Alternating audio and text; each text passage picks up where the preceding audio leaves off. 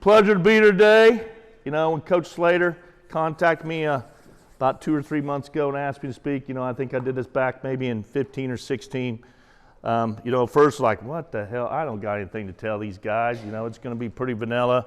I'm just an old school country boy that tries to promote toughness and leadership in our program. But then I got to thinking about it. You know what? This is a great opportunity to showcase the West Elk Patriots, meet a lot of good young men today, and learn a lot myself. So I appreciate you, Jeff, for having me today. For those of you that don't know me, my name is Chris Haag. I'm currently assistant principal and head football coach for the West Elk Patriots in Haag, Kansas.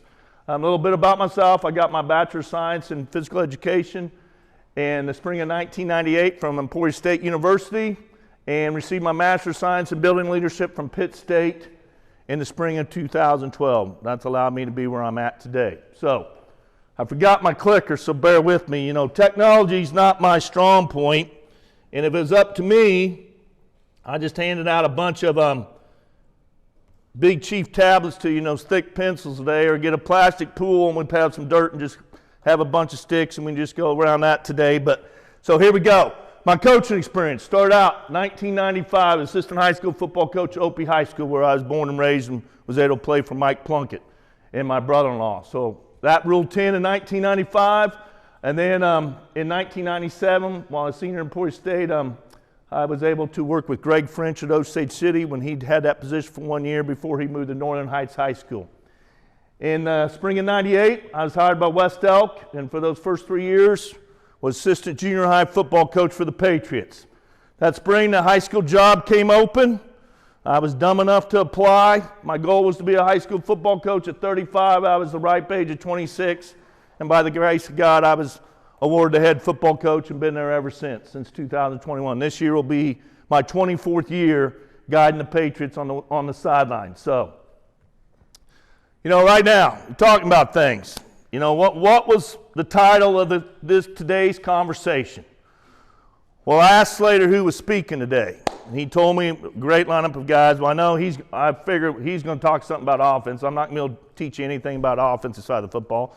Then he tells me Coach Budke. Well, Coach Budke, he's a defensive guru. There's nothing I'm going to be able to tell you that's going to compete with that. But what's worked for the Patriots over the years is establishing the culture into our program. I had 2 presentations made up. I had the positive things of our culture, which allowed us to win over 100 games all these years. If you coach long enough, you'll hit that mark. You coach for 40 years and win 100 games. Yeah, do the math, it's not very good. Or we've almost lost 100 games, so I was going to do what not to do in your culture when you're building a program. But we feel like we've provided and established a strong culture in the Patriot football program. And I'm going to tell you, it starts with we develop young men. That's our main goal. We're going to develop young men, teach them to be good husbands, good fathers, and then we're going to teach them a thing or two about the game of football as well. So that's the number one thing if you get from today is if you don't have good young men, you don't develop great young men, don't worry about the rest, at least not in our book. And how you do that, you got to evaluate the current culture of your football program. For some of us, we have the opportunity to take over a strong tradition that's accustomed to winning, and you just can slip right in and you can keep that, carry on that tradition, those goals. Others, you're starting from scratch. Maybe you're starting a new program altogether, or maybe the transition from 11-man to 8-man. A lot of us have gone through that, myself included. Are you starting from scratch?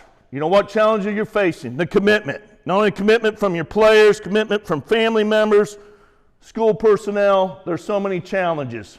What's the attitude? Are they willing to put in the work? Do you have great support from your school, community, and parents? I tell you what, our school district is so spread out. We incorporate a lot of towns into our district. That presents a lot of challenges in a lot of ways, but I tell you one thing, you get a team that can win on Friday nights, it brings them all together, all right?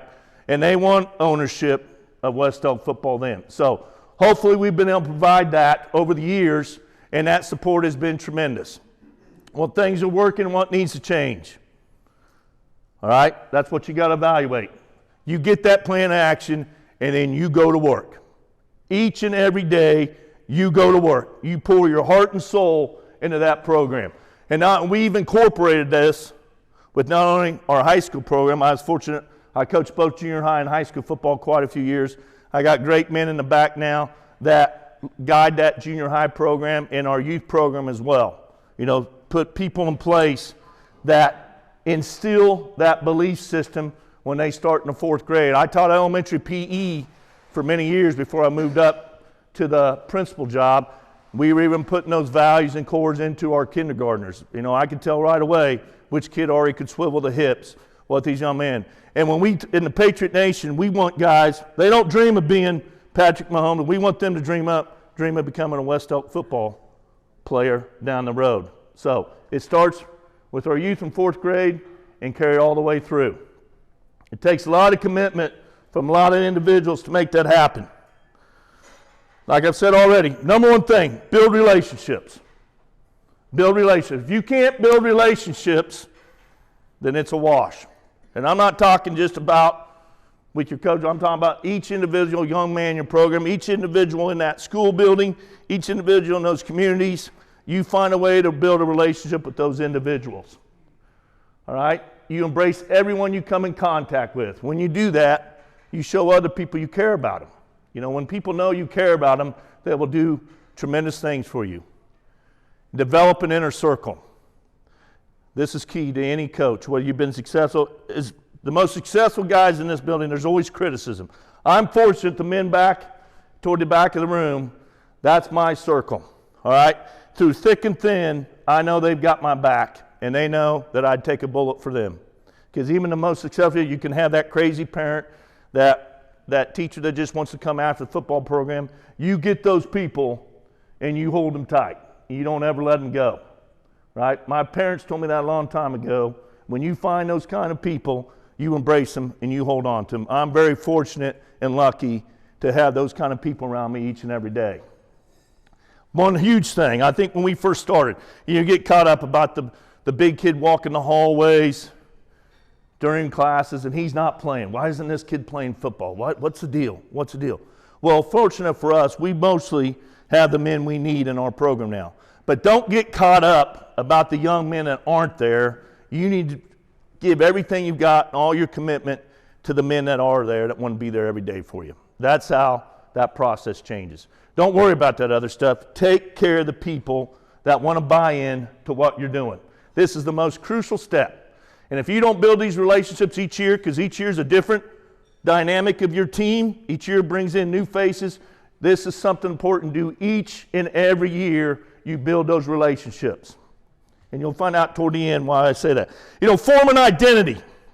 You know, and if your team's not up there, don't get upset with me. I just was pulling some names off the top of my head. You know, forever, we've coached 11-man. We were in that trend. I mean, I think the first 11 or 12 years, 10 years, we were 11-man, and then we've gone to 8-man. Okay, so I remember when 11-man was first happening. You know, what are we going to do to be a Smith Center? What are we going to do to be a Pittsburgh Colgan, Centralia, or maybe Opie? 8-man, you know, Hanover, Osborne, Axtell, all these good programs with Little River, Wichita County over the last couple of years. You know, what everybody's like, what do we need to do to be them? There's only one Smith Center. There's only one Axtell. You don't need to worry about that. You need to, we are West Elk. That's how the thing changed. When we started not worrying about what other people do, this is what we have to do as a program to become successful. You know, I'm a college football fanatic. Saturday evening, you know, that's kind of my de-escalation time. You got all the prep work in. Maybe we go to church, we come back. And the big game, prime time on Saturday evening, boy, I'm glued to TV. Don't come down the stairs. I'm in my recliner. I'm in my zone. I got my notepad out. And Penn State was playing whiteout. And then their fans are singing out, "We are Penn State." Hey, that's how the We Are West Elk came about. This is the Patriot Nation. So when you come into Elk County, you roll into Howard, Kansas, you're in Patriot country. That's the belief of our young men. That's the belief of our guys. And that's what we've tried to carry on. And right there, that's the key word, family. Family. You darn right we stole it from Bill Snyder. I mean, one of the most successful men in the history of college football. As a man, not as a football coach, but as a man, that's the number one priority in your life. And when you carry those values into your football players, because hopefully That'll be the number one priority in their life when they grow up. And I'm going to tell you right there, there's nothing better than having an unbelievable family. And family doesn't mean you're not going to have disagreements. You can have the biggest argument with some of your family members, but does it change the love and care for you have for each other because you're bonded as one, and they'll stick with you through everything. You know, here's some of the goals and core values that we pound into our young men each and every year. I'm going to tell you right now, you've got to be a hard worker. You know, when we start out, we can't control the dynamic if teams are bigger than us. We can't control if they're faster than us. We can kind of control the strength part of our weight program, which we take a lot of pride in. But I guarantee you one thing that we pound in their brains, no one's going to outwork us. And I look back those early years, it's almost like the Junction Boys Part 2. Some of the stuff that we put those men through each and every day and what they would do for us was just, it was crazy. I look back, how did these men stay with us? And those young men actually didn't really get to see the results that the men today have. They didn't maybe win the district titles, the undefeated season, but they set the foundation. One of the most things I'm proud of, some of those men from those early years is the ones I still have the closest relationship with today. And each day they come into town, stop in, and come down the field. Hey, Coach Haag, how you doing? They call me on the phone. You get a text on a big game or any Friday during the year, they still reach out to me. And that's one thing I'm very proud of. Toughness. We just want boys that are country ass tough. Those small town boys with that chip on their shoulder that, hey, it doesn't matter who you are, where you're from, we're going to get the job done. We want people to be positive. Don't dwell on negatives. Encourage each other. Build each other up. Be coachable. Accept the criticism. You're doing right. For 2 hours a day in practice on Friday, it's an intense session. We're not going to tell people good job if they're not doing a good job. If they're not living up to our expectations, they're going to know right away. But that doesn't mean you just belittle them, berate them. Yeah, you can get on the kid pretty hard. The next moment you pull them aside, tell them how much you care about them, and get them to work. So we want men to do accountability. You got to show up. 99% of be successful, just show up. You know, we want people, we don't have kids miss practice. They know when they're going to play for us, you're there each and every day, and that's what we demand. Unselfish. This comes to the family down there too, we before me. When you grow up and you become a husband, you're no longer the most important person in your life.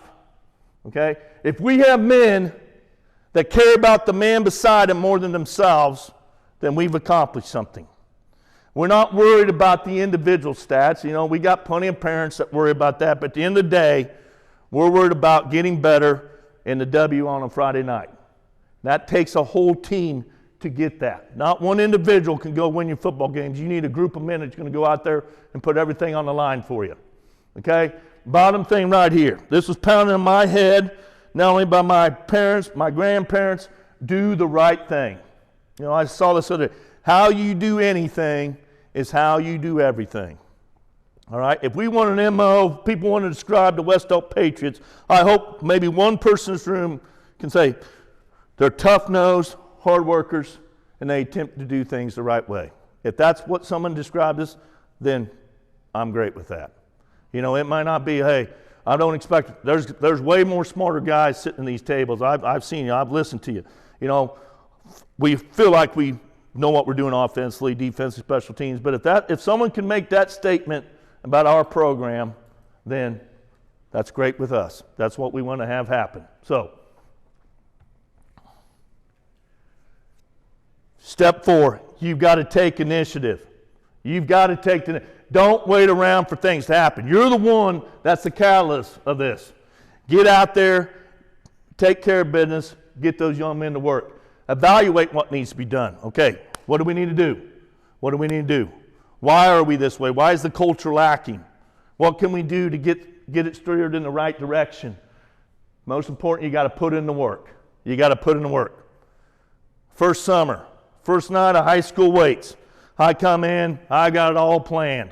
Oh man, this is going to be great. I walk in, we're going to turn this thing around. We're heading to the playoffs next year. 3 young men show up to the weight room. The first night I ever opened the weight room at West Elk, 20-some years ago.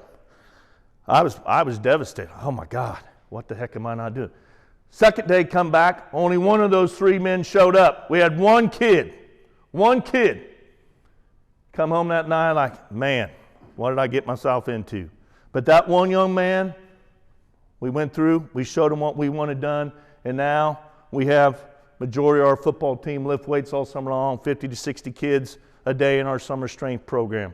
It didn't happen overnight. It actually took a group of young men setting an example for everybody. And when they caught on and they brought forth that effort, now it's just an expectation. You know, I had a mother a while back go, well, they're not required to lift weights. You're right. They're expected to. And that's how we go.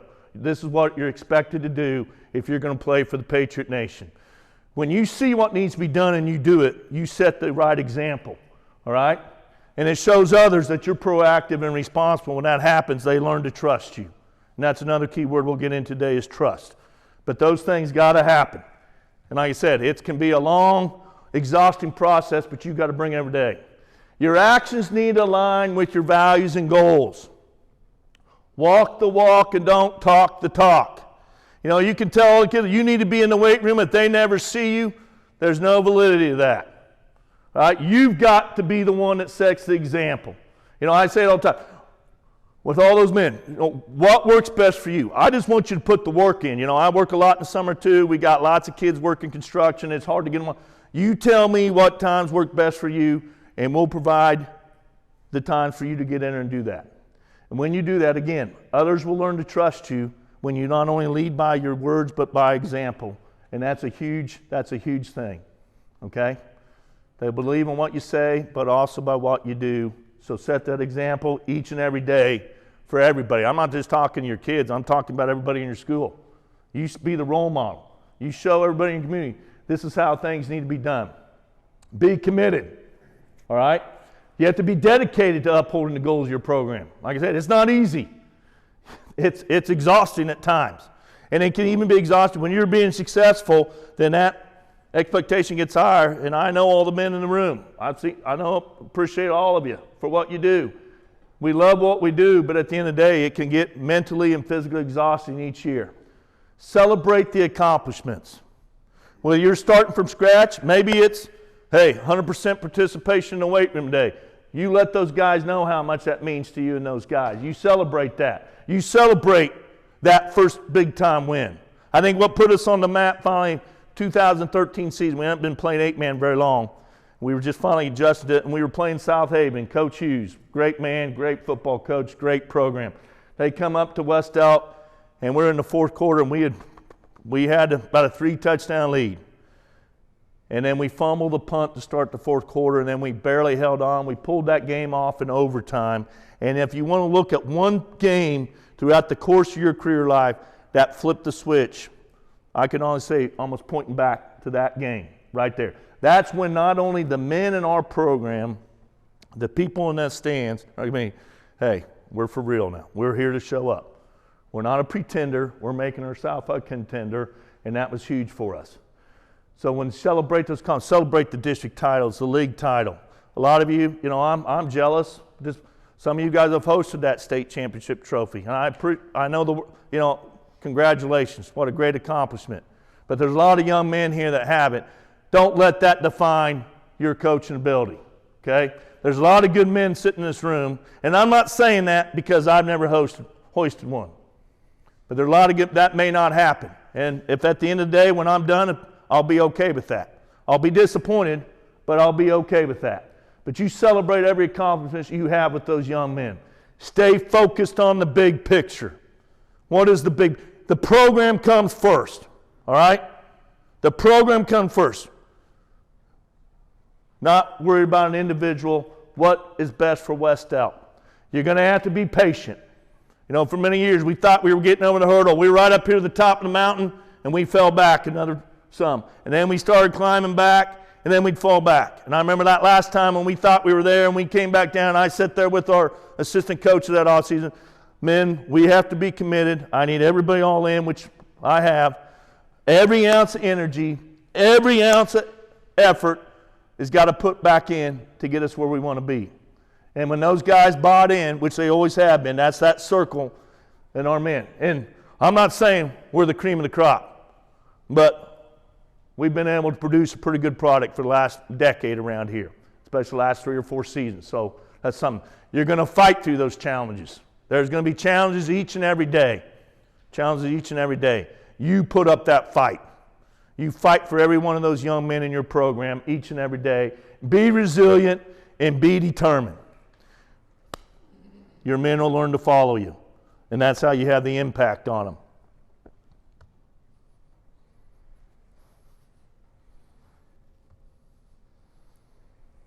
Here's another one. Show empathy.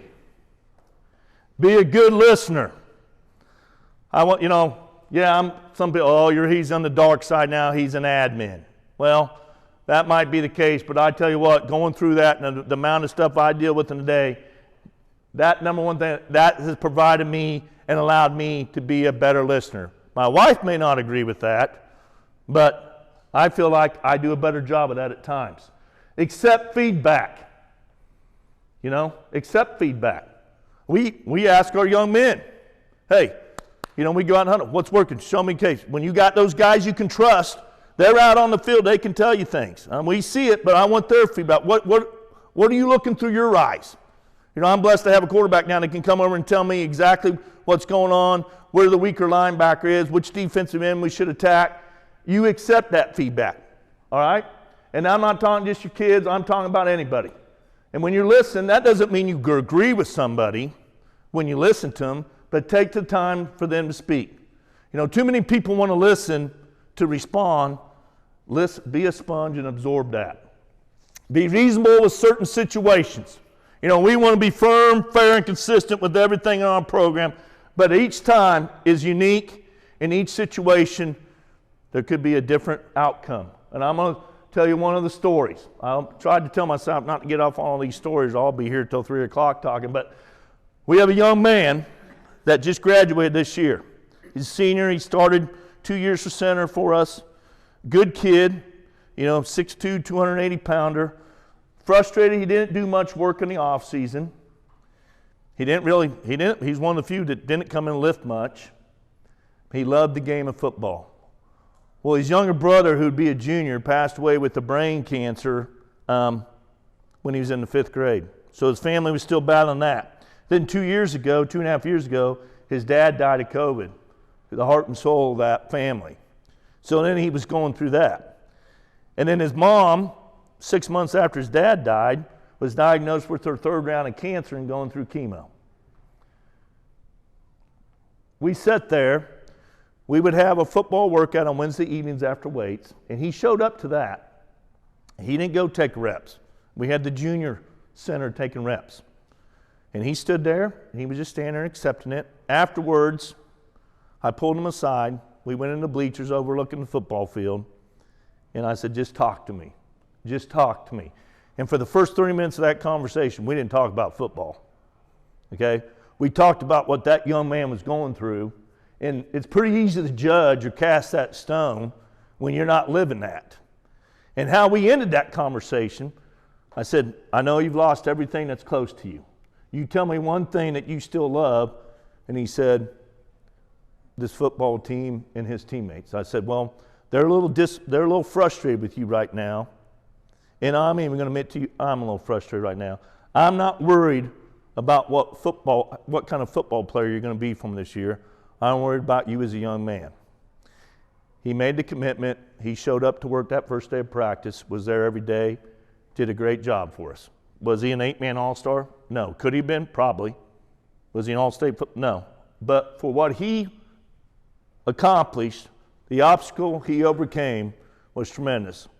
And the text that his grandpa sent me after the season, his grandpa was a long-time maintenance director at West Oak for over 40 years, is something I'm not going to share with that today, but it's something I'll keep saved forever. And he's going to graduate, and he's going to go on to welding school, and he's going to be a successful father and husband someday. So I'm going to tell you, 20 years ago, maybe even 15 years ago, maybe even 5 years ago, I told him, get the heck out of here. You don't want to put the work in, we're done. So each situation has its unique circumstance. You think about that before you make a rash decision. When you do all this, it builds morale. builds morale, and that's that family atmosphere. That positive morale, that decision to do what's best for everyone, not just anyone. Hold everyone accountable. Starts with you. All right? You're the head man of your program. Everything revolves through you. You got to make sure you hold yourself accountable. Own your actions. You know, even the best people in this room and the best people in your life can make a bad mistake or make a bad decision. All right? You learn to forgive, you forget, you move on. Admit those mistakes. You learn from them. You know, so many people, you know, it's great, the success. It's easy to be. Are you the same coach when you're 8-0? Do you treat people the same or if you're 0-8? Okay, that says a lot about you. It's easy to be the nice guy when you're showing up on Friday nights and beating the heck out. Are you that same type of individual? Do you bring that same mindset to your team, to your home life, if you're having a struggling season? You know, that's when you got to coach. That's when you're barreling down. You know, but it's great when you're having the undefeated season, the district titles, that you get all the Coach of the Year awards, and not taking anything away from those people who do it. We've been there before too. But when you're 1-6, 2-7, you have lost 5 games in a row. When you're don't have the talent, that's when you buckle down, and that's when you have to coach each and every day. So just ask yourself that. How do you take that approach each year? Because for most of us, there's some of us in here that may never have to go through that. The success level is always up here. You've just been blessed. You got the young man. You do a tremendous job, and that's never the case. But a majority of us, there'll be those cycles. There'll be those dips and valleys. So think about that. Hopefully people perceive us, we're going to treat you the same, whether you 45 to us or we 45 you. I hope that's the case. And if not, there's enough men in this room that I respect the heck out of. You let me know. You let me know, because that's going to be unacceptable. Okay? Do rules apply to everyone? Do rules apply? Does the same rules for the big stud duck? Are these rules you make him follow compared to the same old boy that never sees the field? That can be tough. You better be careful you're going to use words like never, because I learned that the hard way almost with big old Loudermilk one year, who was one of the best workers we ever had, greatest young man, one of the greatest young men ever go through a program.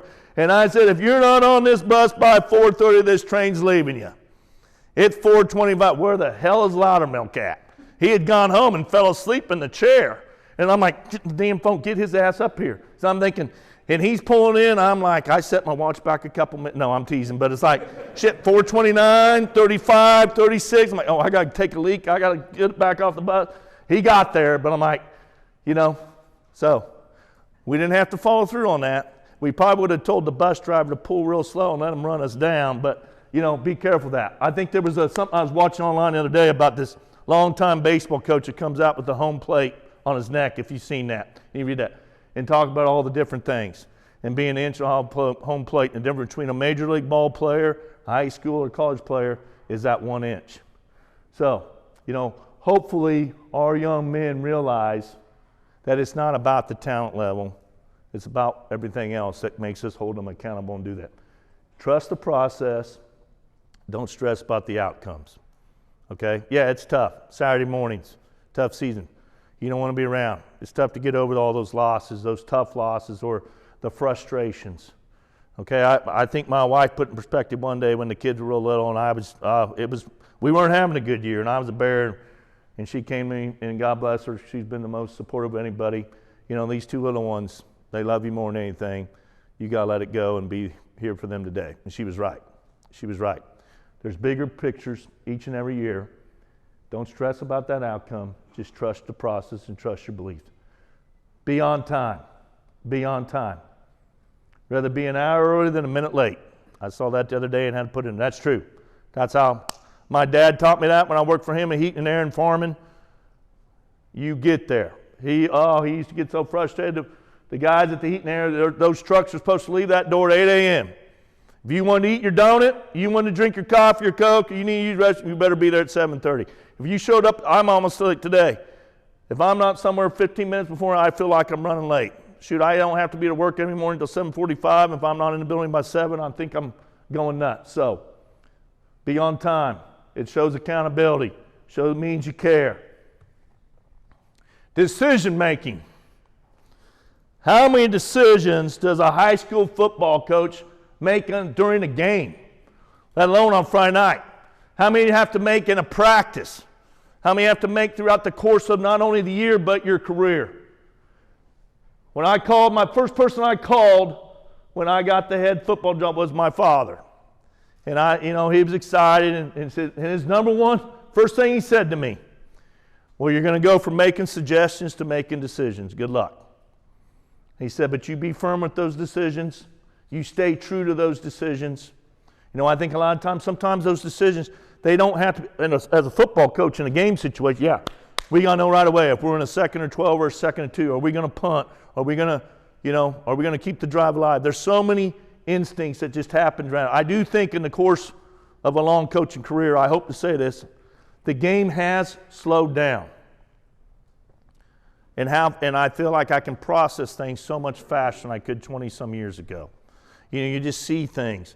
You can see the flow line, and it's hard to describe it. And hopefully, I'm not talking a foreign language to some of you, but the ball, you can start the snap, you see the backside, how the backers flow or whatever the rotation, and then comes back to the ball. But it's allowed me, I just feel like I can process things so much faster than I did 23 years ago. I feel like 23 years ago, you just had tunnel vision.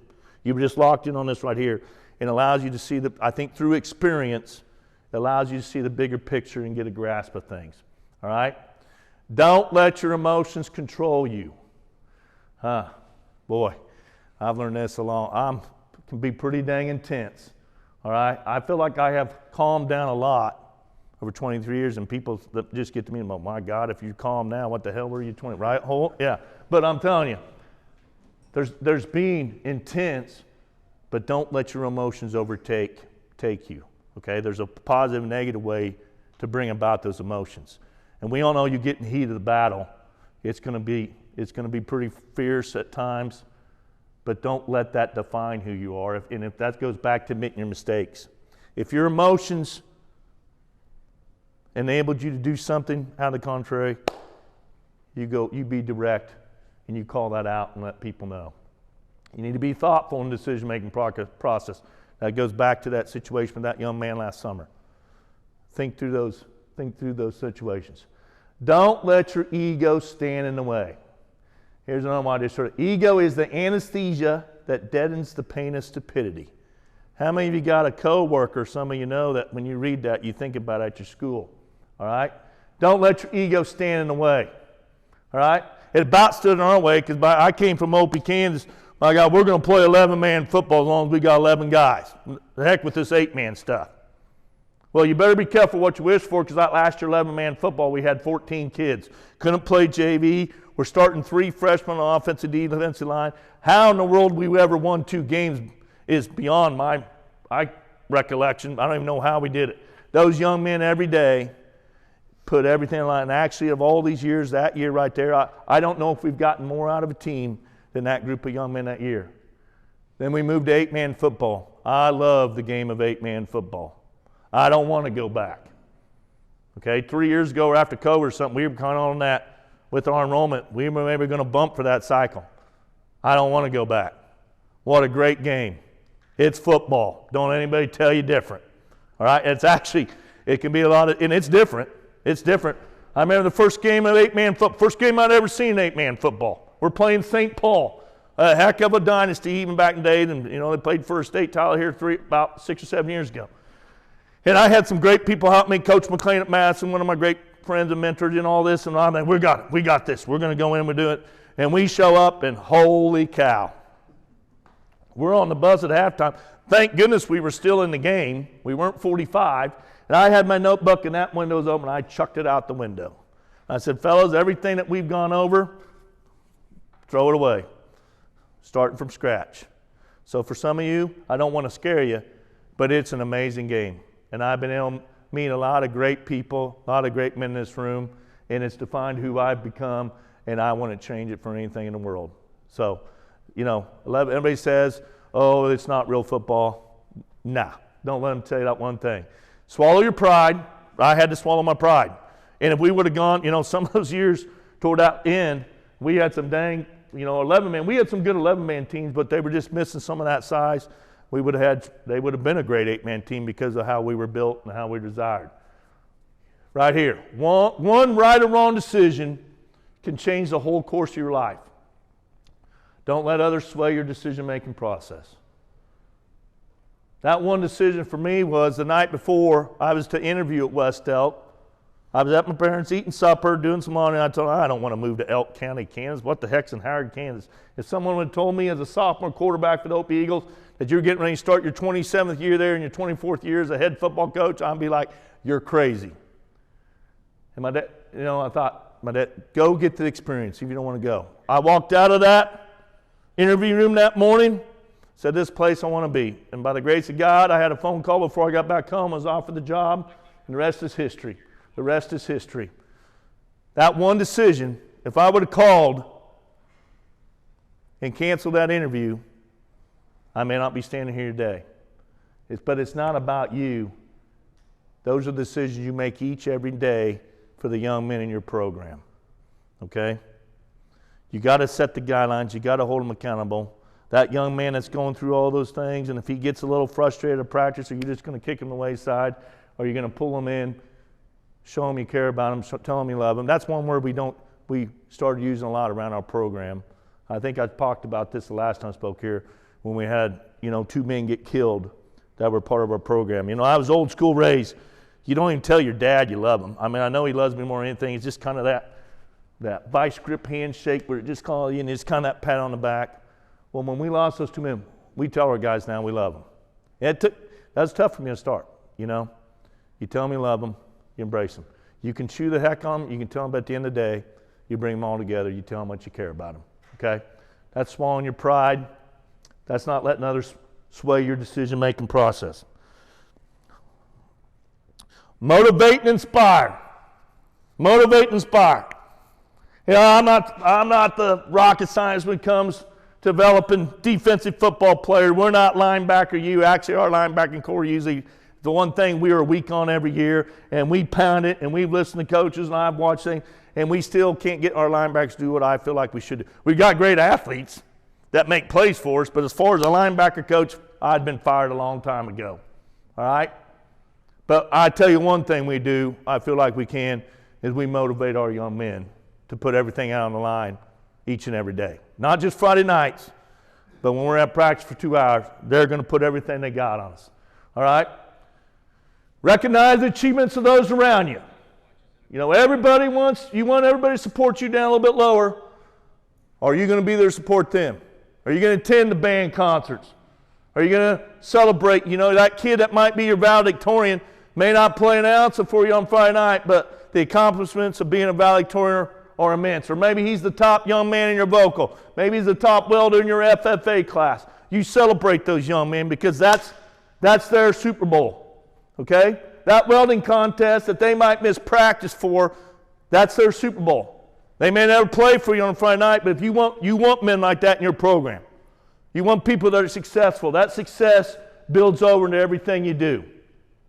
I tell you one thing that's changed over the course. Value, not change, but we've always value and respect your opponents. We go into each and every week. I'm fortunate to have a great bond with a lot of men in this room.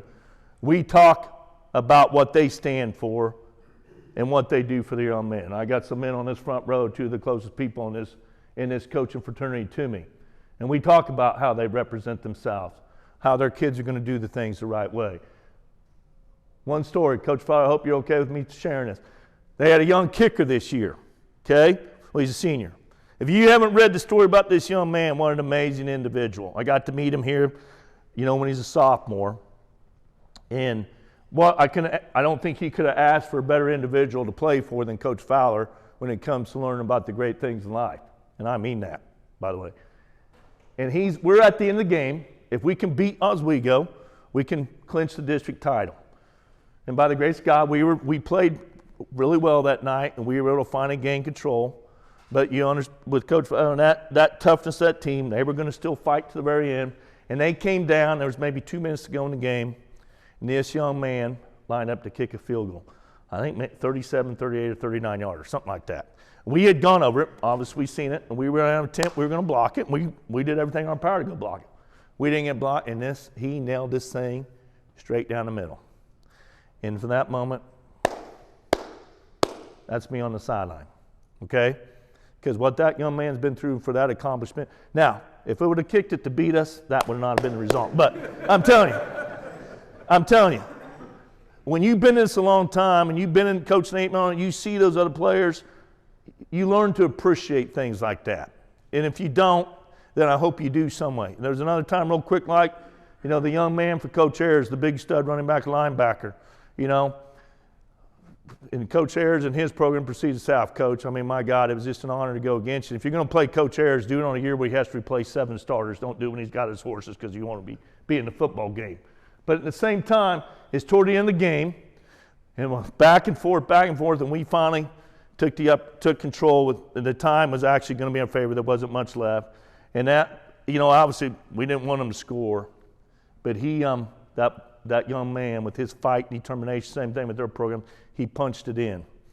And I saw the reaction when he ran off the field and when him and Coach embraced, and I've had those moments with those young men. So you know what, that's okay. That's all right. They scored. Our goal was to win the game. And I'm not trying to be arrogant at all with these statements, fellas, but I mean, those are the things that we all know as a coach who put every ounce in there. You have those moments.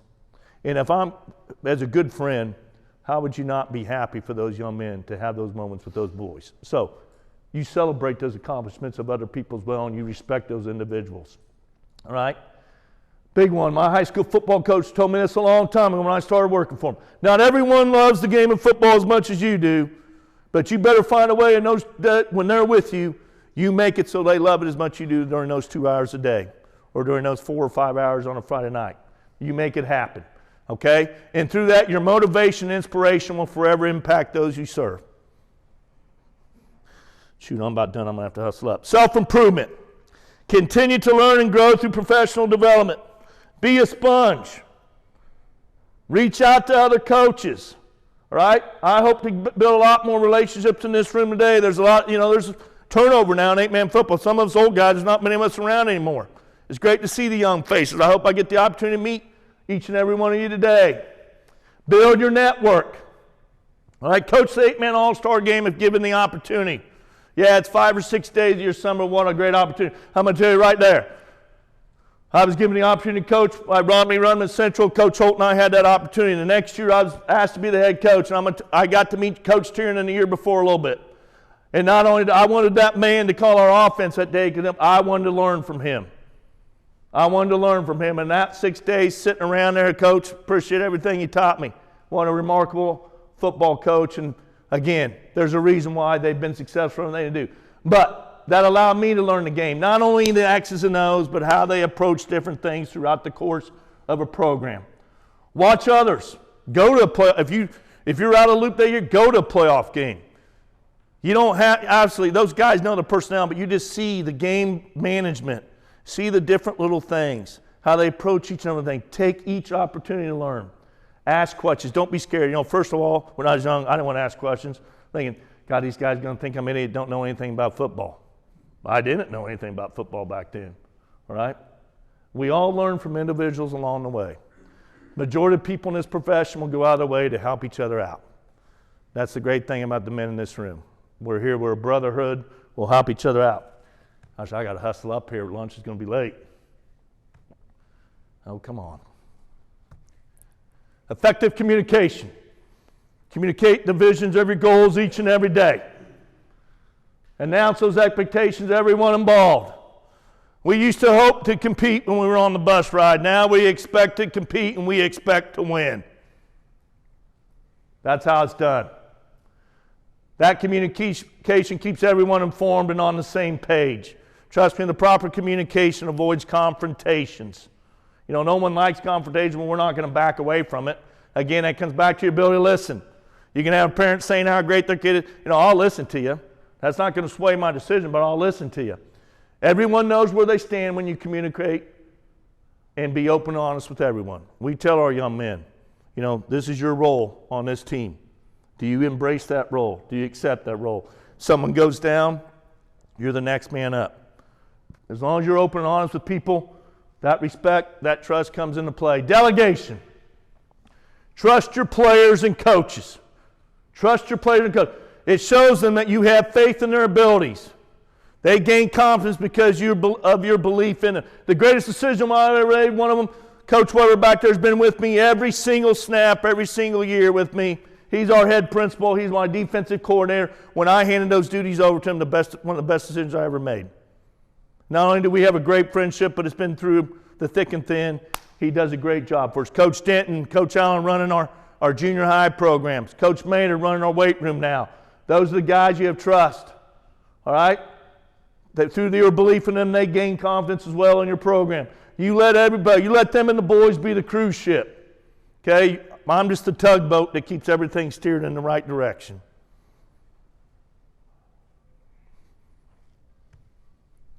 Right here, we talk about celebrating accomplishments. This is this year's team. You know, we let them have a little fun there. I used to be all rigid and stuff. Hey, you know, great group of young men right there. Going to go on and be successful. If you ever had the opportunity to coach your son, you cherish that opportunity. This little man right here, that was first 8-man All-Star game. Coach Thompson back there was playing. He was asked about today. Okay? There's no one I've been tougher on than him right here. I don't like talking about my son. Okay? I don't like bringing it up because he knows, everybody knows me. He's had to earn it way more than everybody else. But that young man right there that's been with us the whole way, now is right here and will be a senior for us this year. He's not the best football player or coach, but he's one of the toughest and one of the smartest. Okay? And I'm going to tell you right now, in the 23 years, he's the only one that's ever questioned me. And what pisses me off is he's right when he does it. You know? Yeah. But you want to talk about trust? He came up the other day, you know, I'm calling the play, and he's like, we can't do that. I hate the word can't. And I'm about ready to just go rip his out. We can't do that. And I go, what do you mean we can't do that? And he goes, we got to be in this formation. Yeah, you're right. Go call it. But trust him, you know, he came to me when he started playing as a sophomore. You know, I was trying to make it too, I got to simplify this. Come over the huddle, and you call a play, and I'm trying to tell this receiver you want to. Don't tell me. Trust me. Yeah, just trust me. I'll find the open guy. He's right. Majority of the time. So, and this is our big three. These young men we're fortunate to have back this year. I widened the picture out to look a little bit so they look a little tougher, but then it made me, my God. Thank God our color's not white. I'd look like the Michelin man up there in that picture. But these three guys right here, not only are they great football players and great athletes, they set the tone each and every day. And what I'm fortunate why I put them in here, because they've allowed to see a side of Coach Haag that's a little bit different. They've been around the house, go fishing. They get to see me as Trent's dad a lot, not only just Coach Haag. So when they're the ones show up every day to the weight room, when your best athletes are the ones to finish every sprint first, and it takes leadership off you, it's a great thing. So I'm about done here, fellas. So, and that's right here. We want to go without. You want to talk about an ambassador for your football program? That man right there. You want to talk about bringing West Elk, putting us on the map, and the people would come and watch us play when he was around. The thing I'm the most proud of is not that uniform right there or this uniform right here, but that young man is still as humbled and dedicated and a great human being. There's no arrogance, there's no ego about that young man at all. We don't get to see each other a lot, but when we do, it's a pretty special moment. You know, in lieu of the NFL draft this weekend, I will cherish that conversation, you know, after his name was called that day, and the first conversation I got to have with him after that. I got the opportunity to go watch him at Wisconsin, got to watch him play at Nebraska, was supposed to go to the big house, but then COVID cut that short. I'm going to go to Pittsburgh. I got to get to Pittsburgh to watch this young man before he's done. And this right here, this is the family. They've been through everything. I've got a loving wife, Megan, my daughter, Macy, and my son, Trent. This is why we do what we do. This is what's the most important thing in life. These are the three people I love more than the game of football, and that will never change. People like to think, my parents, they provide me with the morals and values to have a great life. I won the lotto, and God chose them to be my mom and dad.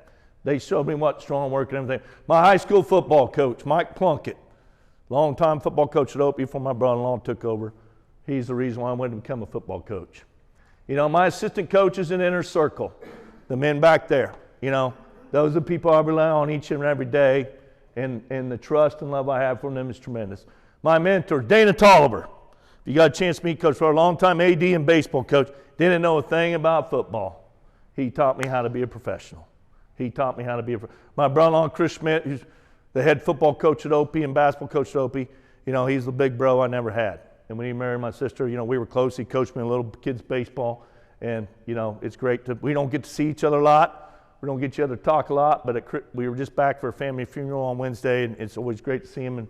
And I'm Coach McLean, at Madison. I was that young guy, and by the grace of God, he took me under his wing and all those conversations all those years to help me out. I appreciate it.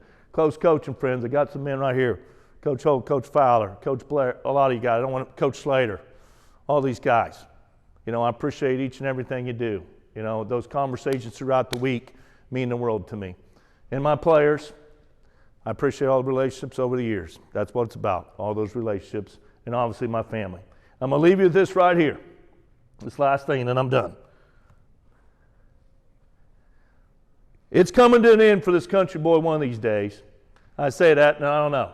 I might be going until they put me 6 foot under and plant tulips around me, but the game of football won't last forever. Whether you're a player, a coach, someday it'll be done. But if I can leave you with 2 things from this thing, right from my presentations right here. But the lessons that you learn and the relationships that you build will last a lifetime. That's what's great about the game of football. So I appreciate you having me today. I hope you were able to get something from this. It's pretty vanilla. It's nothing special, but show people you love, build relationships, have family core values, and everything else will fall in place. God bless you all. Best of luck this coming year.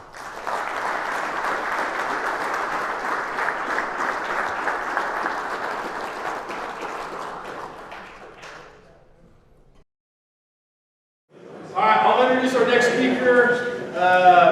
He's been at Concordia the past 5 seasons, is making the move to Wichita Independent this season. We're excited to have him. Jordan Echer. Echer. Jordan Echer from Wichita Independent High School.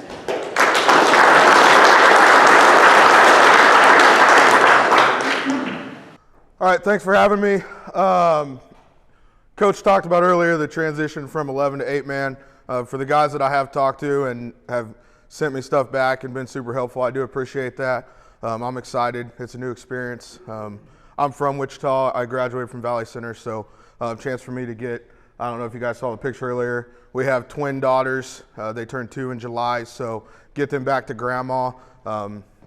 Family, once you become a parent, I realize changes a lot of your priorities in life, so it's going to be nice to get my daughters back home. This is titled Team Building and Leadership. I think I probably also could have titled it Relationship Building, because a big part of that for us in the past has been, and moving forward is, a big part of that team building is also getting your coaches involved and strengthening those relationships between your entire program, not just your players or not just between your players. There's my contact info. If anybody does want a copy of this, there may be nothing you take from this. There may be something that you do want. If I can give you one idea, fantastic. I do have some spreadsheets that I have formulas put into, and we'll go through that. I'm more than happy to share those with you guys with the formulas in them. All you have to do is type in your info, and it'll auto-calculate all those things for you. So there's that info if you want that. Just a little bit about me. I didn't put a slide up there for it, but I got my first year. I took a little bit different route to coaching. I dropped out of school a few times, 2 or 3 times. I couldn't decide what I wanted to do. I moved back home, reached out to Caleb Smith, was taken over at Valley Center, and just asked if I could help out, and went and helped him out. And the first day I helped with summer weights, I realized, holy crap, this is something I want to do. So went to WSU, tried to go to WSU, and my advisor told me that probably wasn't a good idea for me to try to continue my path towards a degree. Went to Fort Hays, called Fort Hays, Dr. Sedbrook, anybody that knows him over at Fort Hays, and he said, we're going to pay for our sins, but we're going to get it figured out. And the reason I tell you that story is because I think as coaches, that's a lot of what we do, is help these kids realize that they can learn and grow from their mistakes, which is what Cedric helped me do. So I coached at Valley in the fall, and then I would move to Hayes and take my in-person classes in the spring, bounce back and forth. I entered transition to teaching. Any of you familiar with that? You don't actually have a teaching degree. So I got an exercise science degree. Then I was fortunate enough, I think I applied at every job opening that year with 3 years of assistant experience, including some 5A and 6As because I was that delusional at 24 years old. I was fortunate enough to get the job at Blue Stem, spent a couple years at Blue Stem, went to Russell, and then I've been at Concordia for the last 5 years. So a little bit different path, a lot of mistakes and a lot of growing. I tell you all of that because it shaped a lot of the way I feel about a lot of things. Things I did my first couple years as a 25-year-old head coach are not the same things I do now. I saw a speaker one time said the more you cringe at your past coaching, it probably shows how much growth that you've had. And when I look back at some of the things I've done in the past, I really like some of them, but there's some other things that I'm really embarrassed about, and they have shaped a lot of what I believe in now. What we're about, what I'm about, what my coaching staff's about, our program, make these guys the best people they can be, prepare them for the real world. The number one priorities: teach them how to self-advocate. All that means is, how are they going to communicate for themselves? How are they going to hold themselves accountable? I think these are things, that's something through team building stuff, through leadership, through those relationship pieces. Coach had talked a lot about that. Those are things that we can create. Teach them responsibility. Coach had the word empathy in his presentation. Teach them how to be caring. Teach them how to be empathetic. Teach them how to care about people outside and inside your program, and teach them how to be hardworking. What does this mean? The combination of these things I think is important through your team, family, and community. Your community, that could be your alumni, your school, your community members. If you're in a small town, for me being in Wichita now, that's going to look a little different than it's looked to me previously being in a town. So for me now, community members become, how do we reach out to people in Wichita and connect them with our program, whether that's maybe a business owner in Wichita that wants to come and speak on a Thursday night at a team meeting, or we invite someone to come and watch one of our practices. How do you get those people involved? How do you put those people that are successful in your community, your alumni, how do you put those people in front of your kids to give them different perspective on life? I think you have to make it a priority when it comes to the relationship and the team building piece. Absolute non-negotiable. Your assistants all need to be on the same page. They need to know why you're doing what you're doing. I think when I first got started out, not only assistants all the time, but sometimes even, with kids a lot of the time, you don't need to know why. Don't ask me why. The reality is we all want to know why we're doing something. So don't be afraid to share those things. When you talk about your ego and putting your ego aside, one of those things is telling people why you're doing it, and do not get defensive when people are asking why you're doing something. Make the leadership to life after sports. Give assistants the opportunity for input. I think your assistants have to have a voice. The more of a voice they have, like Coach said earlier, they're the one on that ship, and you as the head coach, if you're a head coach, you're the tugboat. Easiest way to prepare your kids for life after sports, I think a comparison that I make to the kids is all of us probably can sit and think about people we work with. Whether you're a Rule 10 and you work outside the school, or whether you work in the school district. There are probably people you played with on some sort of team that are the same types of people that you work with. All of those stereotypes we have on teams for the most part, and we also have in the real world. So I try to explain that to our kids sometimes. If they're having an issue in school with somebody or a teacher, how do you connect those things so those kids understand that and you help prepare them. Kids will enjoy it. Sometimes you will have your kids that try to act too cool and they think it's not cool if I act like I like this cheesy thing. But we've had a lot of feedback on kids saying they do enjoy it. We had a year where we didn't do as much of the, some of the cheesy, corny stuff. And then in our postseason player stuff, in the meetings I had individually with those players, the biggest repeated things were, why didn't we do this? Why didn't we do that? Why didn't we do this? And it was all the corny, cheesy things that I thought they hated that they really enjoyed. It can be done regardless of your roster size. It's important to capture every kid. Some kids just need to be a part of something. Side story that has to do with that. This year, we had a kid, small guy, freshman. He didn't want to play football. His dad wanted him to play football. Everybody's had it. The kid's injured the first day, and then as soon as he's cleared from his doctor's note, he's injured again. The kid wasn't making contact, but he was constantly hurt. Set up a meeting. Dad wanted to have a meeting because I had told the kid, listen, if you just want to be a manager, I'm okay with that. I'm not making you play football. You can still be a part of the team and do everything and be a manager. Dad didn't agree with that. We had a meeting with Dad. We sit down and we talk to the kid, and I just asked Dad, hey, let Spencer talk. Let's hear what Spencer has to say. Spencer went on to say the only reason he wanted to still be on the team and not quit, because Dad said, well, if you're going to be a manager, you're not going to be on the team. The only reason he still wanted to be a part of the team as a manager is because Keegan Bimes, who is our kid that's going to go play in the Shrine Bowl, giant offensive lineman, I know when I walk down the hallway, nobody's going to make fun of me because Keegan Bimes is going to stand up for me. To me, that's why we're doing these things. That kid was never going to play. He wasn't a good manager once we had him be a manager.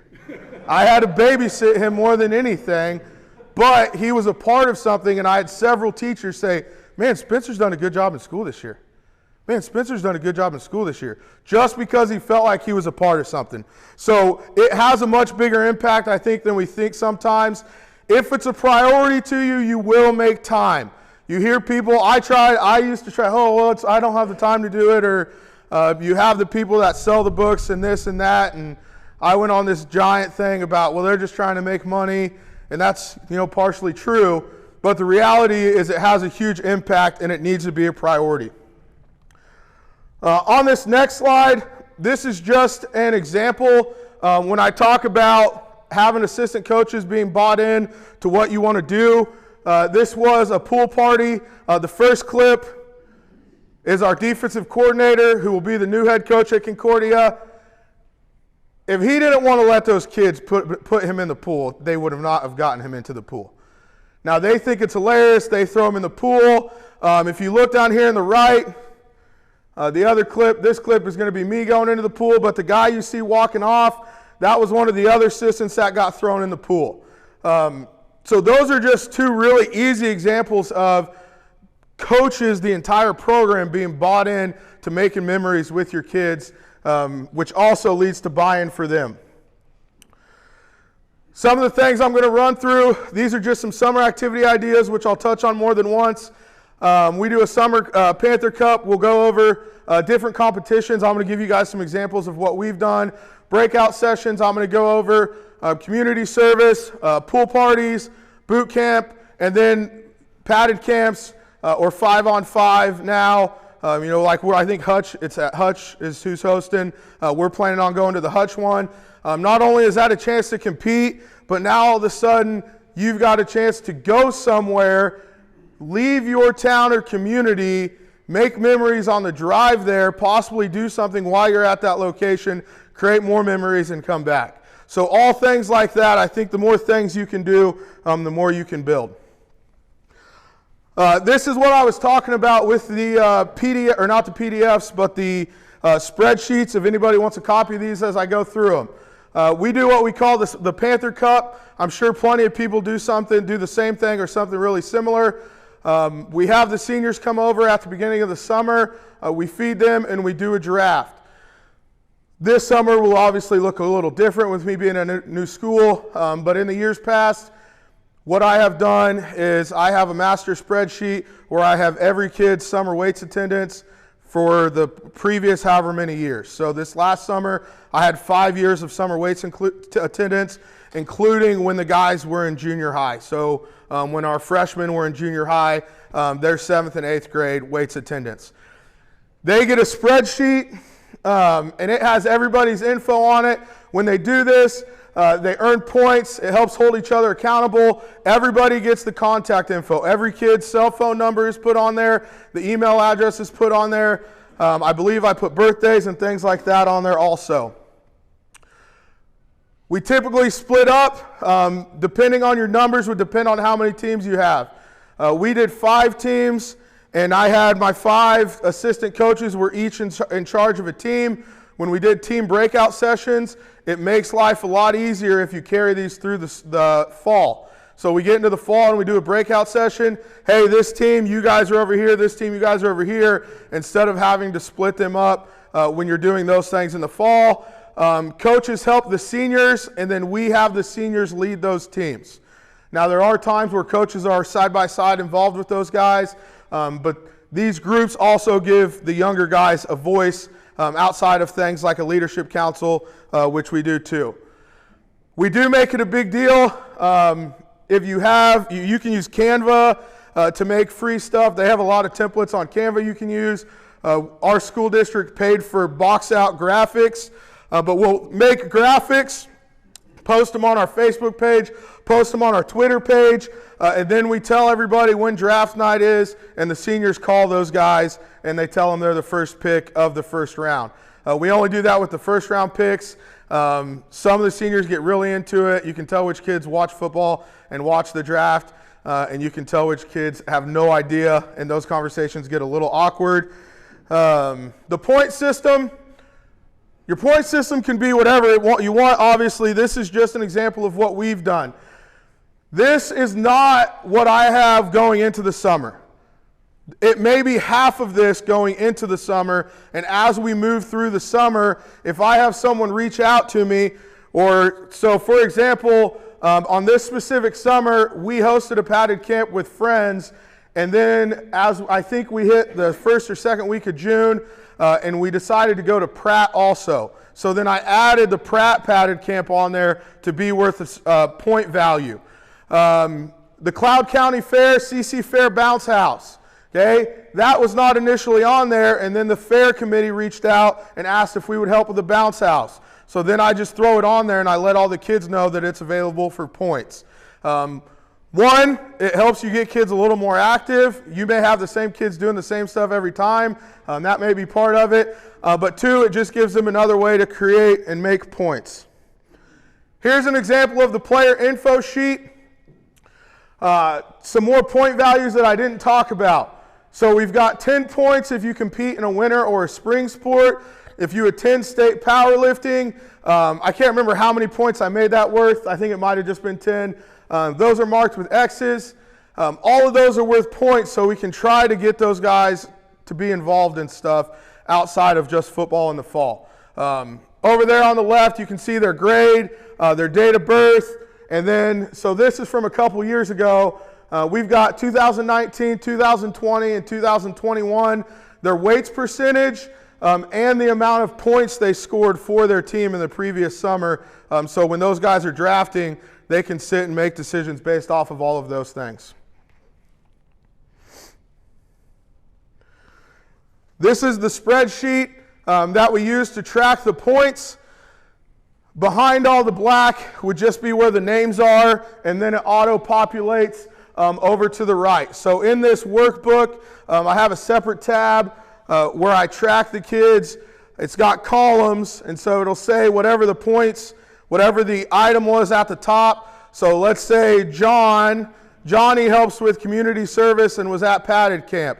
When I put 5 points for community service and 10 points for padded camp, it's automatically going to put his 15 points on this tab and auto-generate that for me without me having to put it in one tab and come back and punch it in another tab. So if anybody wants a copy of that, once I figured out how to do that, it made life a lot easier. And then all of a sudden it turns into something where you can update those points really quick, and the faster you can update those points, the faster you can push them out to the kids and generate more excitement and a little bit more competitiveness when they're seeing those scores generate. So like an example would be on a Wednesday, during the summer. We do our speed stuff, then we do football, and then we end with the competition. As soon as we get done, all I have to do, I had on my written down on a piece of paper, this team 4th, 2nd, 3rd, whatever. Go in, open up my spreadsheet, punch in the points they got for winning, and now I have the score auto-generated, and I can push that out to the group, and then they're all talking smack ready for the next day. As far as rewards go, there's some different things you can do. We've done things like a steak dinner, hot dogs, hamburgers. I got this from Ohio State. I don't know if I would ever do it again after I had to do with parents, but Urban Meyer out of Ohio State would do the loser of the spring game, ate pork and beans, and the winners got like hot dogs and hamburgers or whatever. And so we did that one year. I would not recommend pork and beans. And we did it out of lock-in, so there was a lot of angry parents with that one, but you live and you learn. So less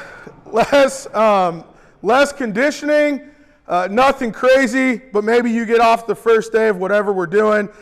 This, used to be more effective, not so much anymore because we don't do a lot of, we'll run 840s or 640s. We don't do a whole ton of, we don't run gassers or things like that. Bragging rights are huge, and then the K-State game. This year I reached out, and I just thought we would just get discount tickets, but I contacted K-State, and they just asked for a list of our football players and our assistant coaches, and we all got in for free. They give the kids a big, like the recruit lanyard with the big laminated thing. And all I did was, I think everybody gets the email for the coaches' tickets. I just emailed her, I can't remember what her name is, but I just emailed her about our kids, and that's all she did. I just sent the list. The kids have to take some form of ID when they show up, but they get the big recruiting lanyard, the section you sit in. I think we were behind all of the recruits. They were massive kids, so I would assume they were all the recruits. So that's the Panther Cup. Here's some more ideas or some things we do in the fall. Like I said, meals, competition, breakout, lock-in, raw, and then winter, leadership training, and off-season for those not in a sport. Okay, so in our competition stuff, we do these throughout the year. During the summer, when we have team camp, we do a competition every day at the end of practice. It could be something really small. It could be something bigger. My first year in Concordia, we did a donut eating contest. The next year we didn't do it, and then it was like the kids were so upset that we didn't do it again. And I have a video on here of that I'll show you guys. And Coach talked about family in his presentation earlier. A part of that for us is how do you get your family involved? My wife is our counselor right now, so she showed up and she did the donut eating contest with them, which was exciting. They all talk smack. It's pretty fun. There's a lot of laughter going on. Competition randomly throughout workouts. There's times we may just stop whatever we're doing and do some sort of competition with giving them as little info as possible. It may say, hey, you got to pick 2 guys. I'm not going to tell you if it's a speed, strength, or if we've done like trivia. We're not going to tell you what that is. Go. Winter, during off season, any sorts of competitions. Here's an example of one we've done. I've heard it called other things. We just called it bear crawl wrestling. At its simplest, if you end up on your belly or your knees touch the ground, then you're out. The 2 things I really liked about this was, 1, it was competitive. 2, it was physical, and I felt like it was safe and physical. So we were able to get our kids doing something physical without shoulder pads on and pads on. It'd still be safe. I don't have the sound on here, but towards the end on here, the kids go nuts once they finish. Here's another one.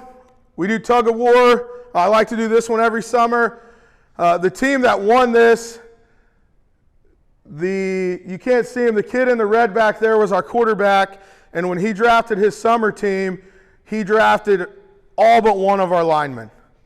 It didn't help him when we did the speed stuff, but when we did anything strength-based, it was not remotely close on anything. It was our quarterback, I think our tight end, and then it was all of our offensive linemen. So that was our championship for the tug of war, which is hard to believe. This is the donut eating competition.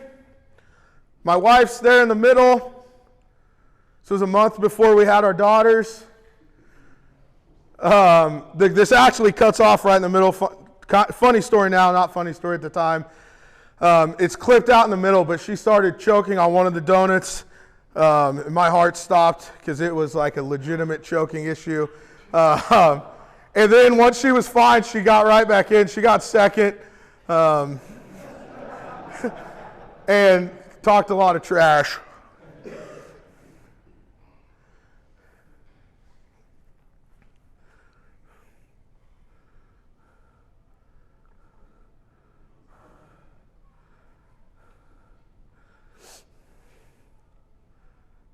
It's a little better with the sound when you can hear how excited they get.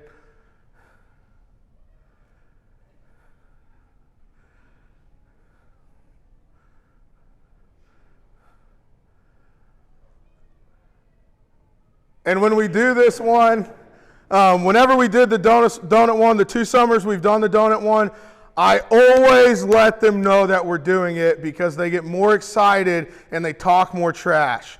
So I always tell them, my wife will come, like this year, this was a couple years ago, my wife showed up to weights one day, or practice on a Wednesday or something, and she was down there running her mouth, talking trash to all the boys.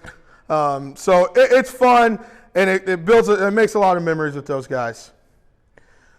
This one's not a video, but you can see, I thought it was a really good picture, just the excitement.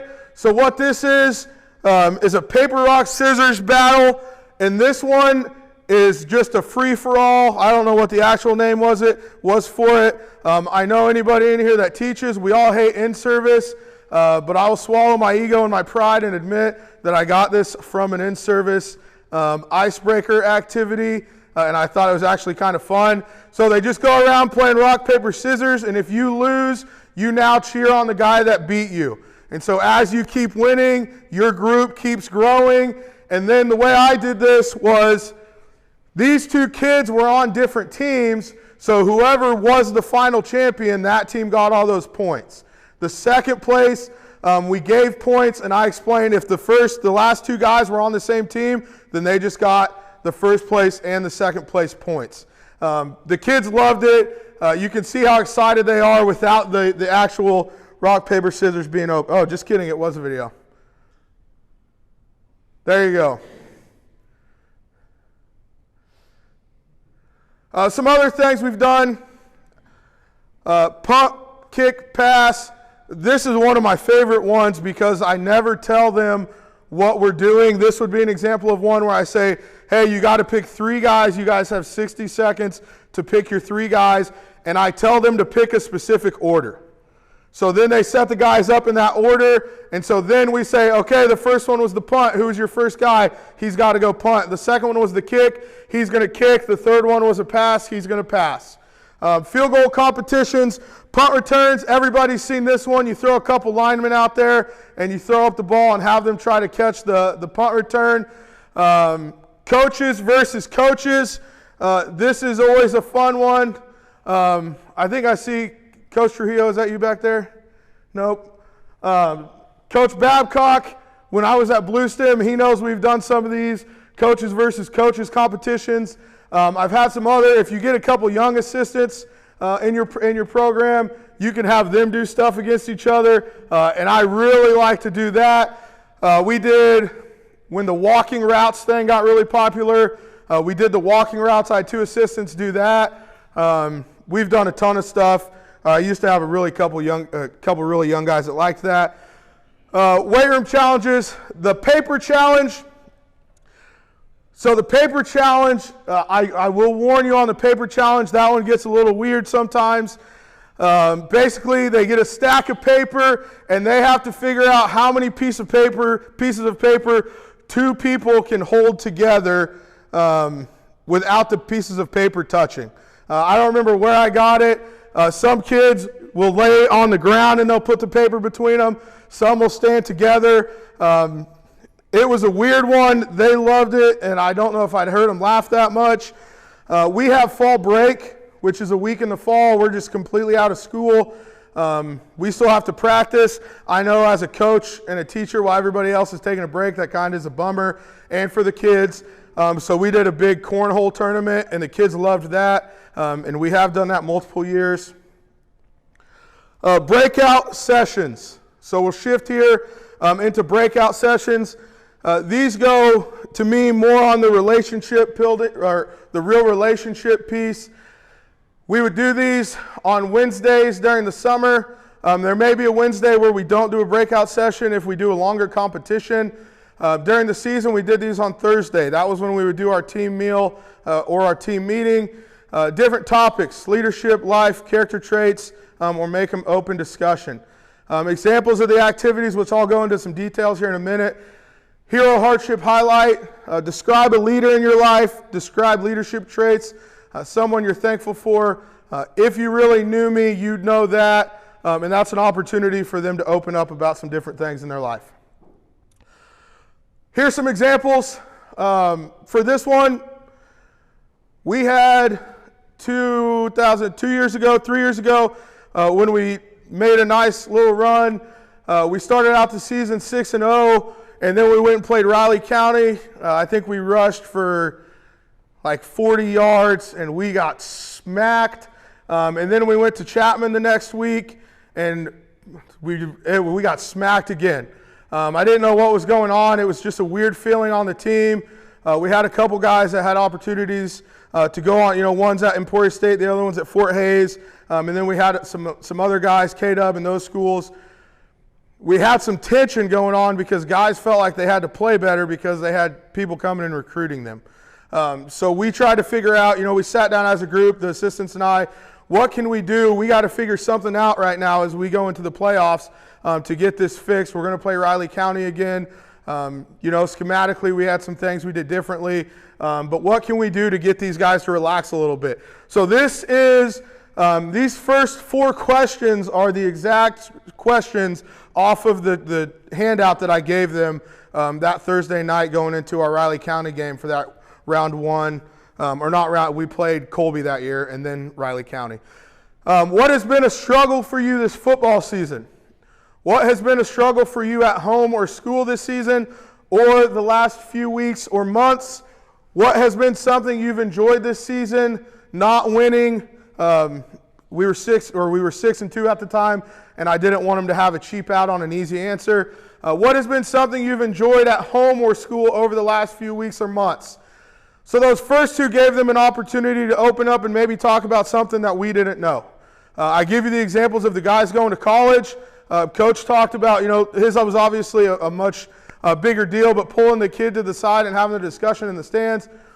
I had no idea those guys were stressing about getting recruited. Dalton's a giant, massive human being. He was having no issues getting recruited, but I didn't know he was stressing about it. All of those guys, we had no idea. We had guys had stuff going on at home or guys that had stuff going on at school that we learned about, and those guys were able to talk to their teammates about that and their coaches. And then that last one, you see, what has been something you've enjoyed at home or school over the last few weeks? All of a sudden now they were also going, hey, I do have things to be thankful for. Not everything is bad. High school kids sometimes, even as adults, we're guilty of it. High school kids get caught up and they think their world is ending because their girlfriend broke up with them. Or if a kid's parents are on them about their grades and they failed a test. Their 48 hours, their world is ending. So now all of a sudden you just put something positive on their plate and they have to answer these things. And then we just had an open discussion about school practice goals, struggles and appreciations, which are other things you can do. Hero hardship and highlight. This is not, I got this from John Gordon.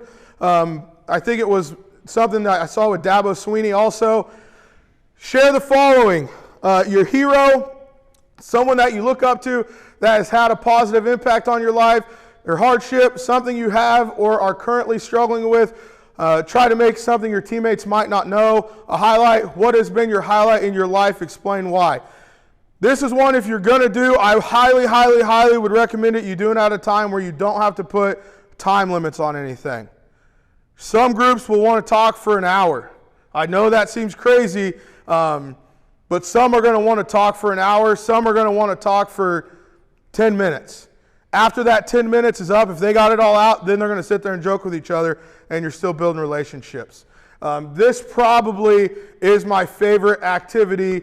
The 3 schools I've been at, when I was at Blue Stem, our quarterback was Mr. Tough, he doesn't cry, he doesn't, and he was crying, and you get these kids that open up about stuff, and if you're comfortable as coaches, our coaches in the past, we sit with the kids and we'll open up to them also. So like this last year we did this, I opened up to the kids about some stuff my wife went through in her pregnancy and just about how scary that was to me after she had our girls that summer. But the connection you make with those kids, it makes a world's difference. We went, that one year we were 8-3, we lost to Andale in the quarterfinals. We've gone 2-7 the last 2 years. 2 years ago, I did less stuff like this, and I was miserable, and I think the kids were miserable. I made sure to make it a priority. We went back to all of this stuff, every single thing this year. We went 2-7 again, but it's one of the most fun seasons I've ever had. The kids worked hard, just weren't that talented. They worked hard. We obviously could have done better things too, but we enjoyed the year because we've had such strong relationships. We're moving to Wichita, and we've got our quarterback's going to go play baseball at Tabor. Another kid plays offensive line. And then we've got a kid that's playing at Friends. And they've all made sure that we buy a house that's going to have enough room so they can drive down and stay the weekend and we can feed them on the weekend. Because of things like these, because they're comfortable with me, because they're comfortable around my wife, because they're comfortable around our daughters.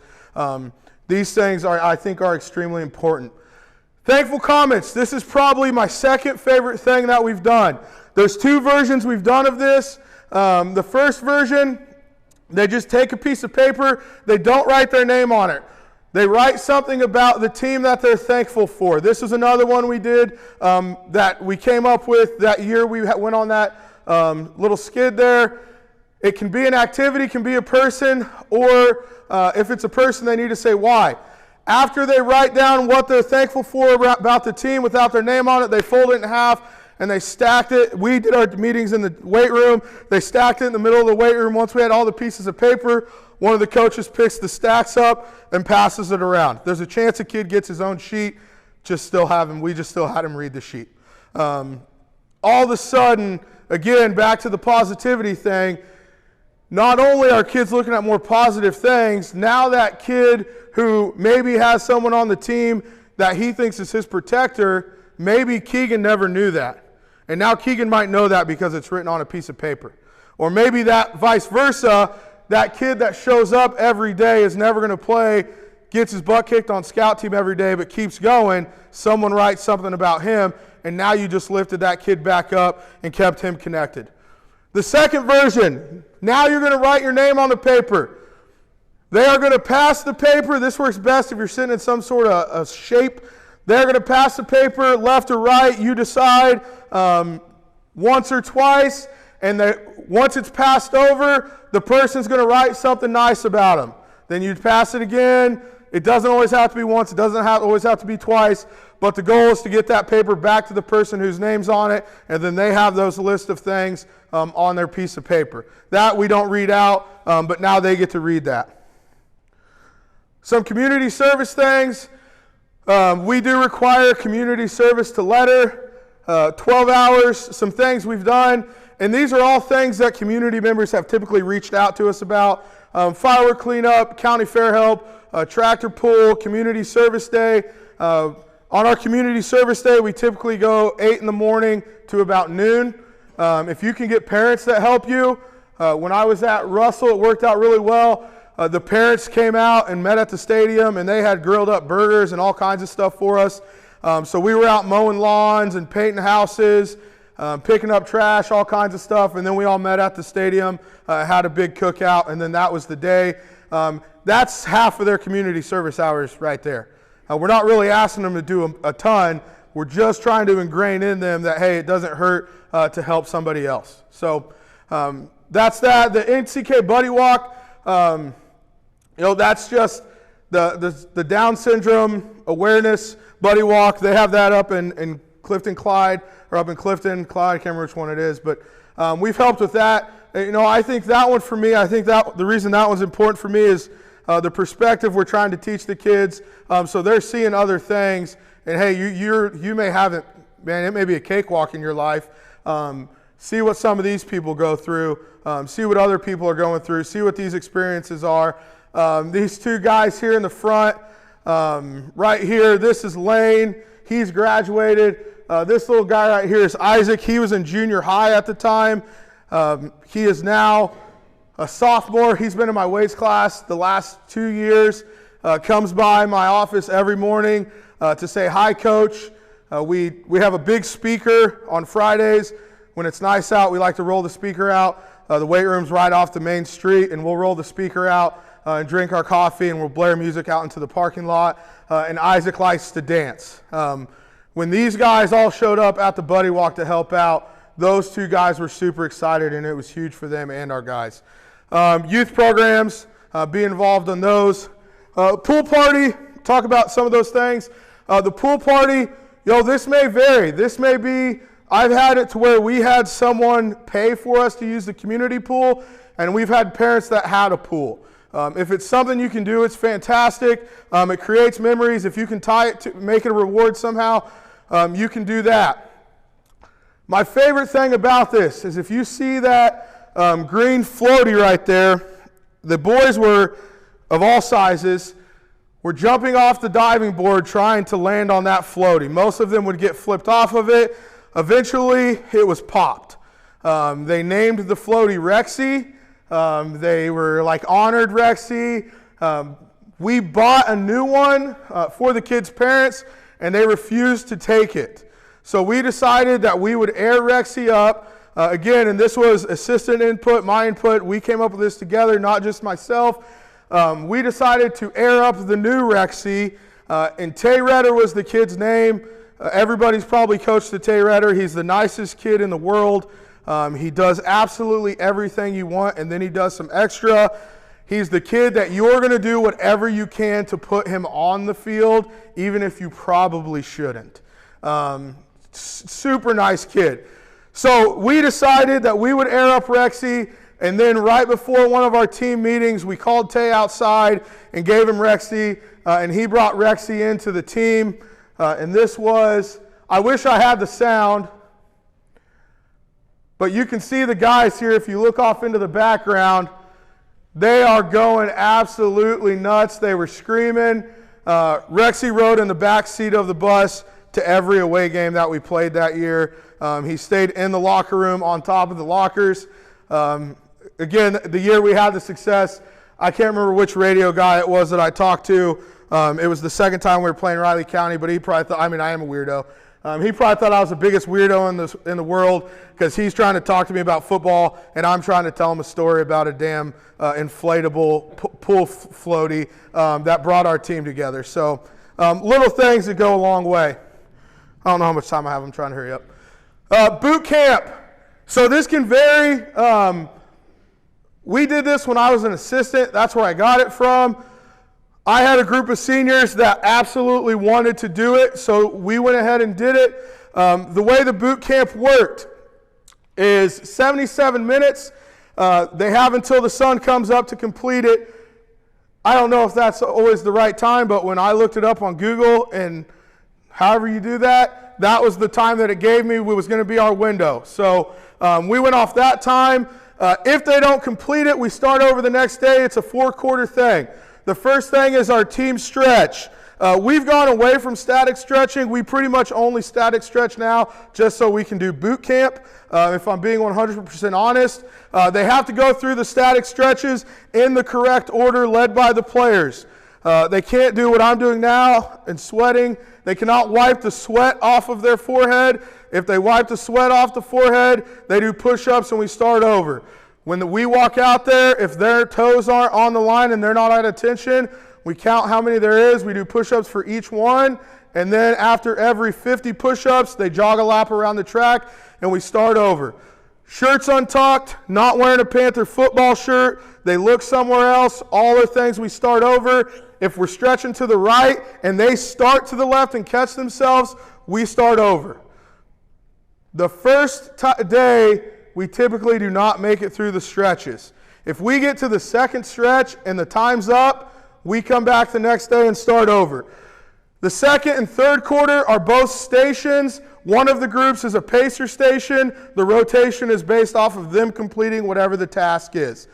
We've done squat jumps, bleacher runs, right here, buddies, different types of carries, cone drills, all sorts of things. If you do it in your speed and condition or your strength conditioning program, fantastic time to use it.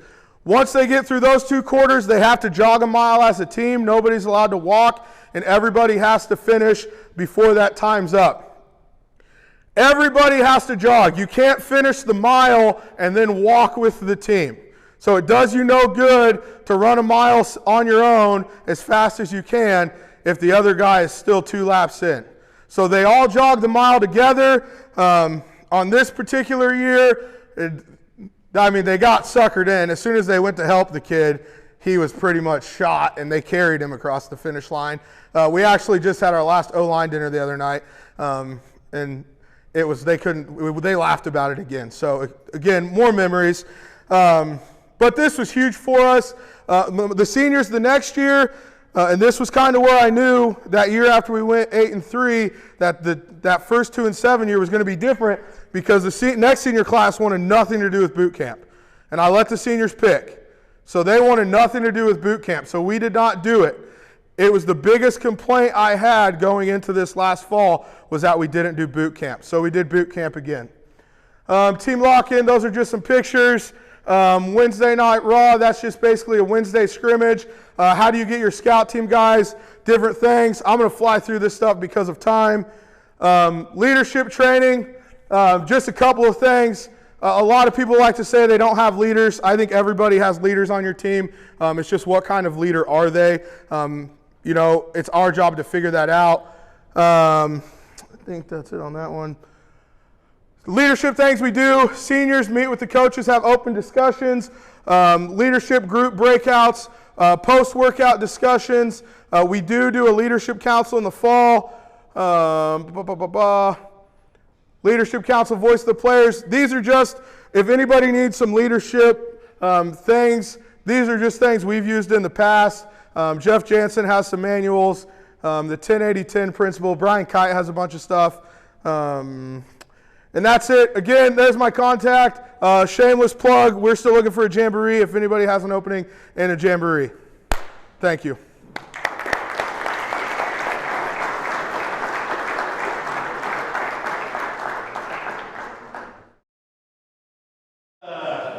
A great follow on social media. Okay, if you're not following him on Twitter, he's a great follow on Twitter, except if he's on your schedule and he beats you. Okay, because Saturday morning after he beats you, his timeline is flooded with all the highlights that he had against you, especially when you lose 46-0. Not a good Saturday start for Twitter. Coach Budke, they had a great run this year, have been a consistent contender in 8-man the last few years. He does a lot of great things with speed, with strength and conditioning, great wrestling program, great track program, and then football as well. He does all three, so give Coach Budke from Chase County Bulldogs a round of applause. All right, well, I appreciate the introduction, and a lot of people have asked, the obvious question, like, well, what do we do if we're not fast? How do you build your defense around speed? And what I'm going to tell you is I'm going to give you some of the ideas of how we teach football every week, because I think it's a weekly process. I like Bill Belichick's stuff because I think that guy plays something different every week. I kind of like to do that myself. I'm a chemistry teacher, so I teach a vernacular system, so I can make a play out of a set of words, and we can run something in a different look every week, and our kids kind of, once they learn the vernacular, things are good to go. Okay, but really this is about how to play fast. not just being fast. And I'm not going to stand up here and tell you stories like we haven't had a lot of speed, you know, on our team, because we have. We've been blessed with those things, but, you know, there's other things to it. So a little bit about me. I'm a 91 graduate of Chase County. I tell my boys all the time, when I was a senior, we were 12-1. We lost to Riverton in the state championship game. None of those guys have had that good a season, so they can't tell me anything about how good they are in football. You know, I used to have a 4x1 record, but they have it now. So, but I graduated from Chase County. I went to Hutch. I started there for 2 years. I went to Emporia State by way of Alabama, Birmingham. I played under Larry Kramer. Anybody know Coach Kramer in here? Delightful person. Okay. Now I loved Coach Kramer. I played racquetball with him a few times. That's a big mistake. But anyway, 95 I started coaching. My first coaching position was a junior high track assistant coach. And day one of practice, I started talking about the blocks and how we're going to use the blocks, and this is what we do. And I looked, and there was like 6 crying girls there. So I learned pretty quick that, you know, there was going to be some approach. Well, I just played for Larry Kramer, so, you know, I had to change my approach a little bit. I've been a junior high defensive coordinator, high school defensive coordinator, high school offensive coordinator, which is really what I've done lately. And then I've been a high school head coach at Chase County 2 different times. You know, you were talking about, you know, decisions that you make along the way. When I graduated at Emporia State, my head football, well, he was my defensive back coach at Hutch, Martin Harrell, he called me up and he said, hey, I've got a job for you. I'd like you to come out. I'd like you to coach our defensive backs. You can run the dorm. It'll be a great opportunity. You know, things would be great. I was like, Coach, you know, I'm getting married. My wife was in grad school at ESU. You know, I want to teach school. I want to, you know, those are the things I want to do. He goes, no, you don't understand. I've got a great guy for you to work with. You could go places with this guy. I turned him down. I didn't need his help. That guy was Rob Ryan, by the way. He ended up going from Hutch to Oklahoma State to the New England Patriots and then to my, you know, now Las Vegas Raiders. If you're not a Raiders fan, I'm sorry. That's, yeah. So anyway, so that's kind of a little bit about me. These are my boys up here. My oldest, Cale, he played at Emporia State for 3 years. He just got married. He's going to seminary here soon. Mitch, a lot of you know Mitch. He's a freshman over at Emporia State. He's throwing the javelin right now. Be playing football in the fall. And then this dude thinks he is the fastest of them, but he's a problem. This is my wife up here. She's a great football mom. She was a college basketball player, and she never thought she was going to raise a bunch of knuckle-dragging wrestlers, but she has. So there we go. All right, so a few principles. I grew up, we played a 5-2 monster when I was in high school. When I got to college, we started playing a 4-2-5 before it was really called a 4-2-5. We mostly played that because they tried to play me as a deep split safety guy, and I was so terrible at it that we became a single safety high team real quick. But in that system, we're a rules-based defense. We have things that we want to play to the field, things that we play because of formation. Okay, a short time into my career, this is probably about the time Coach Barrett was playing for us. When I really dove into the defensive side of things, and I really gravitated to safeties. Coach Barrett was my monster, strong safety, and we branded ourselves a black flag defense. If you don't have a brand, I don't know. We're the county. I say that all the time. Okay, but branding. So black flag is basically this. Everybody knows what happens when you wave a white flag, right? What happens? You surrender. Okay. When you go into battle and you wave a black flag, that means we will take no quarter and we will offer none. We are here to fight until we die. So hey, fellas, we're going to be a black flag defense, and, we kind of prided ourselves. We want the ball to go sideways, not north and south. I will work till the day I die to take away midline throws. High school quarterbacks, they're stupid and terrible, okay? And if you make it easy for them down the middle, they're going to beat you. So we try and, keep from doing that. And then, so we do a lot of teaching. We use some technology, and that's mostly what, like if there's anything for you to take away, I hope you kind of get some ideas about how we teach stuff, okay? Football, there's two sides of the ball. Everybody goes, yeah, it's offense and defense. It's not. It's right and left, okay? Players will play to the right. They will run plays to the right. Their quarterbacks will do things to the right that they can't or won't do to the left. I believe that. When I watch film, that's what I think about, okay? So we look at right and left as important as field, okay? We do something different. We reduce to double tight. I think that's mostly because, as a 4-2-5 guy, okay, when we were still playing it, if I had a bad linebacker, I knew I could stick him in the A-hole and just, that was your job, play downhill right there. And I had to have one linebacker that if I put him behind a 3-tech, he had to be able to feel the traps, feel the pin and pull, feel those things. That guy's got to be a running back. That was Mitch, that was Brock, that was Cale, that was all those guys for us. But so we reduce, and it's different than a lot of people do, but I believe in directing the way that you want to run the trap. I want to try and dictate that as much as possible. I want to take away the midline as much as possible, okay? Because again, we're trying to make the ball go east and west, not north and south. Robbers and rats, that's a term I've used for a long time, okay? There's bullies, there's rats. Bullies are routes you see.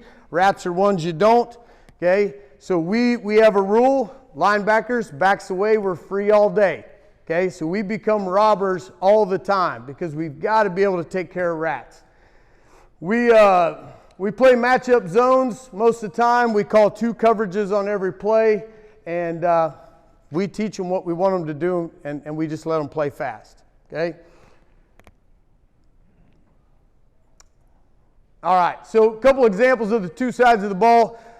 First one, Sacred Heart. I don't remember the quarterback's name, but they were really good. Their tailback was really good. When Coach Barrett was playing for me, if they went to the right, Coach Barrett's job was to just blow up the tailback as quickly as he could, put him on the ground, because on that right side, our defensive end was just going to stand there and slow play everything.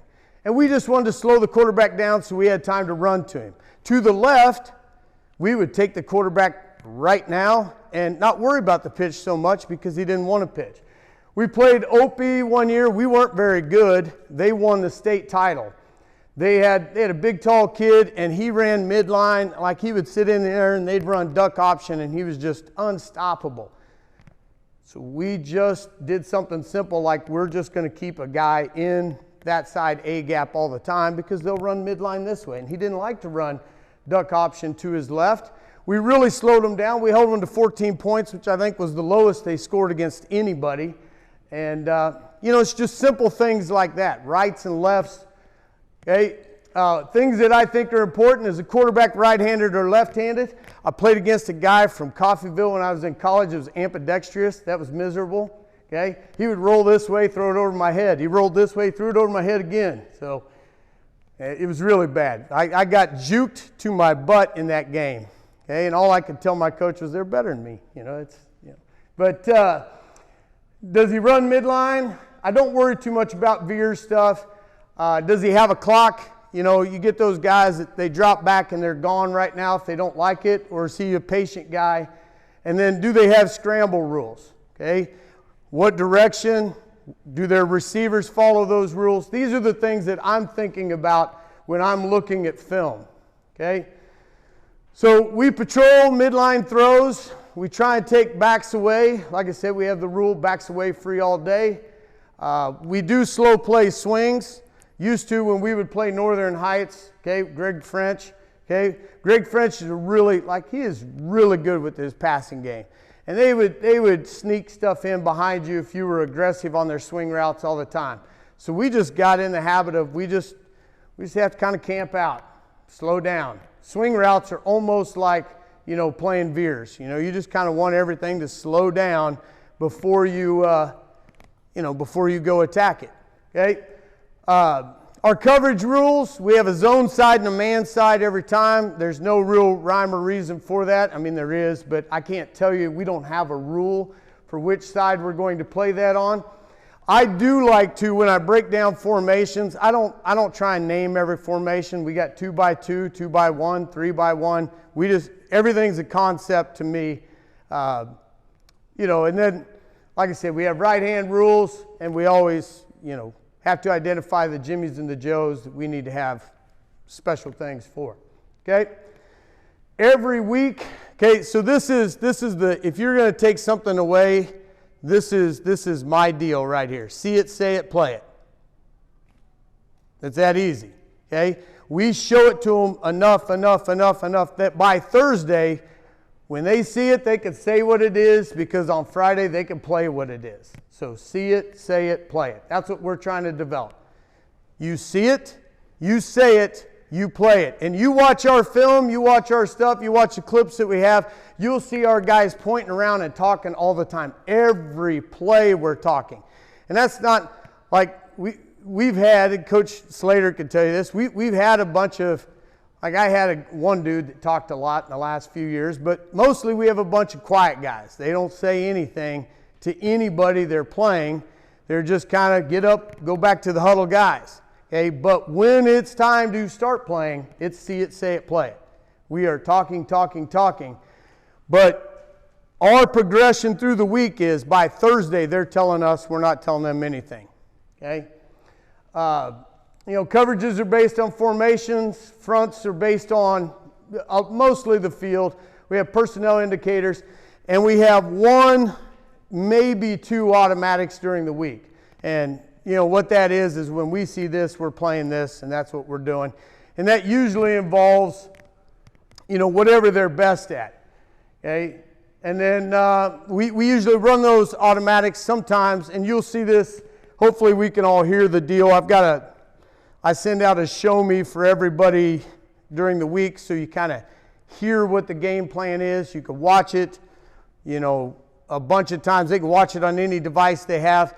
But I tell them things. And like in this particular one, it's the Mound Ridge game. And I'm telling them, look, they have huddle sideline. We don't. I've never even seen it. But I could see dudes over there in their film looking at the sideline. That's important. When a team has huddle sideline, hey, they're going to see what we're doing automatically right away. So we're going to run it for the first series. And then we're not. And then we're going to mix it up. Okay? And you have to teach them all those things and tell them why, and it makes them play faster. Okay, so I put some of these pictures in here. Mostly, I like to show off my visual capabilities. But this dude right up here, this guy, that's Wyatt Griffin. He's going to be our quarterback. He's a pretty good one. Okay, he's about 6'3". He's up to about 180 pounds now. I like him more every day, okay? I've been coaching Wyatt since he was 8 years old. His brother came to play 10U baseball. They live a long ways out in the country, okay? Couldn't go to two teams, so Wyatt just came with me.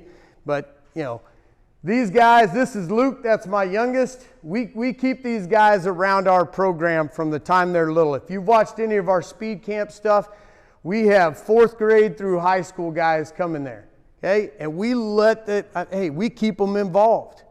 Okay, I help out. I coach the Little League football team, as often as possible. I haven't the last 2 years, but I had forever. I'm a professional 10U baseball guy. I can tell you that. Like, we could show up and we could run some 10U baseball practice. So, but these young guys, you got to keep them around because you want them to know what it is you're doing. Okay, you want them to know this is what we do. Okay, the show me, this is the technology thing. It's just a deal where I can record the game plan. If they can watch the game plan, they might pay attention to it. If it's more than 10 minutes, they're probably not going to pay attention to it. And if I hand them a piece of paper, they're going to treat it just like they do in class. It's going to go somewhere. They're never going to see it again. Okay, this we've had great success with. On Mondays, we just prep offense, okay? We put in a 2-point play, okay?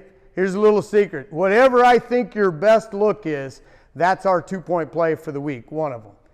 We run your stuff because we need to know how to stop it, okay? So if it's your best look, the thing that we're most concerned with, I'm going to make a play that looks just like that, so we run it for 2-point so that our guys know, oh yeah, I know how this play works, okay? And it is paid. We won at Mound Ridge this year. We had to have a 2-point conversion stop. They ran their number one look, and we didn't take the bait, and we defended the midline throw, and we won a ball game, okay?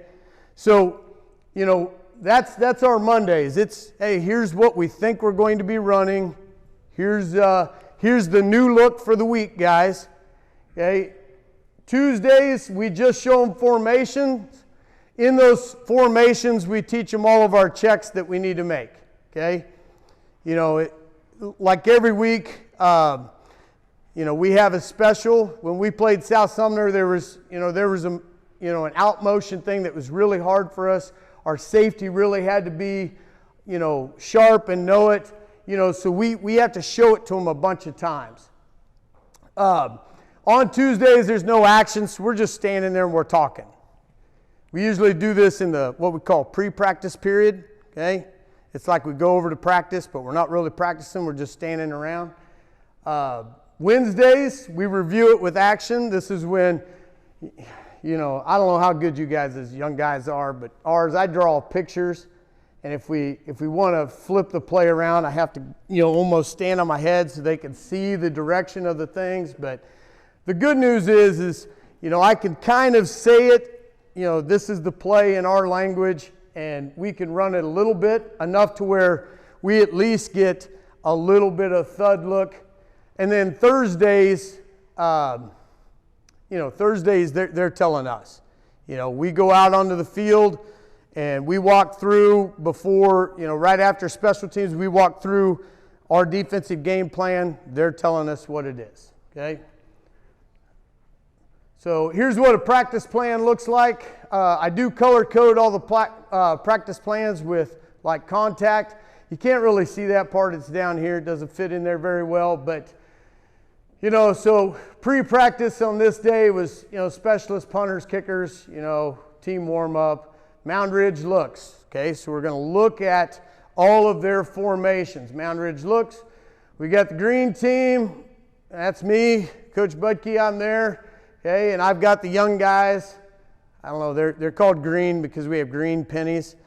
Like for a long time in the county, we did really dumb stuff like almost all of our buildings were painted green. Our colors are red and black, okay? But we've now evolved to the point where things aren't green, but we have green pennies. I don't know. I don't understand why, but we do, okay? But so the young guys are over with me. Kale, this was my son, okay? He's going through the defensive checks. This will probably be, you know, that'll probably say Coach Barrett next year, right, Coach Barrett?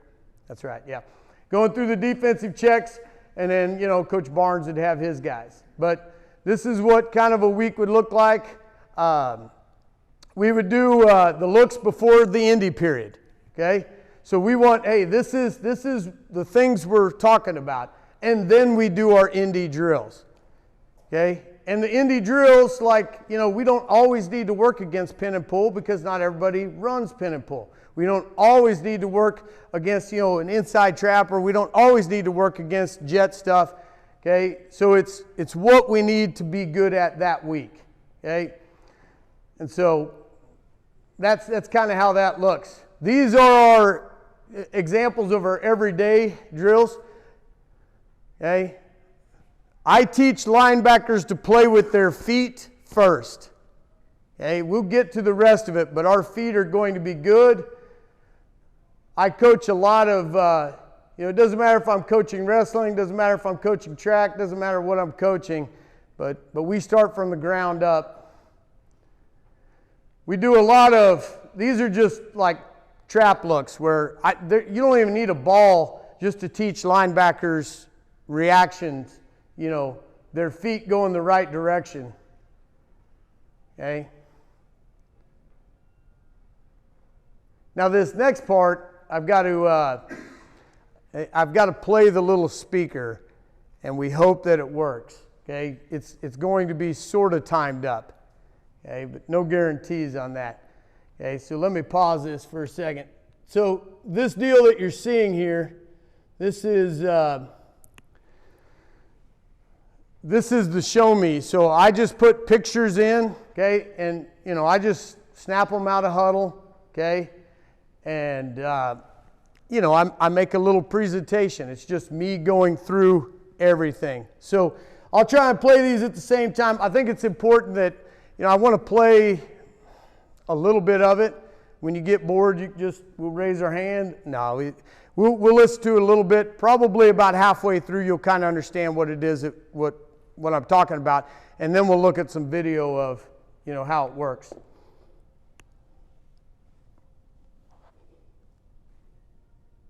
Guys, let's go ahead and talk a little bit about Mountain Ridge. And as you can see, I've got here on the first page kind of the idea for the week, which is ACE to everything, right? All right. So what we want to do this week, if we're thinking, game plan type stuff, is we want to start an ACE in every formation, move to either our trip set or our spread right overs, whatever formation we're going to eventually land in. And by moving, hopefully that will get these guys a little less settled into their game plan. And I'm going to anticipate that coming into the week that they're going to have a plan for how to cover grow. I would assume that they put number 7 over on Grow's side, but they're going to want to put eyes on Grow. And so what we're going to do is to kind of force them to move, and show them something, even though it's very familiar to us, it will look different to Mountain Ridge. The other thing that we know about these guys is they're a big time cover 3 team, and so attacking this area of the field will be a big part of what we do game plan wise. And then of course, anytime we play a team that plays their backers as tight as Mountain Ridge does, we know that trap is going to be a tough play for us to run, so it'll be split zones with our powers and a lot of jets, but that'll kind of be the offensive game plan. So as we go through the week, hopefully we'll develop a good feel for that. Okay, but I do want to spend some time talking about their offense, and I'm going to start with this formation because I think this is the formation that they are best in and that we have to get them out of. And we're going to do a couple things different than most people do against them. We will reduce over here on 35 side. 15 is really the receiving tight end. Number 1 is their best offensive threat. They like him down the field. Whenever 1 is in the backfield, we need to have a 1-run alert. Okay? So 1-run alert, because in the 2 games that we've charted on these guys, 1 has only thrown 1 football, and the rest of them have been runs. But the 1 time he did throw was an action like this, with a stop on the outside. They tried to single up number 15 down the field. With that in mind, anytime we're in double tight, we are going to put Luke over on 35 side. He's not near the offensive target that 15 is, and this will allow us to put one of our taller corners over the top of 15 for those times that we have to play solo down the field a little bit. If we do get a wide spread here, we will be in Star Wars coverage out here, so we'll be solo. Okay? We'll be solo out there on the outside. That's like Han Solo. For instance, we're on the backside.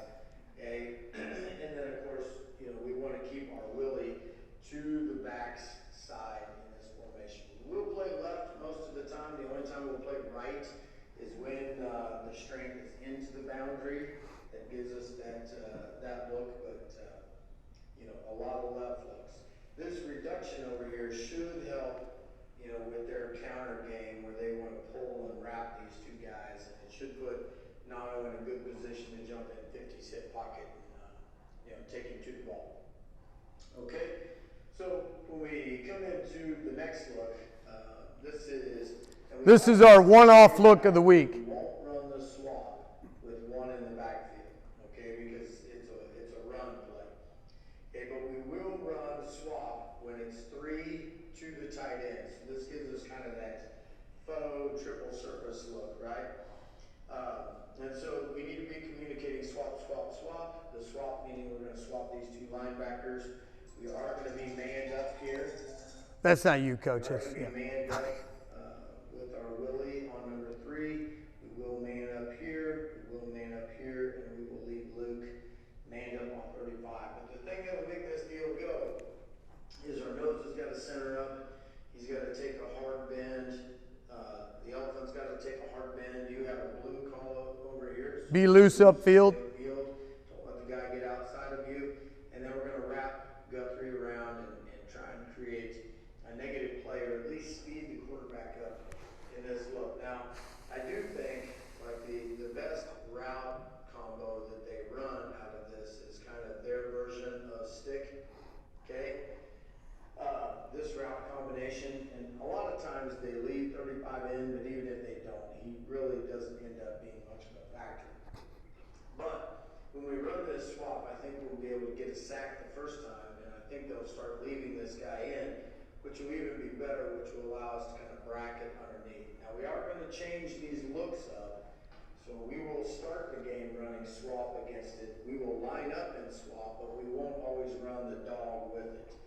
The reason we won't run the dog with it is Mountain Ridge has huddle sideline, okay, so their coach is going to be looking at the stunt that we are running, and he's going to be trying to call something against that. And, you know, he'll probably call some sort of middle screen against that.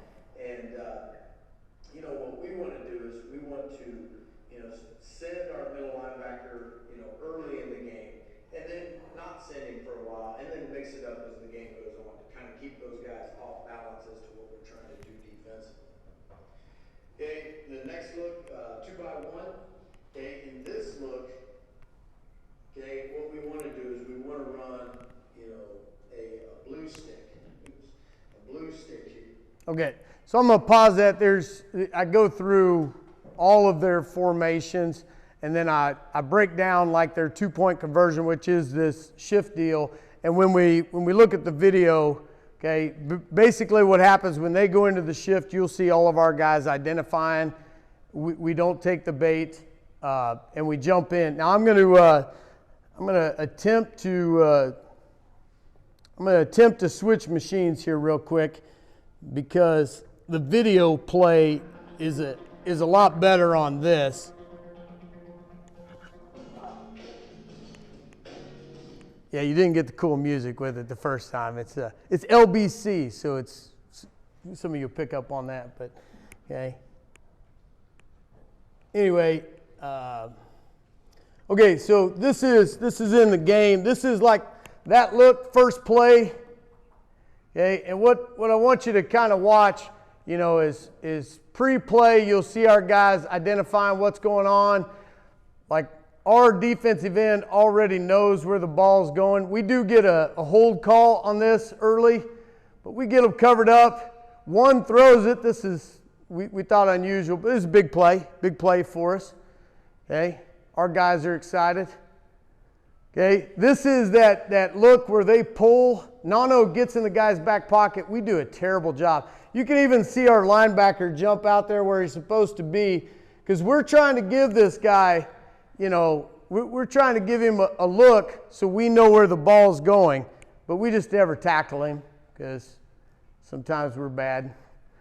Okay, this is their weekly. So we had run this as a 2-point conversion. You can watch our linebacker, watch our corner actually. Like we know where the ball is going. See, everybody's talking. Our linebacker is going to identify, and it looks like we're fast as hell because we get out here. But we've just run it all week, so we know where the ball's going in that look. This is the game clincher here, and you know how this play works. Okay, so they bring over, they're in this tight bunch, and the worst thing that could happen is for our safety to go early with the first guy, because The corner's got terrible leverage. There's going to be a hole in the middle, and we can't give up midline throws. Now, Luke, I love him. You know, he's fast, but I don't know, he's not very tall, okay?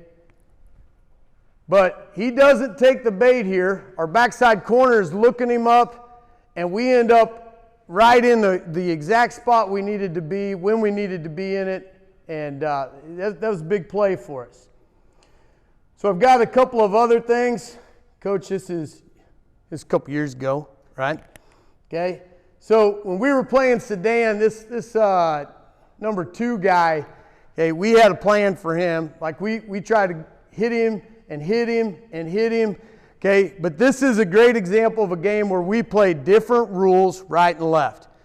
When 2 was detached, we covered a certain way. When he was not detached. I also feel like you ought to make right-handed quarterbacks go this way, okay? And so you'll see our nose does like crazy things, okay? But it's not really crazy if you think about it, okay? So we try and rub him around. We get kind of a high throw here, which was good, okay? That guy was all right. He's all right. He's a good football player. Okay, now these guys, our linebackers in this game, okay, are freshmen and a sophomore. That's what they are. They're a freshman and a sophomore. Now you'll watch, so here 1's the tight end, 2's over here. They got triple surface this way. Watch what the nose does, because we're trying to get the quarterback to move away from his strength. And by doing that, okay, and you can see, if you watch Mitch right out here, okay, you can watch him. He's communicating. We know what's going on. Our corner is going to fall off. He won't be in deep coverage, you know, but we know the ball has to go underneath. We know we're moving that guy. This is another example. Watch. We're not that worried about deep throws because we're moving that nose into a position. Okay, this is last year, not this season, but last season against the South Sumner kid, okay? We're going to build a wall, mobile guys, keep them in the pocket, okay? Follow those rules. Okay, you can see the Kohlmeyer kid here. He's leaving with the idea of we got to keep that guy pinned in, okay? We've got to work to pin him in. The next play, this is the one, we blow the play, the look of the week. And you could watch our Willie linebacker here. He's going to go ahead and pick up the underneath throw. Like, we're going to go ahead and patrol the middle, but we blew it on the back end. Okay? But similar look. This is right after half. This is I think their last time penetrating in there.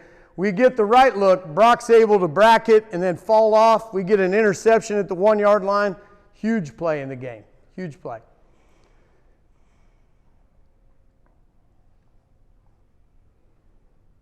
That's how excited our guys get in between plays. We just kind of walk around like, you know, we just made the best play in the world. We're like, yeah, walking around.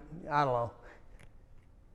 Okay, this is zone eyes, our linebackers. So we do a good job of rerouting people, and we just keep our eyes in the backfield, you know, and it makes us play fast because our eyes are in the right spot. Okay, this is against Little River a few years ago. 2 years ago? 2 years ago, yeah. Okay, and again, we're just trying. So we've got Brock's too wide over here, and he does a terrible job. That's this guy right here. He's too wide on his alignment. He goes out and guards air. Air's free. We don't need to guard it. Anybody can have it, okay? But anyway, we do a good job of getting a little pressure and patrolling the middle. So watch this linebacker. He does what we try and do all the time, which is we're going to wall stuff off, patrol the middle.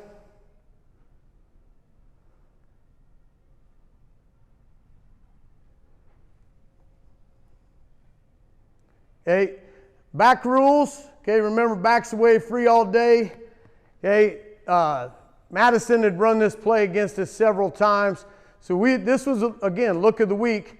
Okay, and you can watch our linebacker, like, because, you know, Madison has played us enough to know, you know, hey, we're going to end up in solo coverage over here. And so, you know, they run us off, but our backer is looking up the right thing. And again, it looks like we're fast, and don't get me wrong, that kid is, but we prepped him for it. So this is against the Heckle kid, and he's a problem, right? Now, we got beat by Linden 38-34 this year, and which was a shame because, like, I would have loved to have played them again because we had a good matchup with them.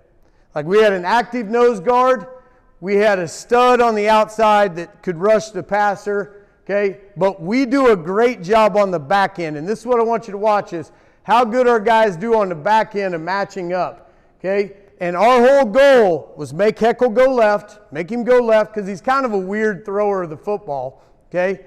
So if we can make him go left, it's a lot harder for him to throw it down the field running that direction. Our other rule was we were never going to line up on top of 75 no matter what happened because he would just swallow us up no matter who we put in front of him. You'll see that on the next clip, okay? So watch our D end. He finds himself, oh, that's 75. Nope, I need space, okay? We're going to make him, you know, make him go left. Make him go left. But watch our guys just pick these guys up on the back, okay? There's no place for that ball to go. Okay, next is a two-point conversion play. And again, we ran it, okay? So we knew, you know, this guy's going to rub us off. You know, we're not very big, but we could go tackle you if we've got a head start.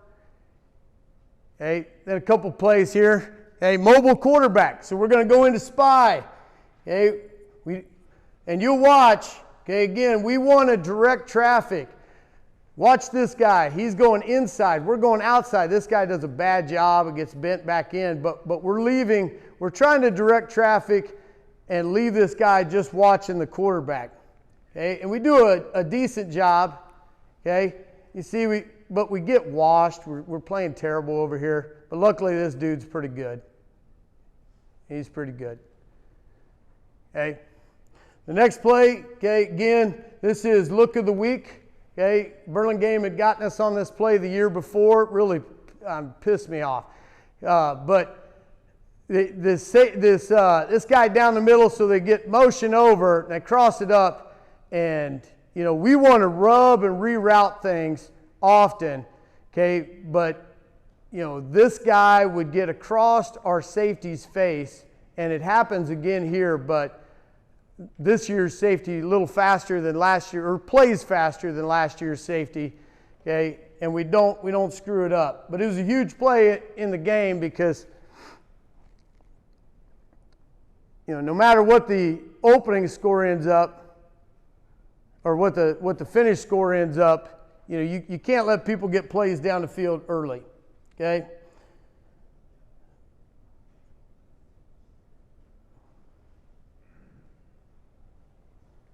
All right, now I'm going to stop for just a second here, okay?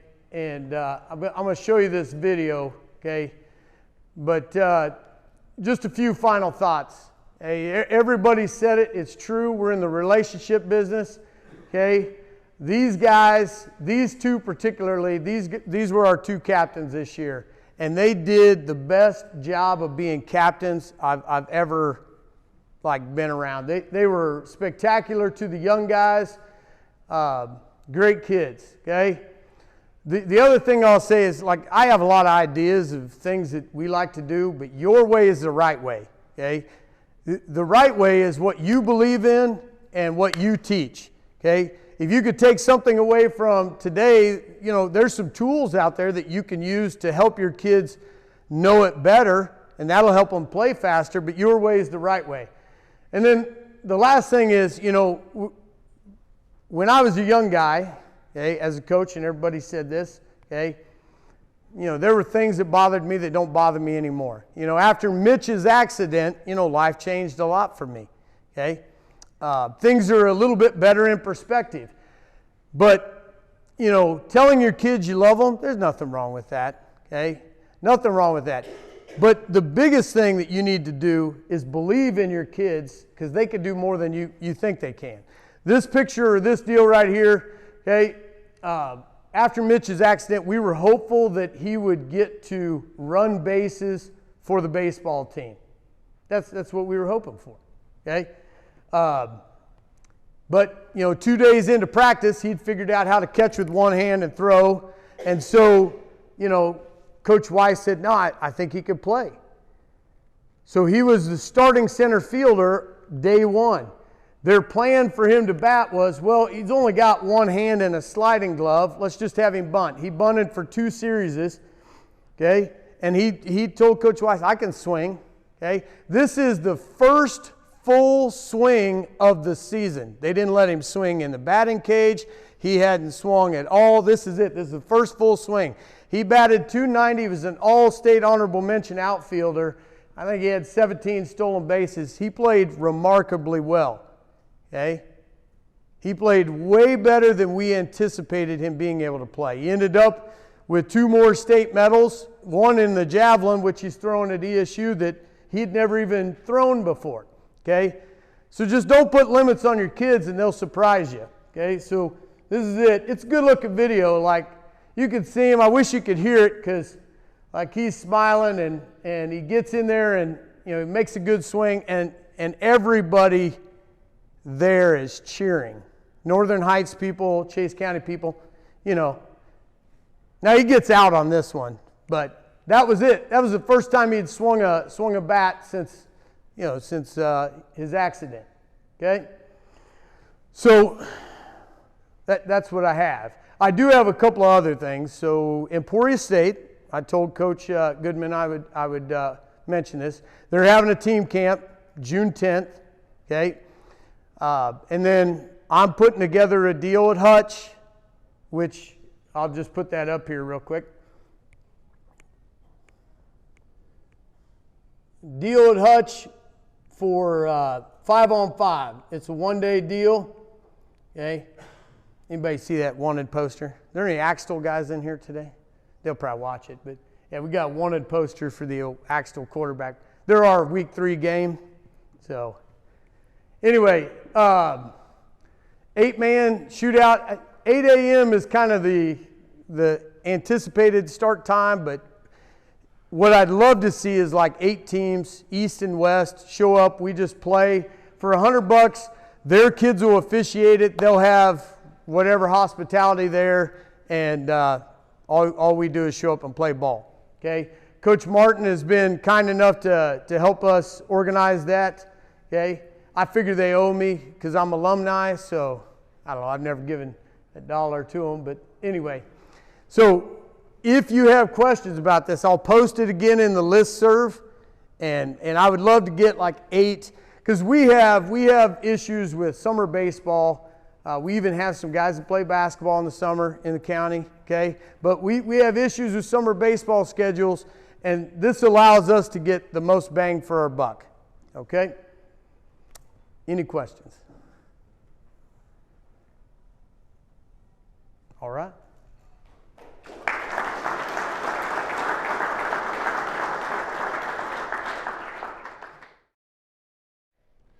So the title of my presentation, Run the Touchdown Play. Like I hope to give you guys some plays that are good for you, but the backstory behind that is my brother-in-law. He lives out in Dodge City, and he's the assistant baseball coach out there, and he always came to a lot of games when he was at Emporia State, and now he's at Dodge City, and so like he has to listen to the live stream, and like, you get those parents on the live stream every week like, what the hell are you calling, coach? And he's just like, dude, you would make watching the game so much funner if you would just run the goddamn touchdown play every play, so I don't have to listen to these parents. So when I sent out the title of my presentation, he was one of the guys that commented on it. He's like, I better get credit for that title, because he's always saying run the touchdown play. But here's my information.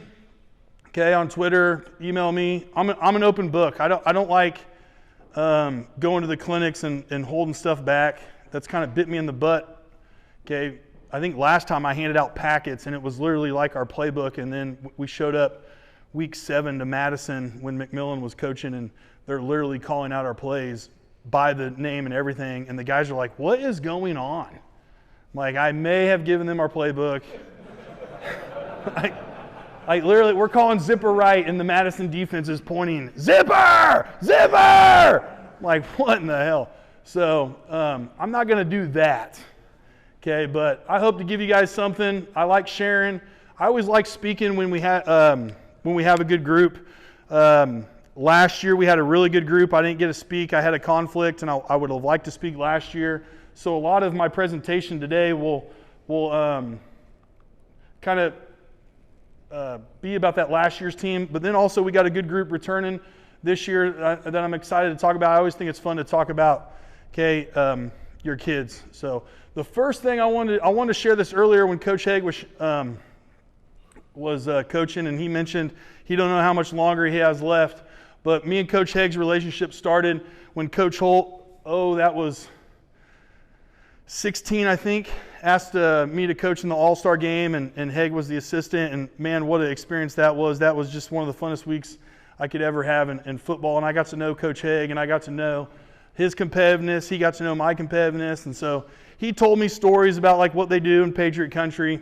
So my first experience in Patriot Country, we were 10-0, they were 10-0, they had Cade Miller, okay, and the competitiveness in me, like always trying to find an edge, like now knowing Coach Haag and like his lack of technology, like he probably had no clue it was on there, but like he sends like on the huddle, the scout huddle, he's like, hey, good luck, coach, here's our huddle, and it's like the police sirens escorting his team to the field, and I'm like, he's trying to intimidate us. Like, that son of a bitch. You know, and we're in film, and I'm like, look what this guy sent. He's trying to intimidate you. So we knew exactly what was going to happen. So I had made up in my mind that we're going to be down there in the field, and they run, if you've ever been over to West Elk, they run down. It's a pretty cool intro. They run down. They're on like the 15 or 20-yard line. Well, young Coach Slater, I decided to put my whole team in front of that poster they run out of. You know, so you can imagine West Elk's up there on the hill, and I put my team, and I had a couple hot-headed seniors, and, you know, we got a 6'6" kid who transferred from Rossville, and he's at the bottom of the hill. Come on down. And you just see Haag up there stirring. That son of a bitch. You know, so sure, and he probably was dog cussing me. Well, anyways, West Elk takes the field, and Cade Miller busts that poster and just runs right through that poster and gets in our kid's face. And I thought it was going to be a huge fucking, all these guys ejected. It ended up just like lighting the fire for both teams. But doing all this film and stuff, I have that clip. So we're going to revisit that here. Okay? So here's what this is against us. Here comes the Patriots. That daggum cameraman filmed ours.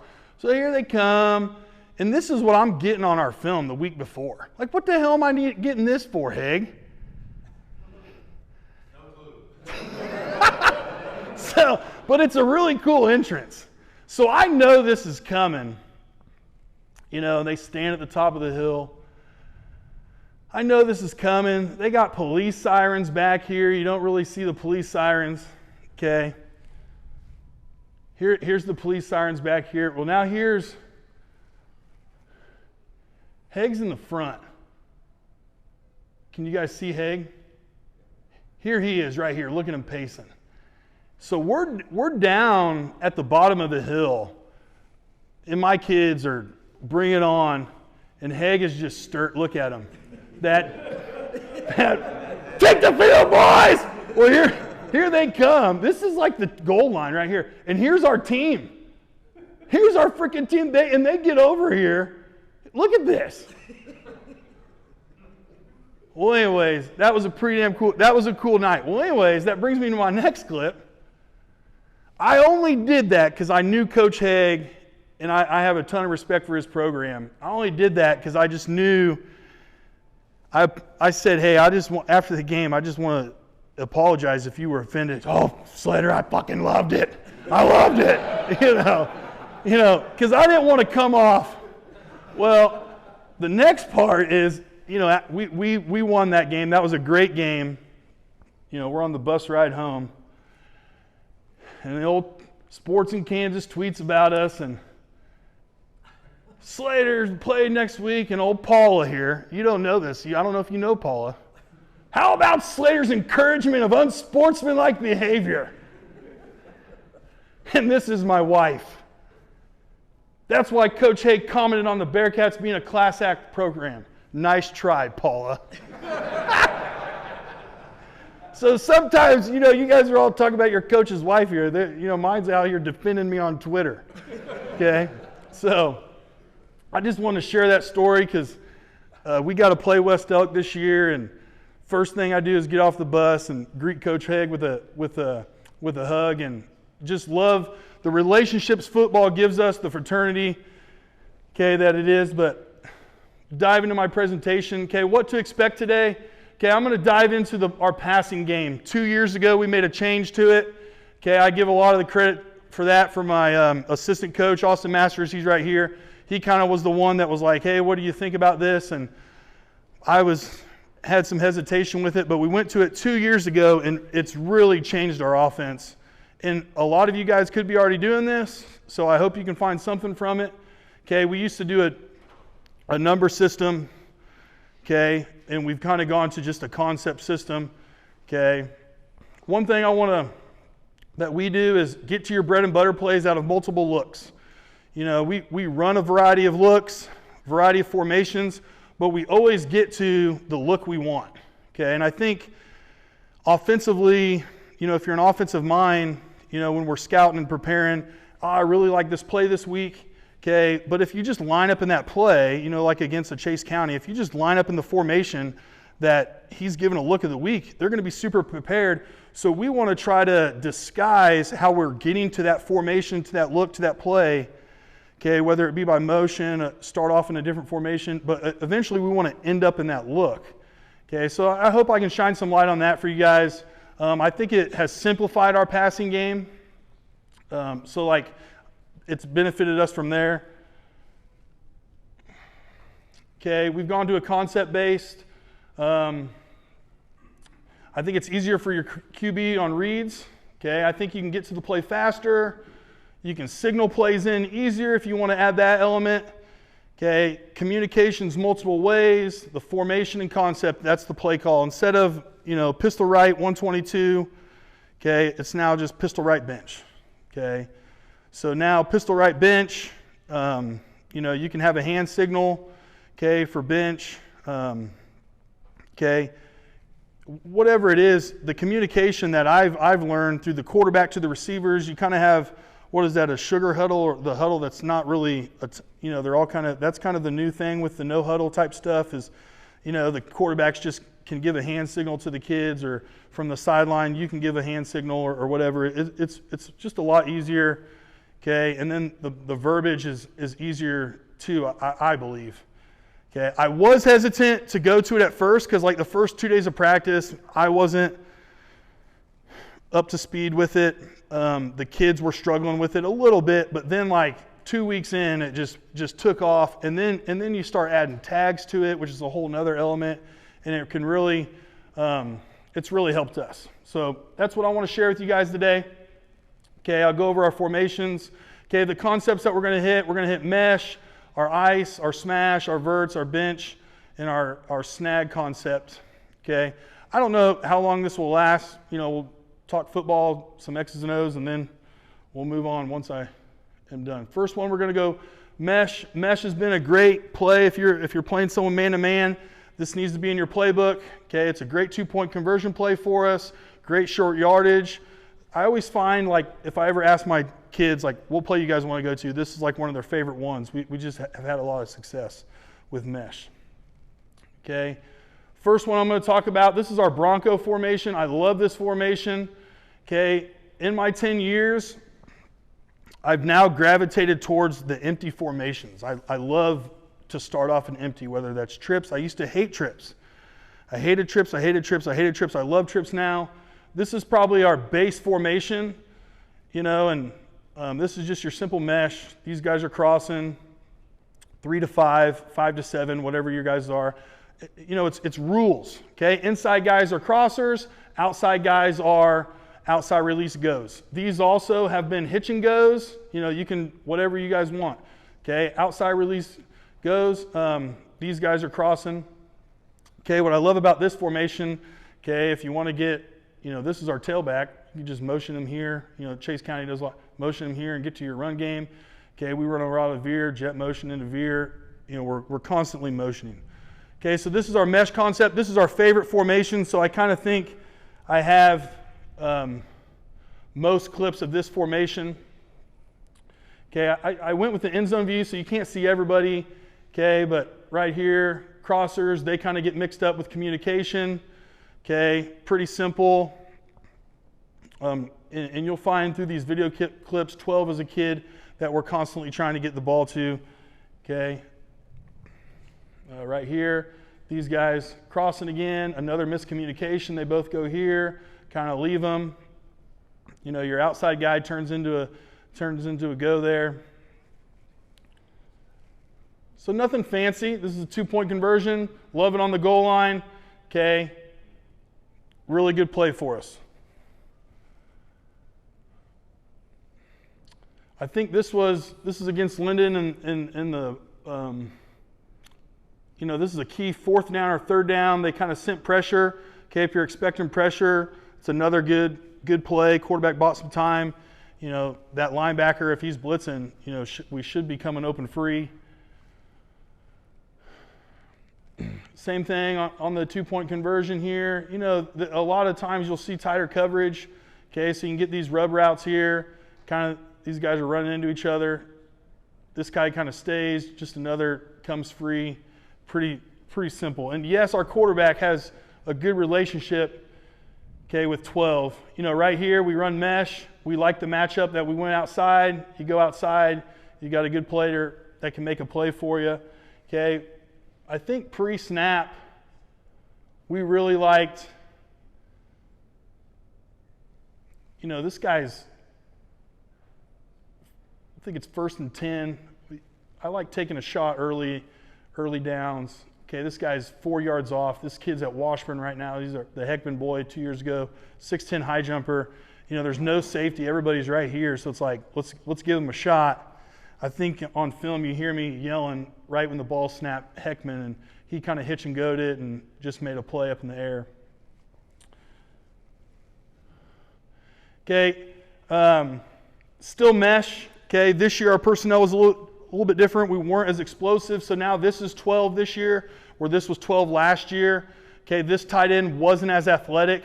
Okay, you know, trying to find ways to get 12. It's the same play. That's what I love about it. It's the same play. It's the same read for your quarterback. It's a different look. Okay, so we motion 12 in. He replaces, and so this is our outside release guy. This is our wheel route with the tight end. We want 12 in the action on the mesh, okay, to get him involved. Okay, you see here, he motions in. Okay, now he's in the mesh for us. Okay, just trying to find ways to get him the ball. Really, this year offensively, you know, 12 was our stud. So we were just trying to create an opportunity for him. You know, this is the end zone look. Okay, comes across, and you see the tight end out there on the wheel. We like the matchup that we got on the goal line. This kid's about 6'5". Okay, so we're still running mesh. Throw it up over the top. You know, those are always an option with those outside guys because you're getting man-to-man coverage. Okay, this is our double tight formation. Still mesh, okay? Tight ends are crossing. Right here we ran, you know, he can stay in and block if you want, okay? We sometime would motion him out. There you go. Sometimes this would be a wheel, okay, whatever you want. What I've noticed is, though, is if you got a corner over here and he's really not getting this, that corner is going to sit on this. So really, if you're not having this vertical, okay, threat, you probably need to be on this guy, because he's clearing this corner out. If nobody's really clearing that corner out, that corner, okay, is going to be able to jump that. So we try to like to occupy that corner. Okay, so double tight here. Okay, these guys are crossing. Okay, this guy clears it out. You know, 8 yards on first down. Okay, this is the end zone view. You can see right here, we just run the wheel from the tailback spot.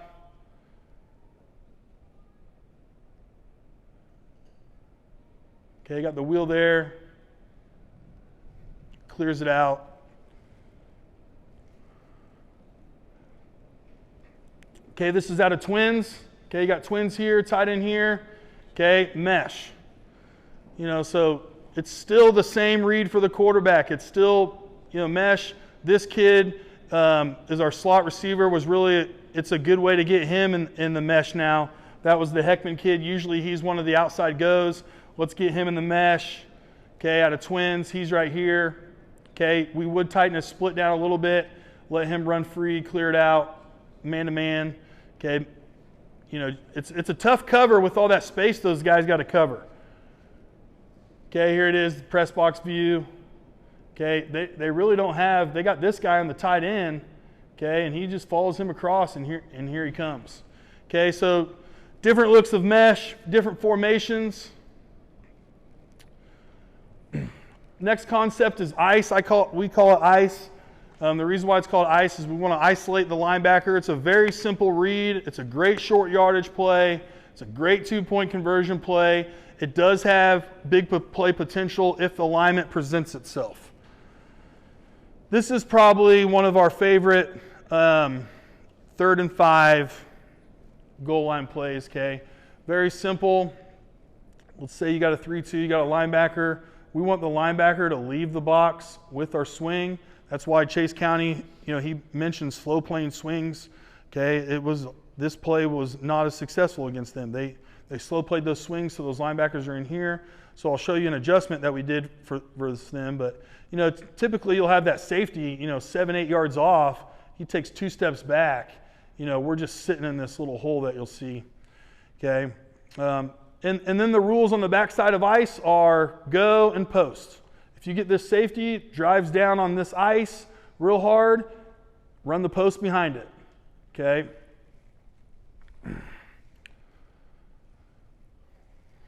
So right here is Madison, and I think Madison kind of runs this corners up tight. Okay, and so we have major inside leverage with this tight end. This linebacker is going to leave the box, and we didn't convert this one, but we thought we could hit the seam, and it was just a big miscommunication with our quarterback and tight end. Our tight end needs to sit. You know, he's turning around. He's thinking he's on a go. He needs to sit and just keep running, or not sit. He just needs to keep running there. Okay, we just missed him. There was also about 50 miles per hour wind this night. Okay, but this one's a good look. You can see, like, we just need to sit in there, and we don't execute it, but that window that we're trying to get into is there. Okay, as you can see here, this is our ice side. We're reading. Okay, we want this linebacker to lead the box. There you go. There he's sitting. Okay, good little simple short yardage. Okay, same thing. He sits, the linebacker sits this time. Okay, and that's the read. If the linebacker sits on the hitch, you immediately throw the swing. Okay, see this linebacker? He stays on the hitch, throw the swing. Okay, very simple read for the quarterback.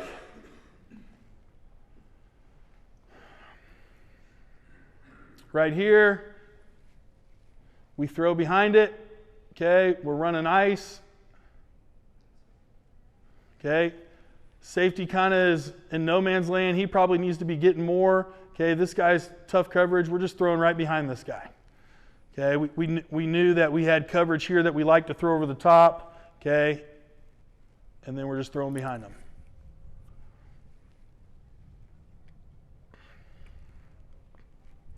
Okay, this is against Chase County.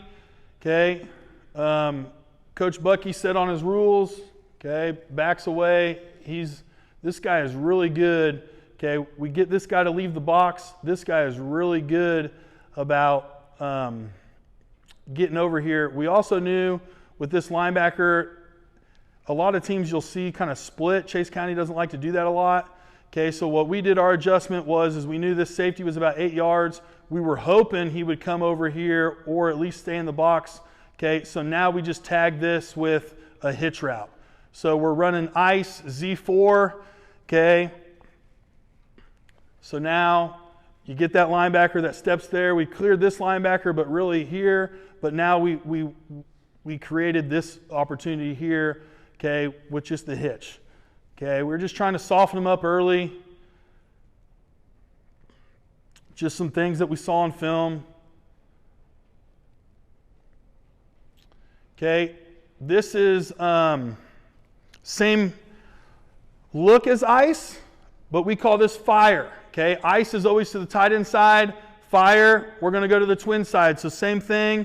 Okay, swing here. We're trying to move this guy out of the box. 12 is going to curl behind it. So fire is away from the tight end. So ice would be tailback here or swinging this way to the tight end. Fire is going to be swinging here. Okay, this is a play you see a lot now in the NFL and college. Okay, just another way to try to get 12 the ball. Okay, we swing here and then we just sit behind them. Okay.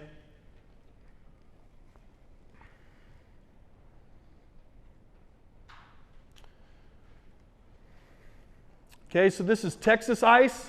Okay, same thing, just back to another formation, ice. Okay, if you got this safety that drives here, you can throw this post behind it. If you like what you got here, you can go deep. We do, in our system, okay, if we call it, if the receiver's capped, you know, if that corner's just hard bail and you're not going to get on top of them, these guys have the option to convert it into a hitch. Okay, they've been doing that since junior high. With our coach, with Coach Masters, who now is at the high school level, so that was just easy when they got to high school. You know, that was just something they had been doing for a while. Okay. Also, like with this, you know, this is back to get to your bread and butter. We really like ice out of that twins. Okay. A lot of times we'll motion this guy across. Now you're in your twins. Motion this guy to the slot. He's the corner. He's the go. So the guys know their rules here.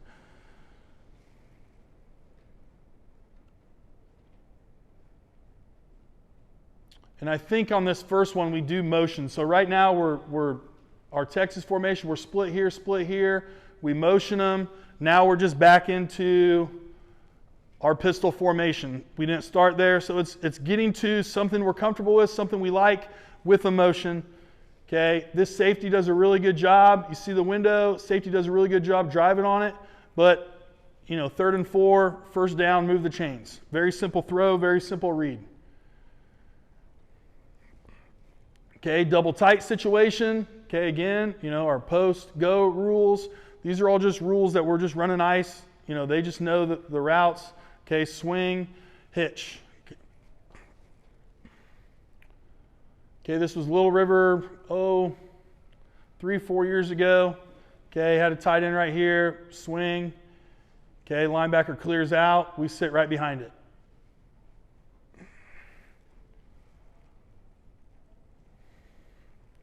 I love the end zone view because you can really dive into what the quarterback's seeing.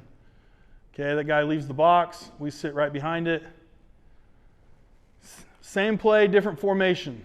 Same play, different formation. I think it's really easy on your quarterbacks. Ice is ice. Okay, goal line. And we're just telling this kid at the goal line, get to the goal line, turn and post up. You know, he's a big, tall target. Get to the goal line, turn and post up. And the ball is, boom, simple read.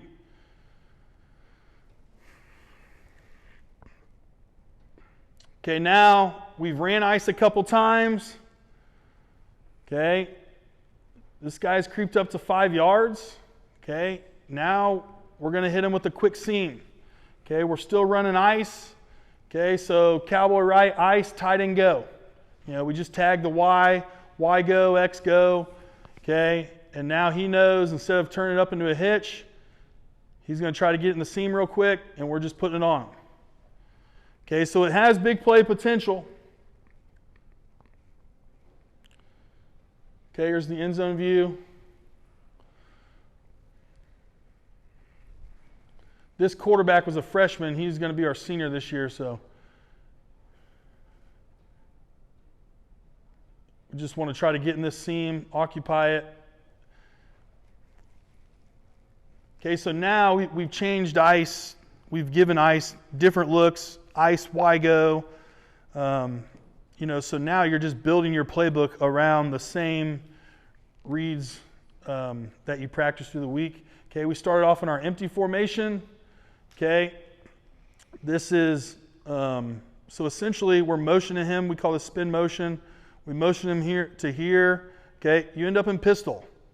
That was the first formation we went over. You end up in twins over here, pistol. Okay, what I like about this is that corner, okay, they're in an empty situation, so you got this linebacker who's one-on-one. This guy comes in the backfield, and then you see some confusion with the linebacker and corner, and we hit a tight end go here. Okay, you see some, and this is a non-traditional defense, but right here, this guy's thinking probably pre-snap.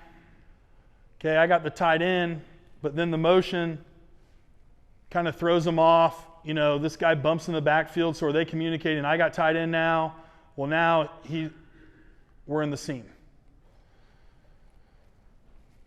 So just a different look, but it's still ice. Okay, I'll run that one again. Okay, because we end up in right here, twins, tailback essentially, tight end. These two guys are trying to communicate who has tight end, who has back. Slight hesitation, we're right by him.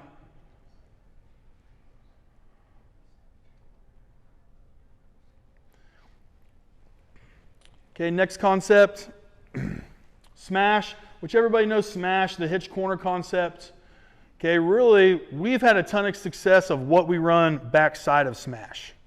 So I'm really not going to go over the hitch corner concept. Obviously, the hitch corner, if it's cover 3 or man-to-man, if the corner comes up on the outside hitch, you throw behind it. Okay, if he bails, you throw the hitch. Okay, on smash, we're telling our guys read one side or the other. They're either reading smash side or they're reading our backside. Okay, on our backside, we always run a flat and a dig. Okay, they need to determine which side they're reading pre-snap. We've had a ton of success with the flat dig side. Our kids really like that. It's a very simple read. Okay, the key to this is use your eyes to hold the safety. You really need to hold the safety. Make him think you're possibly reading smash side, and you just got to know that that dig's going to come into that window. Okay, so here's, we got smash over here. Then we run a dig, and we're just trying to move this line. The safety's going to be over here. The safety's going to be pulled here. This linebacker, we want to move him here, and then we're just coming in with that dig at 8 yards right behind it.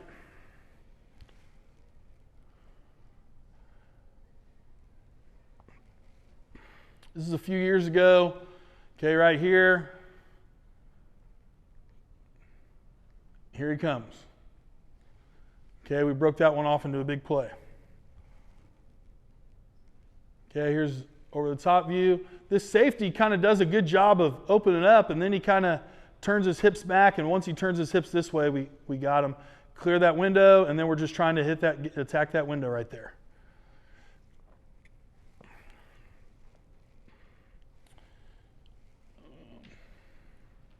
Okay, this is out of our empty formation. Okay, smash. Okay, outside guy's the dig, inside guy's the out. On smash side, okay, corner hitch. Okay, this doesn't have to be a swing, it's just a quick flat now. Okay, so we start off in trips here. This is what I love about the empty stuff. Like we start off in trips, we get to this, so he'll end up here. He is our dig, tight ends are flat, these guys are smash. Okay, we start off in trips. I like trips because teams are in their base defense. Teams are, usually you have a special check for trips. Okay, and honestly, we should have hit the tight end on this one. Nobody's over here on the tight end. This guy gets depth instead of getting to the flat.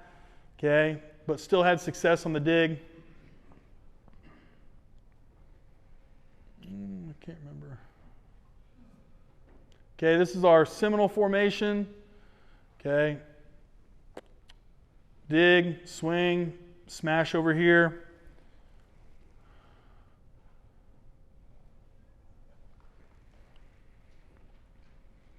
Okay, you'll see right here, move this guy out of the box.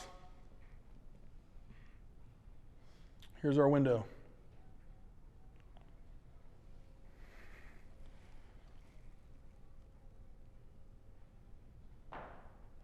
Okay, right here. Madison, you know, they have a hard bail on their corners and hard flats.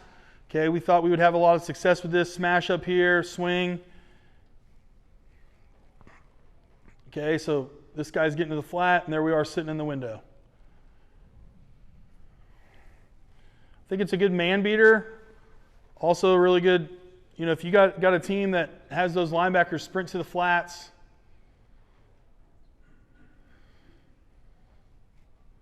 Swing here, get that linebacker in the box, throwing right back into it.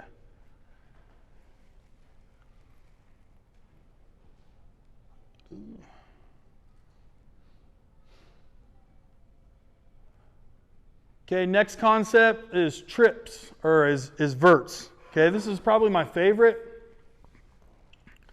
Okay, and I always like to get to verts out of trips. I always like, obviously you can do 2x2. I always like to get to verts out of trips. Okay, outside release, our rules. Okay, he needs to stay about 1 to 2 yards outside the hash. This guy is sprinting across the other hash. This guy is hard outside release. Okay, so no matter what our formation is, we try to get to trips.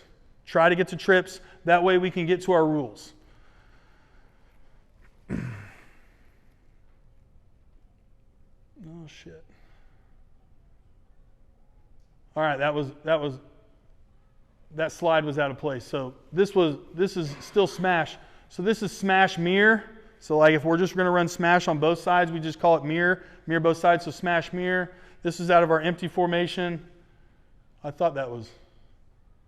So we're just in empty. So these guys are running smash, these guys are running smash. So pre-snap, kind of determining what side you're going to read.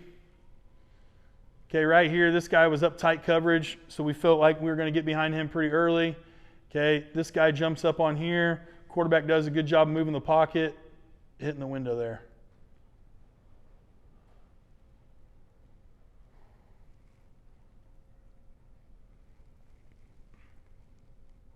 Okay, now to trips, I think. Hopefully that didn't get too screwed up. Okay, so back to what I was saying.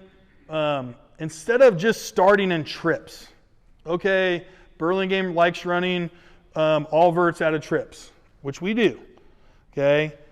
Instead of just starting in trips and Budke with the play of the week, hey, they're in trips, they like verts, we got to get to trips multiple ways throughout the game so we can run verts multiple different ways, okay?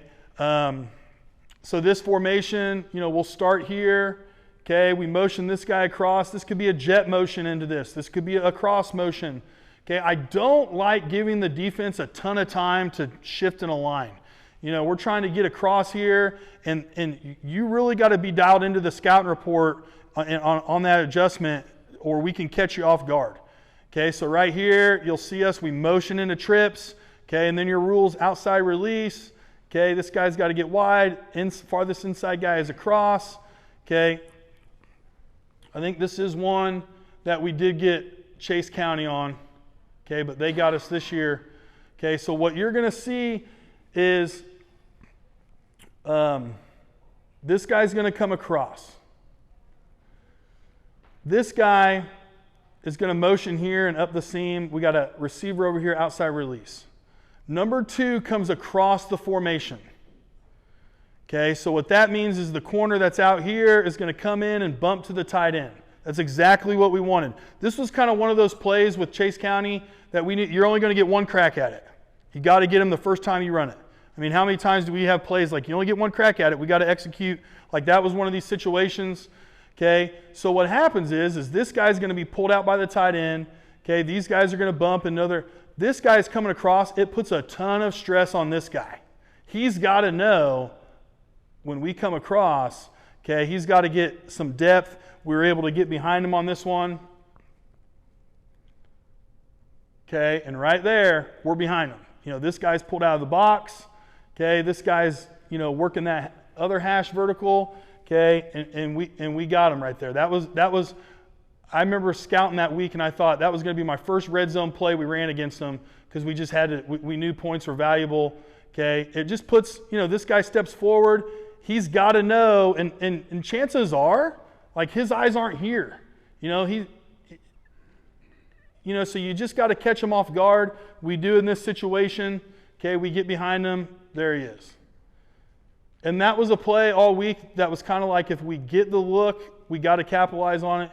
Okay, so right here we're in twins. Okay, we motion this guy out to get to our trips.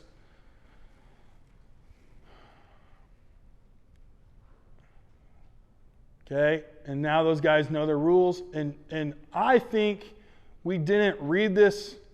If I stop it here, yes, we're good with throwing this. Okay, this window here, he put too much air on it, and we were also, this was the short side of the field, so we didn't have enough room to be working. But also too, so we're telling our quarterback, you're reading this guy. If this guy goes here, we throw here. If this guy stays on 12, we're throwing here, because the corner over here is running with my wheel. So really, we got this guy behind him. So really, he sees this safety's hips here, which is why he throws there, which we convert this, but we also had this option too, okay? It just got jumbled up over there because he kind of threw it too wide, and it was the short side of the field. But if you see here, 10's running free here too. The same thing that we were, the clip before is this kid has to know he's running with that kid, okay? But still same result. 12 made a great play. I knew 12 was good. This is like his freaking highlight reel. My God, I had to show him this presentation. Okay, so we start off in our Bronco formation. I don't know if I have a clip of this, but it's just another way to get to trips. Okay, we got empty, boom, get to trips. We're in our rules. Yep, and then same thing, same formation, but we're going to motion the receiver over into trips. Okay, get to our all verts rules. Okay, this was cowboy, our double tight situation, motion the tailback. Okay, you can run a wheel up here, you can motion them. Okay, still getting to our trips. We miss them here, but you can kind of see, okay, this safety, this is what we want. We're reading here. Okay, we motion, safety goes with 12. So right here, we're throwing to 18. Okay, we just miss them. Wide open. Pretty easy read. And you see 12 sit here and turn this into a hitch. Okay, if this guy was running with 18, obviously we like that matchup. 12 on a linebacker, we feel like we can attack that area. 12 saw that he was capped, so we turned it into a hitch. Okay, but we got everything we want. We just didn't convert it.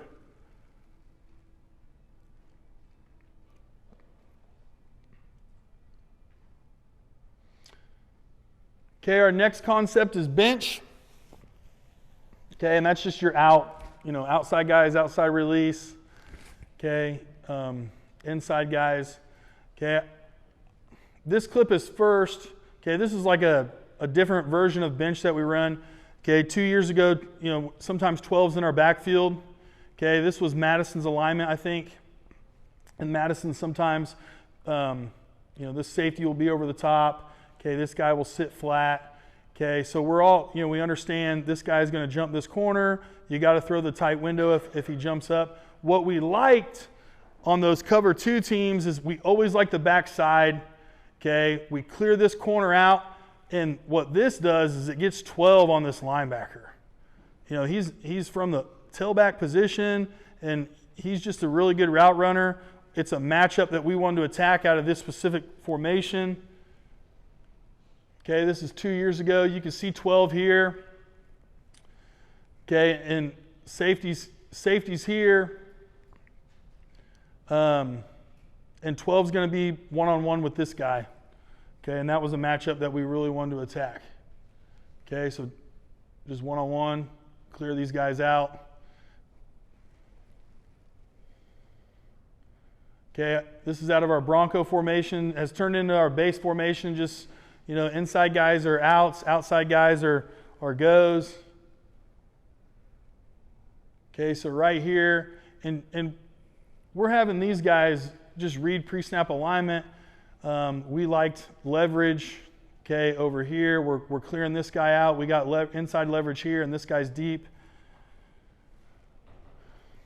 1, 2, 3, ball.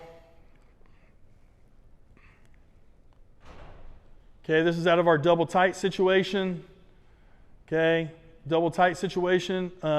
This was cowboy bench. We added a play action element, so we sold our inside zone play, inside zone, go, our bench route, and then we tagged this guy with a delay or a drag. So what we were hoping is this guy would work under this out, and then we would replace this drag, filling this guy. But what happened was this guy comes in and blows this guy up, and their sideline's like, hell yeah, great play. Well, then we knew, like, hey, that guy's going to take that bait again, and we hit the go. Okay, but, you know, it's just bench, and then we added another tag to it with the drag. Okay, so he's on the out. We see 22 sit. Okay, I think the very next play we went right back to it. 22 sits again, and then we're just hitting the vertical over the top. The safety just had too much. You know, that safety is 3 yards inside my tight end here. He just can't get out here. So really, we just gave 22 what we wanted to, and we were able to hit him on the go. Okay, this is our pistol formation, and now this is where you can start. I don't think this is the exact play I showed on the clip, but now you can start seeing where the offense is going. Okay, so this play call would be pistol left, ice, bench. So we have ice here, we have bench here. So now the quarterback can choose which side he wants to read. We like ice on the back side. Okay, if it's just bench, if it's just pistol bench, then he has the out. Okay, we can keep him in the block. We can send him on a go. But now that we've tagged ice bench, okay, we're running bench over here and ice over here.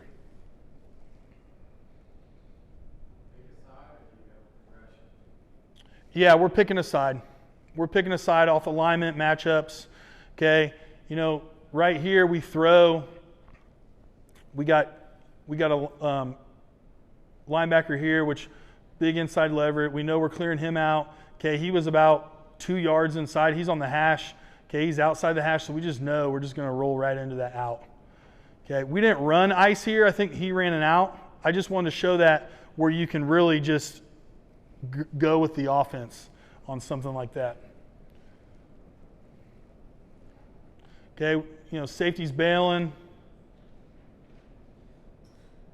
And we're just under it. Quick throw. I mean, that's why you do 5-on-5 in the summer. That's why that's just a timing 1, 2, 3 ball. Okay, and he's got to choose that pre-snap.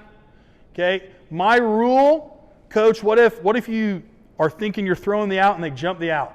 Okay, my rule is, you got all these go routes on the outside.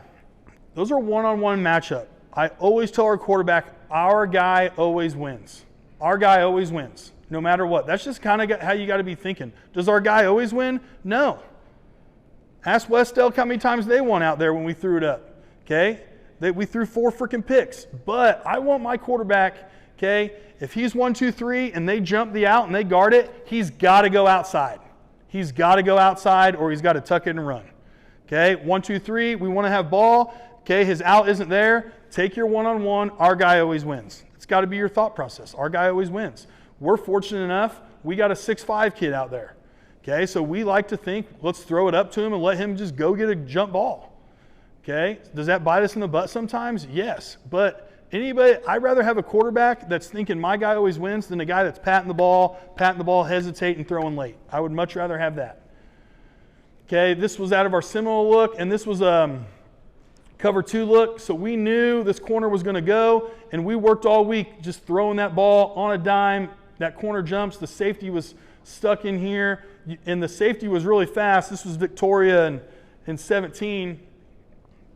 Okay, and when you know this corner, cover 2 team is going to sit flat, we instead of getting to 8, okay, we just roll right into it to just pull him up, and then we got to hit this window. and this is like a throw that you work all week in practice. Hey, we're sending him up. Okay, we give him the bait. Once you clear him, we're putting the ball in the window because the safety, see if he's in the picture. Yeah, the safety is damn near over the center. So he's got a ton of ground to cover here, and we just put the ball on a rope. Okay, as soon as we clear the corner, line drive in that window. Okay, that's, if you're playing a cover 2, okay, the bench isn't going to be there, the bench route, but your window throw, your outside shot is going to be there. But that outside throw, it can't be a lob. You got to put it on the window. Okay, last one, snag. Okay, another simple read. Gets the ball out of the quarterback's hands quick. Okay, short yardage, goal line option. This is a trips look for us. Okay, I like trips because a team is out of their base defense. Okay, a team is out of their base defense, and it can get us into whatever we want. We played Little River 2 years ago, and we got our butts whooped. But one thing that I liked about trips was Lafferty was a stud. Trips got Lafferty out of the box. Okay, well then we would motion to our run formation, and we noticed Young, who was not Lafferty, good player. Young was the guy that motioned into the box, and Lafferty stayed out. So our game plan was, let's start off in trips, let's motion to the run formation, and the guy that bumps with the motion in is Young. Now he's in the box, and he was a great defender in the box, but we thought for us, which we thought wrong, we thought for us getting Lafferty, who was the Defensive Player of the Year that year, out of the box was a positive for us. That's why I like trips, okay, is because you can try to get to things that you like. And I never used to run trips probably until about 3 years ago. I started diving into it, and I just like what we can get to in that other empty formation. So this is our snag concept, okay, and all it is swing. It's the same thing. You're just trying to clear this guy to the swing, okay, and then we run behind it. This guy's a corner. Okay, if you got a safety over the top, okay, that drives on the snag, you can throw back here if you like. Okay, pretty simple read.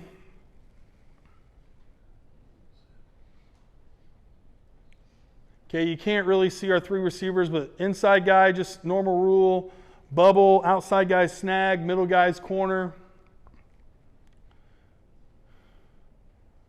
Okay, we're trying to get this linebacker to leave the box. I think Chase County gets us here.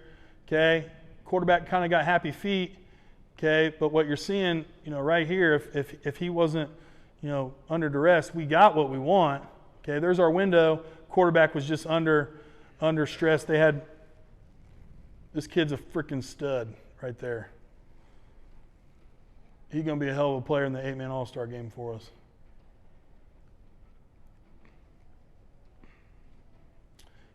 Okay, this time, with Lebo's alignment, they kind of did like this stack thing. And so we knew that this guy kind of stays flat. This guy's going to go pull the corner. We wanted to keep this guy as far inside, so we just ran snag concept. These 2 guys were on snag, and then we tagged him with like like a spot route, okay, over the center to just keep this guy. That way, if this guy ends up here, okay, this corner is outside with the swing, okay, it's opening up our window. So we kind of adjusted our snag. That's once you start adding tags. So now we've moved this guy to guard this spot as a decoy. This guy's pulling this guy. This guy's thinking I'm sitting flat, and we just get inside. Now you can see our window opening up for us. Okay, and we're just sitting in it. Okay, I think we incomplete that, but you kind of see what we're, he's just sitting in that soft spot, trying to get upfield, short yardage. Okay, same thing. West Elk right here. Okay, this guy's our bubble. This guy's probably going to guard our corner, so we're trying to pull 32 out of the box and run right behind 32. Okay, 32 goes. This guy's going with the corner. And here we come right behind 32. Okay, he's going to come right here and replace him. We're just ball. That's our snag concept. That's all I got. Thanks for having me.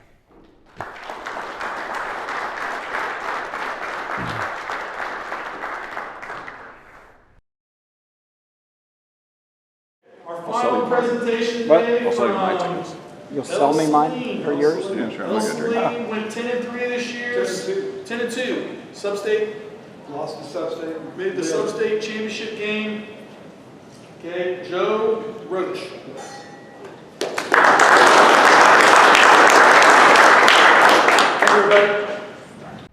I'm going to make this kind of quick because I know the bars are warming up. But anyway, my name is Joe Roche. I've been teaching and coaching at El Saline since 1997. Currently, I am a full-time core curriculum social studies teacher, head football coach, head baseball coach. We just played 6 games this week. So if you know anything about pitch count management, you know where my brain is right now. I'm also the athletic director and assistant principal, and sometimes maintenance director, and sometimes a snow shoveler. So you're probably in that same boat. It's really cool to be here. It's an honor for me. This is a culmination of many, many years and a lot of people, well, basically me listening to a lot of good people and hopefully remembering a few things along the way. If you don't know where El Saline is pretty close to the border of Ellsworth and Saline County, thus the name. It's 15 miles west of Salina. That's where I live. So it's a 22-minute drive, basically, give or take a traffic light. It's a cup of coffee in the morning. It's a cool down in the evening, which we all need, and I'm very, very grateful for that. So, yeah, this is last year's team. This year we had a roster of 30, which was the biggest in years at El Saline. Next year, I don't know, we might have a roster of 40. And I don't know how much longer we're going to be an 8-man, and that really kind of makes me angry because I love it. And I've learned a lot, man. 11-man is really, really fun. But when you come to an 11-man conference, there's 2 through 6A. And there's not this camaraderie. And I really dig this, and hopefully it will carry on for a while, or at least from me. So a little bit about myself. I'm not going to go through all of this. I was born and raised in Salina, Kansas, son of 2 teachers. So being in education is kind of in my blood. When I was 7, I discovered football. I discovered sports in general, but particularly football. I don't know why. Well, I do know why. Me and my dad sat down and we watched the Oklahoma-Nebraska game when I was 7. So that was in 78. And Thomas Lott was the quarterback for Oklahoma. And he was this chubby guy. And I'm thinking, man, this guy, he's going to get killed. And all of a sudden he started running this stuff right here. Nobody, he had an answer for everything. And that caught my attention. I thought that was really cool. That was back when Barry Switzer, we were running the wishbone and all that kind of stuff. And then Thomas Lott left and I was all ticked. And then they got J.C. Watts. J.C. Watts had Billy Sims at quarterback. So you get this Lydell Carr guy going right here, and boom, boom, boom, and this guy, phew, he's gone. And I thought, man, this is it. We win the Orange Bowl. We beat Florida State in the Orange Bowl. Boom, boom, boom. And then we get Troy Aikman. And I'm saying we because I used to love him back then. Now I don't really care. Now I just follow football in general nowadays. Actually, I'm doing this stuff too much where you don't have time to watch a lot of college football. But then they got Troy Aikman. He wasn't very good at it, so they stuck him in the eye, and he ends up breaking his leg. And this little dude took over from California named Jamel Holloway. And he diced everybody up with this wishbone game. They ended up winning the national championship. And Brian Bosworth was their linebacker back then, those days. So heyday for Oklahoma football, at least back then in the option days. But great time for me. Good and bad because, 2 years later, after 7, 2 years plus 2, Dad passes away. And that right there started my whole journey. That was the event that formed my life. Because, you know, when your father dies when you're young, you're always looking for that father figure. So I would latch on to a coach, latch on to another coach, latch on to this coach. And I can't tell you how thankful I am. I'd probably be in jail or dead, you know, if it wasn't for those coaches motivating me, you know, welcoming me. And, you know, sports, for a kid like me with massive anger issues, football was my outlet. It was my sanctuary, definitely. And the baseball field. I played a little basketball, kind of stopped through high school to run track. But, you know, thankfully, you know, I chose this direction because it's brought me to where I am today, which is pretty freaking cool in my book. So, you know, I graduated from Salina South. Our fullback was Brent Venables. And our tailback behind him ran like a legit 4.3 40s this big, and he was one of the state's best high hurdlers. So we had athletes. My job was to distribute. Basically, here, and coach let me do that every now and then. Get out of the way type of thing. But we had creatures all over the place. So that was my deal, and I went to K-State, learned how to party, learned how to drink beer, get kicked out of school, and then I went to Kansas Wesleyan. And it's, you know, a hometown school, which I never thought I'd go to. You know, when I was in high school, that was not the place for me. But when I came back, one of my best friends got enrolled there, and I'm thinking, okay, I'll give it a try. And then he goes out for football, and they only have a roster of 35 back then. Now it's 165. But back then, you know, I would go to a practice, and man, he's having fun. And in high school, really, football wasn't all that much fun. It was a good outlet, and it was a safe place for me because sports have always been a good place for me simply because, you know, it doesn't matter who you are, but can you play? And if you can play, then you can play. And that gave me peace of mind. Anyway, I go to Kansas Wesleyan. I play a little bit. Started out as a running back, and I couldn't read the zone scheme, so I got moved to corner. I'm a special teams demon, and then our backup quarterback just disappeared one day, never showed up for practice ever again. So then I moved into backup quarterback. So I did a little bit of everything, probably because I wasn't very good at one particular thing, but yeah. And then I just got on coaching. You know, I got a neck injury in college, so it made me, you know, I just left football. Then I got on with an old high school, my old high school, or junior high at least, Sacred Heart Junior High, and then I moved up to Sacred Heart High School with Fritz and Tony Cannicari. And then I got on at El Saline. I've been there ever since. Chris Barkley was our first coach. Terry King was our second coach, and then I took over 4 years ago. We were 11-man, and so, you know, I just tried to keep everything the same, pretty much, because we had established everything, our offense.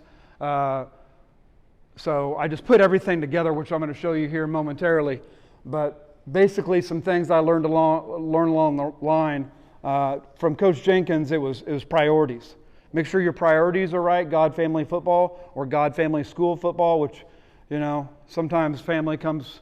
I don't know. You know, it's all about getting your priorities right and make sure you have balance. Because once you go too much football, then other parts of your life suffer. Or once you go too much this, other parts of your life suffer. So that really taught me a lot. And then Coach Majeski, he was our defensive coordinator. He definitely taught me the Tampa 2 4-3 defense. But he taught me that I could get yelled at in a way that, you know, it'd break the normal guy down. You know, the guy who doesn't play football and never been coached. The way Coach Majeski would yell at you. You know, I walked through his drill one time, getting on my way to a drink, early season practice, sweating. And I walked through his drill mistakenly, and man, he was in my ear all the way to the water. I'm getting a drink, and he's still in my ear. So, you know, you learn to do things right. At Sacred Heart, man, I learned that I got to know my stuff if I'm going to teach it. And so I had to study, and I studied hard. And I was the offensive line coach, never done that. I was a quarterback, DB or whatnot. So I never had to do that. So I had to learn all that stuff, which is good because it made me learn the game from the inside out. And I had to teach it, and so it was really good for my, at least for my coaching career. With Chris Barkley, he was a military guy. He wasn't from the military, but man, everything was down to the second. Boom, boom, boom, boom, boom. We're going to do this, we're going to do this, we're going to do this, and we're going to run inside-outside veer. We're going to go 45, 45, or we're going to go three-step, 1, 2, 3, shuffle, boom. We did that relentlessly, and I love the option. But I don't know if I would want to totally go exclusively to it because I like to spread the wealth. I want you to defend horizontally and vertically. And I don't know if the option really does that if you don't have the athletes, the crazy tracks people. But I still love it. I'm going to teach you a little bit about it today. But that's just from my years there. From Terry King. He was so old school. If you don't know Terry King, he talks like this right here. So he'd say, "Hey, Roche," all that kind of stuff. He would wear his sunglasses and then his readers in front of his sunglasses with a goofy hat on, goofy everything. But man, was he old school. His dad served in World War II. He was a child of the Great Depression, so he was tough as nails. And I really, really needed to be. I need to be coached that way. And he was very honest with me. He knew that I had, I loved it and I had a passion for it, and I was going to be an educator for life. So he gave me some really, really good ideas. I love the if this, then that type of coaching, kind of play calling. It's a wing T thing. So if you've never read the Delaware Wing T book, I suggest it for all coaches. Simply because it's so much X's and O's, but then in chapter 5 it breaks down that if you're gonna get into a wing T and you're gonna run this, and this guy, this backside is making this tackle, then you need to run the counter. Or if the play side is making the tackle, then you need to run pop pass or something like that. There's always an if this, then that type of concept, which I try to live by, but it's really hard when I get caught up in the emotion of the game, probably like I'm doing right now. But it's Terry King in a nutshell. At the beginning of the season, kids are walking bruises. But by the end, they're carved out of wood. And he lived by that, so that was his way of saying, hey, we need to stay with it, be patient, and all those things. So a lot of old school is good for me. I'll tell you that right now. So El Saline offense since 1997. I'm a history teacher. This is the origin story. This is my history lesson of the day. Split back veer for 3 years when I first got there, and that was military. Dun, dun, dun, dun. We're going to do this right here. Terry King gets there. He was late for practice 1. Late. And he got there, and me and Chris Stuckey were there, his assistants, and he was like, hey, what do you want to do at practice today? And we're like, what? We just came from Chris Barkley, military dictator. Now we're going to this guy who ended up being awesome. And we put in all of this stuff with no playbook. He would draw it on the board. We would see it. We would talk about it. We would go out and rep it, and then we'd play it during the game. No handwritten anything. Everything was verbal. So in the end, we did all of this stuff. We tried a little bit of it. Like the flex bone, Hutch Trinity killed us with it. The wishbone, at least the belly game part of it, when you fake here, and then you give to that second back through with the lead blocker right there. If you ever played Smith Center, man, they're tough. In six games versus Smith Center, I saw 2 plays other than wishbone, tight end right, split end left. 2 plays in 6 years. They just kept running it and running it. But that kind of offense, you think it'd be, easy to deal with. Physically it's not, because Smith Center's tough. But really that offense, like Coach was saying, it's a right and left. It's a totally different offense on the tight end side than it is on the split end side. Even though they're running the same thing. It's just, Smith Center was just hard to deal with. But then when you get good quarterbacks, when Tate Omley comes to El Saline, who turns into a national champion wrestler, and then you get Louis Arceo, who can run like the wind and throw left-handed, Then you get Nick Davenport, who was another national championship wrestler, and they can all sling it. Man, you go to a spread. You go to a spread. And that's what we've been with ever since until last year, this year, we ran both the spread and the eye, simply because we were struggling. I felt we were struggling in short yardage situations out of the spread. And it probably would have been easier in those situations if we would have had stronger, better offensive linemen, but we didn't at the time. We kind of do now, though. But anyway, that's where we come from. So in the end, I put all this stuff together, and this is our playbook. So let me open this puppy up. I'm going to show you a little bit of it. It's 127 pages. So this is the history of it, and it ends up being a dumping ground. So any kind of counter play would go into the counter section. Any kind of dive option play would go into the dumping ground, the dive option plays, speed option plays, jet sweep plays, pass plays, whatever. And it gives you a little bit of everything. But here's like a section, inside and outside zone play variations, and I give them all, boom, boom, boom. And I kind of give one section at a time to kids. Even though this is 11-man stuff, we transitioned 2 years ago to 8-man, and I didn't change a thing except for taking 3 kids off the field. I'm not smart enough to come up with my own, genius offense, so I just kept the vocab, kept everything the same. Now, instead of an inside trap, we're just kicking out your end with the backside guard. So all the plays that you guys run. The cool, nerdy thing about it, and I don't know how I get through here really quick, but you got to see this. This is my nerdiness in a nutshell.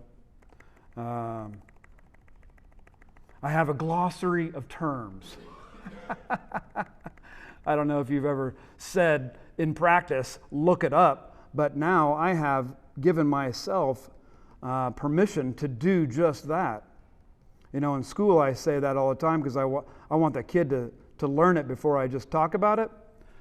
So I put all of our terms that we'd ever use in any kind of defense, offensive play call in this glossary of terms. Good idea, bad idea, I'm not sure, but at least I have it, they have it, and I can always say, hey, look it up. What's an arc block? Well, look it up. No, I'm just kidding, but we talk about it. Let me get back on it. So that was our playbook.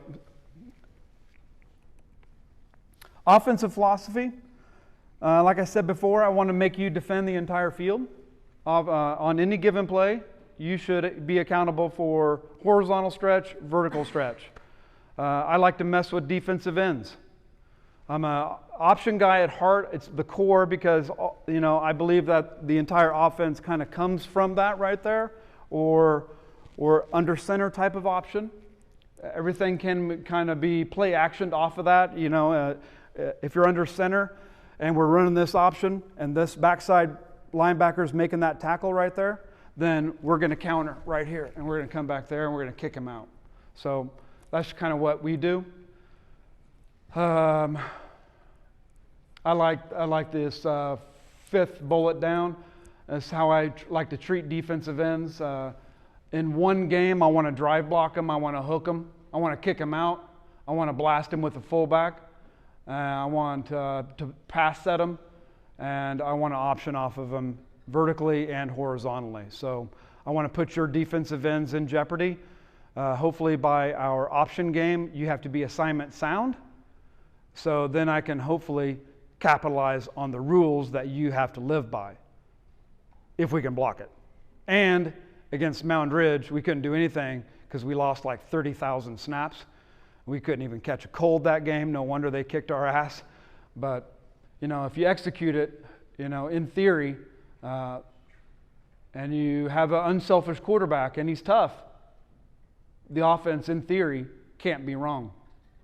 But, yeah, that's our kind of what we think about when we talk about offense.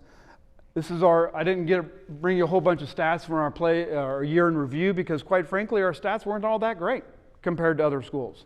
We didn't have a 1,000-yard passer. We didn't have a 1,000-yard rusher. They were close, but they weren't there. But what we did was we spread the wealth. I think how many guys scored?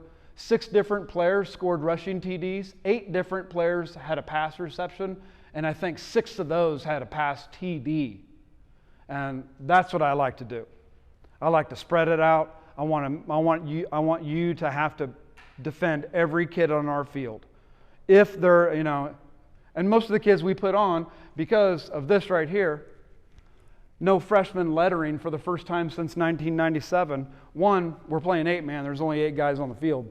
So those freshmen who had to play for us, when we were 11-man playing Smith Center, and we go to Smith Center and we have 18 kids, those freshmen are playing, and they got a lot of experience. Those same freshmen, when I took over, are now seniors, or this year, something like that. So we've been together for a while. It helps when I know their parents, and I probably had their parents in class if they went to El Saline. That certainly helps. But one thing that I think the best thing that I did this year, and I heard some other guys talk about it today, and it's good validation for me as a person and a coach, is that it takes a village to run a good football program. And you have to find good people. I have the same coaching staff that we've been around for together 10 years now. 10 years. The offensive coordinator is a former student of mine. He was a total nerd in high school and an average football player, but he was tough as nails and he loved it. And so he's a quiet guy. He's an analytical thinker, so I put him up in the booth. John Ludus, who I went to high school with, big dude, he runs our defense, and I just kind of gave it to him. I oversee it, and we kind of come up with a game plan, but it's his during the game. And then Cody Kame, our young guy, he's also a former player, and he's our energy guy. He's the guy that straps it on still, actually puts on pads and smashes into kids, and they love it, and they talk a bunch of crap, and there's great energy. But we got a good nucleus, and I probably did my best coaching job was to simply get out of their way. And during games, Brandon Toll up in the booth, who's our OC, he'll ask me, Coach, do you want to run or pass? And I was like, well, let's run it. And give us your best run, Brandon. Give us your best run to the left. I don't know, I'm just throwing that out there. But those are the kind of things I would say. And he would say, okay, Coach, boom, here's our play. We dial in the formation. Everything we do is in the huddle. We're probably not smart enough to run the no-huddle system, but I like to control the ball, control the clock, those kinds of things. We can always speed up the system a little bit so we can get some more plays in, but El Saline football. Installing offense. I want to run it all. And I want to run it all right now. It'd be really cool. So how do you do that? Well, at the beginning of the year, last year or this year, I decided instead of do it by formations or do it by play, I grouped them into blocking schemes. And this idea was really to help out the offensive linemen who weren't as particularly football savvy as our other kids. They're smart kids, man. They're 4.0 students. But in the football field, they don't watch as much football as other kids do, or play enough Madden as other kids do, or just talk football, or whatever. They lacked a little savviness, led by our center, Victor Ruiz Torres. He smart kid, man. He's an A student. But when it comes to putting things into groups in his head for football, he struggled. So this is my idea for him. So on day one we go down block. And this is all the plays that we're going to run down block, both in the shotgun and under center. And I don't really see much variation between inside zone and down block on an option right. If we're going to down block on an option right, our base block rule is inside, on, over, chase a linebacker. And I don't really see much difference between if I have a sidecar, I'm in a shotgun, I got a sidecar to my right, and I'm going to go inside zone left. There's not much different. I'm still reading that same end.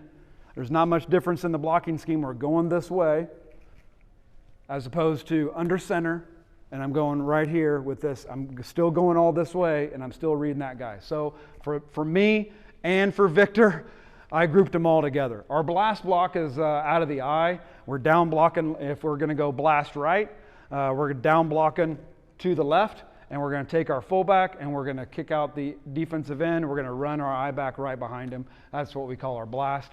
Our wedge is what we learned from Smith Center. We're going to go double tight if that, or whatever. Say we're double tight.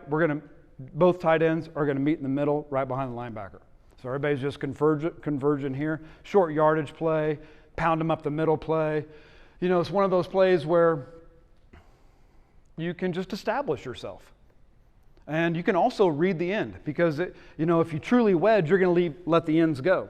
Well, then, if you're out of the shotgun, it takes time, the shotgun snap for one, and then, a little bit of mesh point. And by the time, those defensive ends, if they're quick enough and they can judge a snap count quick enough, they could stop that guy for, a minimal gain.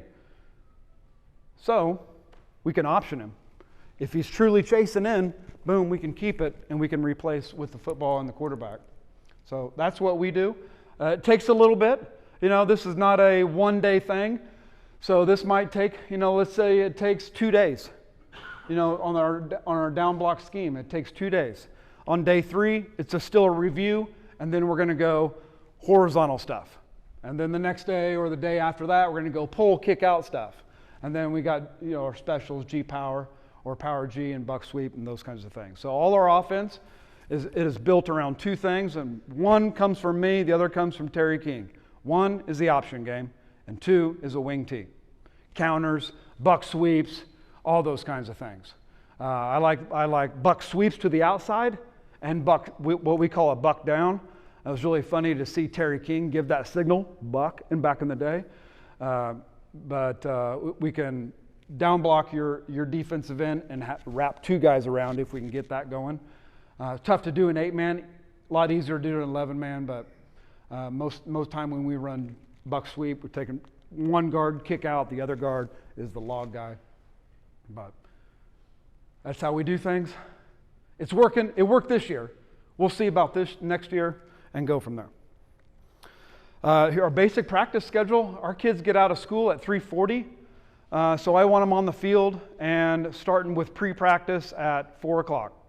And by that time, Cody came, our young kid, he's already, over at practice, so he kind of deals with the pre-practice. I'm taping and doing all that stuff. Our other 2 guys are getting off work, and they're getting there about 4:30. We go team stretch, team warm-up. We'll do different things during pre-practice just to give the quarterbacks and receivers something to work on.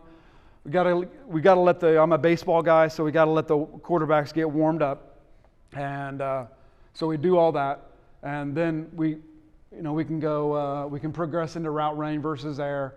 If we go one-on-one, I like to, since we sometimes run choice patterns, I like to give the receiver 2 options. So you can either go, how about a 9 and a 5? I'll just yell it out. You got a 9 or a 5. So you can run the go or you can run the stop. And the quarterback just has to read it. Boom. And he's going to get a pre-snap read basically. So it's good, it's good tutor time because you're actually going to do that on the field. I like that. If it's done right, I like it. And then we can even put some, linebackers and do some half line or half side combo route kind of things because we like the combo routes. And then, we try to hit every day. It's not full speed, but we like to rub on each other, and that is what football is. One of our things in our previous slide, our main goal of every game is to out-hit and out-block you. That doesn't always happen, as you know, but that is definitely our main goal. And I don't think I don't have any times on it, but we're done at 6 o'clock. Hard stop 6 o'clock unless we have to do one more for pride, and you know how that goes. Pride is sometimes a long-lasting thing, so one more for pride might be 10 more for pride, just the way it is. like Lou Holtz said, you're going to get 2 hours of good practice, even if it takes you 3. So I don't think it takes us 3, but it might take us 2 hours and 15 minutes. I also like the sled. I like to do that a lot. It teaches, to me, it's kind of like the military marching in boot camp.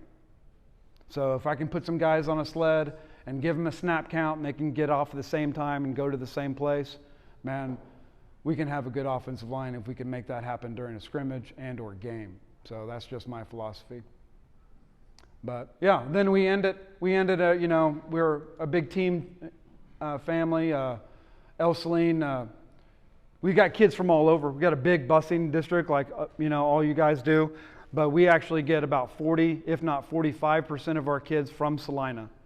So it's hard to, we're on an island out there in Brookville, but it's hard to get kids to come together. So any ways you can get kids together and, telling each other good job, man, we heard a lot of good things about family building and culture building, and I don't do all those things, but I try to do a little bit of it, and the debrief and telling everybody good job from seniors through freshmen, that's good stuff. And my son loves it, so if he's happy, I'm happy, because that means my wife is happy, and happy wife, happy life type thing. Guys ready for some film? Okay. This is our, we're going to go dive option inside zone, outside zone. I mixed in a little bit of power G in the outside zone, but we'll get to that here in a sec. So I like the dive option for various reasons. I don't want to be an exclusive dive option team, just because I got to have you guys, busier than that, scouting us and things like that. Plus, I like to spread the wealth, I've already said before. But if you do choose to run it, it's easy to block. It's easy to teach the blocking scheme inside, on, over, chase a linebacker or safety, because it creates great angles. You don't have to be as big as the other team, and you can still run it as long as you're together. Makes the defense have to be extremely assignment sound. Somebody's got to be accountable for the dive. Somebody's got to be accountable for the quarterback and the pitch man. And if the quarterback can see it, there's some big plays in there. So we like it. Now the drawback of it is that if you want to be good at it now, then you got to practice it. It's reps, reps, reps, reps. And those quarterbacks, it's a quick read, especially under center. It's a really quick read. And, as I'm going to show you good plays and bad plays, because there is a risk-reward factor to it. But, the mesh can be a little dicey. And as everybody knows, the pitch is as well. Good thing we only pitched twice this entire year. One, because we had a killer fullback who was a 200-pound, very passionate steer wrestler, and he was fast enough to be, you could probably catch him in a breakaway, but he's going to make you pay for it and along the way. So that was one reason. And then the other reason is that you guys took away the pitch man. So our quarterback just turned it up, which is okay with me too. So our rule, I'm a quarterback coach, so if you're going to coach the option, a dive option, you always look to give. And if you can't give, only if you can't give, then you keep. And you're keeping it. And then only if you can't keep, then you pitch it, if he's available. And those are our hard rules to live by. Always look to give. Always, if you can't give, you keep. If you can't keep it, you pitch it. And if you live by them and you read it, they're good plays. Base block rule, inside, on, over, run to cut off. Basic stuff. Here we go. So I don't know if you can see the heading. Can you see the heading up there? Yeah, you can. Average. Yeah. I call this average. It was a good gain. This was one of the few snaps we actually got against Mound Ridge, our first game. That was a crazy game. We got this great, awesome scoreboard like Axtell does. It is awesome. Community put into it. They bought in. It's our first game. New lights from FEMA because we had this windstorm that blew down our lights. So we got these LEDs. We got all kinds of people here. And after the game, one of the kids' mom sent me a video text. And it was of her son, who was Marshall Johnson, our All-State quarterback, and Joe Heischel was playing in the All-Star game. They were coming out before the game. You know, they got the fog machine going. They got kick-ass music going. These two trip over each other, and we had to put that in slow motion at banquet. But if I would have known that, you know, being a history guy, I would have said that's kind of a bad omen. But here's a little bit of an option here. Not much of a read. Can I manipulate this thing? No? How do I replay here? I can't. No, I went from huddle to this. Looks like it just replayed it. Okay. And I can't manipulate it. I like, you know, I'm a coach like you, so I like to see where his footwork is. If I'm coaching a quarterback on the dive option, I'm coaching him 45 step right here. I'm going to collect it, seat it. I'm going to put it over my toe right here on a 45-degree angle-ish. And then once the mesh gets there, I'm going to go 45 here. If I don't take this step into the line of scrimmage, sometimes it's going to make, as you're going to see, it's going to make that quarterback bow out. I want that quarterback right down that line of scrimmage. And if that defensive end comes, you are replacing the defensive end. If you bow out, man, it just allows the defense. You're going to see Little River is just going to pummel our quarterback here shortly. But bad things happen. I call this average simply because there was no footwork. I think he made a pre-snap read, and he just gave it to a steer wrestling fullback who's pissed off all the time, which is not such a bad choice. So this is our first keep of the year. This is against Little River. We didn't score, but it shows me we're going to go left here. If we run it to the weak side, we're going to go midline, simply because if you go outside, if you go 45 out here, you're way out there, and we don't want that. So if we go weak side, then I have to drop step midline right here, and then I make my decision. So he makes his decision to not give it to the fullback and try to score. I think it was a 2-point conversion, but I didn't know he had this toughness. So he dives right in there. He misses it. Good deed, Little River. But it showed me that, hey, man, this kid might have some moxie. So he doesn't play defense. So we're on the sideline. We're talking. It's 3rd and down. Little River game. And these are things you should, if you're going to run the option, coach your kid to not guess. Just see the read. Play it out. Whatever you do, don't bubble. And if you bubble out, then just, for God's sakes, keep your pads down. Because Little River's coming from the inside out, and they are going to pummel you. Boom. So the next play, I'm a genius coach. So it's 4th down. I think they gave him a yard maybe. So the next play was 4th down, so he put him in a shotgun, and we basically ran a quarterback sneak. And thinking we were just going to wedge and get a yard. So he collects the snap, and he takes a step forward, ball hops up right here, and it goes into a Little River linebacker. Good momentum swing in their favor, definitely. But hey, you got to be ready. And as a coach, if you're going to run it, you got to be patient a little bit. This is a good keep read with no pitch man, so we're going to run. This is our turbo set. We're going to run it. Oh, shit. We're going to run this to the right. Good little keep read. We're going to option this guy right there, I think. We always we call him the E-Mall. He's the end man on the line of scrimmage. And so if he dives down, we want him to move. We want him to have to move a gap and a half. A gap is not good enough, especially if the quarterback if the quarterback sees numbers. If he sees numbers, I want him to give, because our fullback's 210 pounds who's pissed, and the arm tackle is not going to do it. He's going to fall forward on that. I want that defensive end to have to move a gap and a half and be square before I keep it.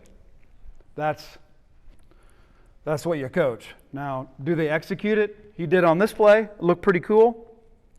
Nice little play. He's not a fast kid. So you don't need a game breaker as far as speed goes to do this job. He has to be calm, generous, patient, and he can't have, at least on the option, don't have a pre-snap read. Just play it out.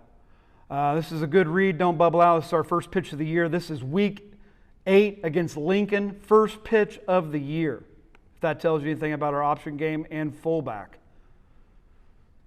We're going to go towards us here. I would give you some end zone footage if El Saline would pay for an end zone camera. But it's in the same budget as our lack of spending on our grass, on our field, if you see that. But we got a nice scoreboard. So that's a little pitch there. This is option 5, good footwork, good read. Options are great, man, when they're run well. You can't be wrong. You can't be totally wrong. We're going to option this big kid from Quinter right here, who was a monster. Boom. He doesn't come down hard enough, so we just keep giving it to Ryder. We did that quite a few times that night. And he had great, you could see his little cut. Not many dive option fullbacks make this little cut, but Ryder was slow enough to know that he had to have good vision. That's a sweet little play. This is Wichita County. It's a great view. This is their all-state defensive end. I can't remember his name, but great guy, great kid, and a hell of a good football player. We're going to option him. He goes down too far. Marshall takes it for a nice little gain. There's the step down. Boom. That's our dive option game. Next is inside zone. I love the inside zone. We used to double team it in 11-man. Now it's all single block. And we're always blocking to the play call. And you latch onto a guy and drive him like you're on train tracks, and drive him at a 45-degree angle and just let the running back do his thing and find some room. If you can find a running back like Ryder who is patient and with good vision, you can teach him how to, bang it up there. You can teach him to bend it back, and hopefully Ryder doesn't do it much, but you can actually teach him to bounce it, depending on. We're going to read it. We only kept it a couple times on the inside zone because we blocked it so well. We didn't need to, and plus the defensive ends that we came into contact with just stayed home. So our quarterback made good decisions by just simply giving the ball. And we like this play. It's simple to block. It takes a little bit more patience to teach the running back the vision of it and to be patient, because you can't just slam it in there. If you slam it in there, something's going to open up, and you won't give her enough time to read it. But if you can find a kid who's patient and tough and slithery, it's a good, nice little play. This is our first keep of the year. This is week 5 or 6. And when you do keep it on the inside zone because of the chaser defensive end, it's going to be a significant gain, even with Marshall Johnson running a 7.240. Sweet little play. You don't see that hard chaser. I don't think we saw it for the remainder of that game either. But he was definitely chasing it. Look at that. Boom. Doesn't even know where the ball is. And he did a good job for the remainder of the game because we didn't run the keep the remainder of the game. This is inside zone. Good keep read. I think this is against Meade in a playoff game. We're going to go inside zone left, and he ends up keeping it to the right. Boom. Keep it. Don't fumble, Marshall. Thank you. I'm always saying that to him. But that was our inside zone game. We only kept it a handful of times, 2 or 3 times all year. So always be on the lookout for it. Always be on the lookout for that chaser. Once he chases, replace him with the ball, and it's going to be a significant game. Last group of plays is the outside zone. We like the outside zone because, it allows our fast linemen just to get out parallel to the line of scrimmage and run and try to hook all your defenders. And if we can get outside of that, then, as you know, we're going to have some significant gains. We can, sometimes we option the backside end, and sometimes it's the play side end. You're going to see a lot of the play side end because we don't see other teams running it against us very much. So it might be a play if you could take something away. If you never run this play, we call it this is outside zone, and we're really, really smart at El Saline. So when we come up with our names, we go team name to the right, team mascot to the left. So outside zone, Ohio State to the right, Buckeyes to the left. And yeah, anyway. The drawbacks are that if you get a screamer defensive end and you're slow with that mesh, he's going to tackle the ball. So sometimes that's bad.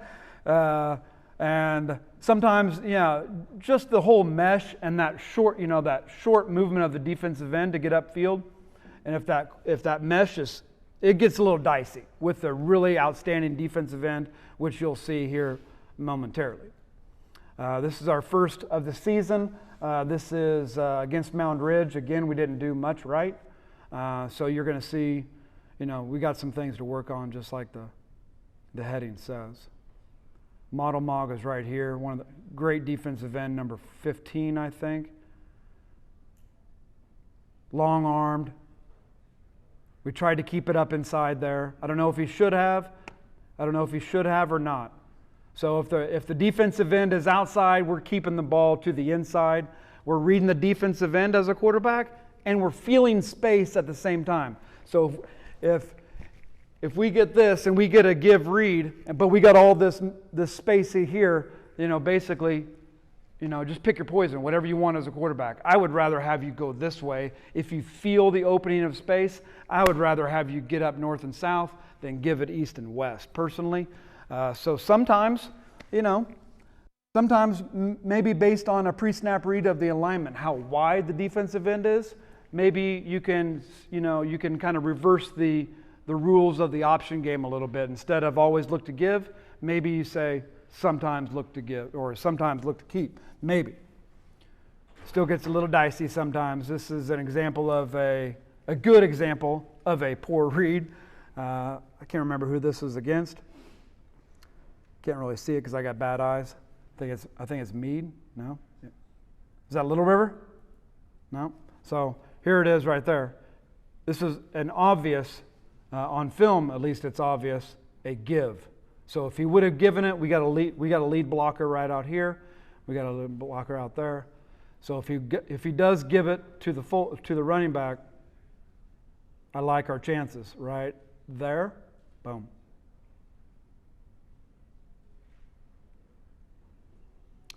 Little River game, too many shuffles. And I like, if we're going to go horizontal, we got to shuffle a little bit just to give the mesh time to develop. I would suggest your coach a good coaching point if you're going to do this play. Make sure the quarterback makes the decision here in the mesh, not here. For some reason, it draws. If you let it get over your right foot, if you're going to go outside zone right, let it get over your right foot as a quarterback because it'll draw that defensive end in, and then you can pull it and you can go. Now, if you get way out here, then that whole mesh is going to be all wonky, and the mesh might actually be on his rib cage. Obviously, we don't want that. So, too many shuffles for Marshall right here. I think he's probably got 3 good shuffles. It brings it just too close to the defensive end. He's just not going to allow it.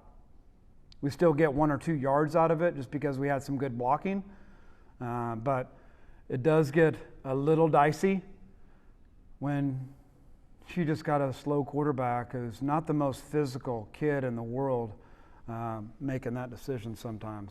Good coaching, by the way. Nope. That's what I'm going to experiment more this year, the arc. We usually go inside release. If you went arc, then it might have been tagged. It would have been very unusual for us to arc it this year.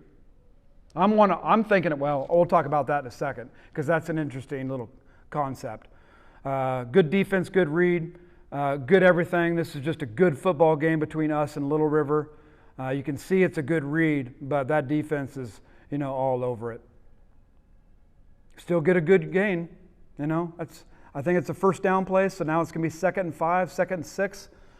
Still a good gain. I like that play for just that reason. It stretches you. It makes that defensive end worry about multiple things. He's definitely in jeopardy.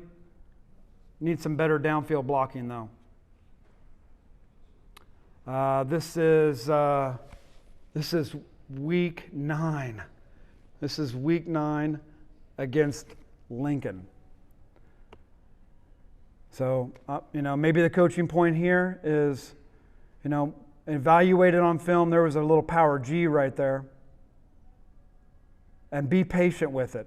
Stay with it. Don't, like Terry King would have said, oh, we got to shit can that play, Roche. I don't think he should that quick.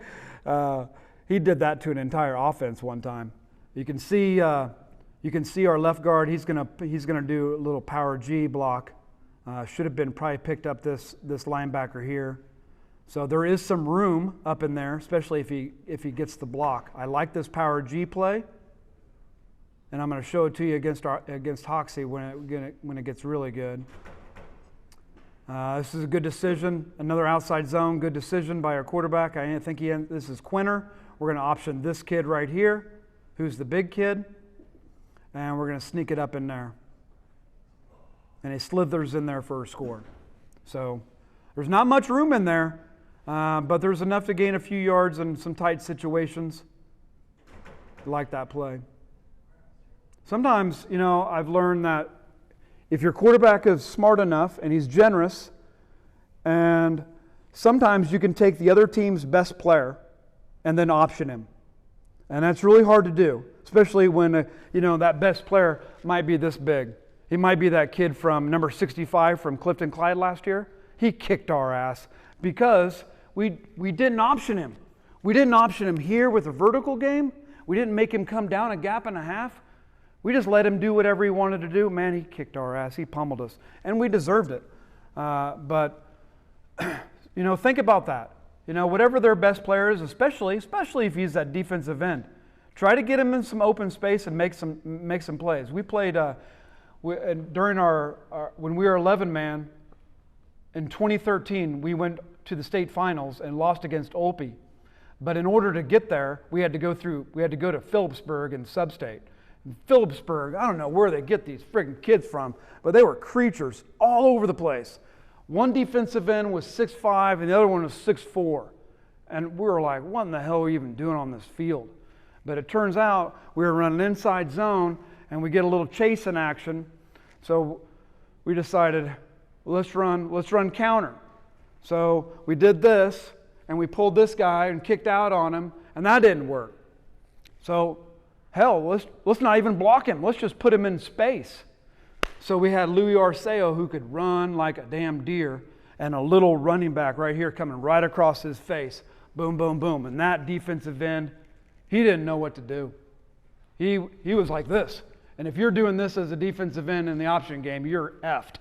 Because somebody is reading you very, very well. And we had a really tough little running back going around there and a tough little quarterback running up inside. I'm telling you, I like this play, especially if you power G it. Not especially, but if you do, it's just another wrinkle that is really tough on a defense. This is motion. This is a good play. So we like to motion. We like to jet sweep. I think jet sweep is great. Even if we run a jet sweep all the way to the sideline and only get 2 yards, I think it's a great play. I used to not. But what I've decided is that it takes so much effort from the defense to get there and to run so far inside out pursuit that you have to be assignment sound. So now we're going to try to do something like this. We're going to read it and then go. That's a sweet little play. This is our jet sweep, which we would call Jaguars. To the right would be Jacksonville. But I like that play. We had to tell Joe Heischel to slow down so he could actually read the end. So he slow, boom. I like that play. All righty.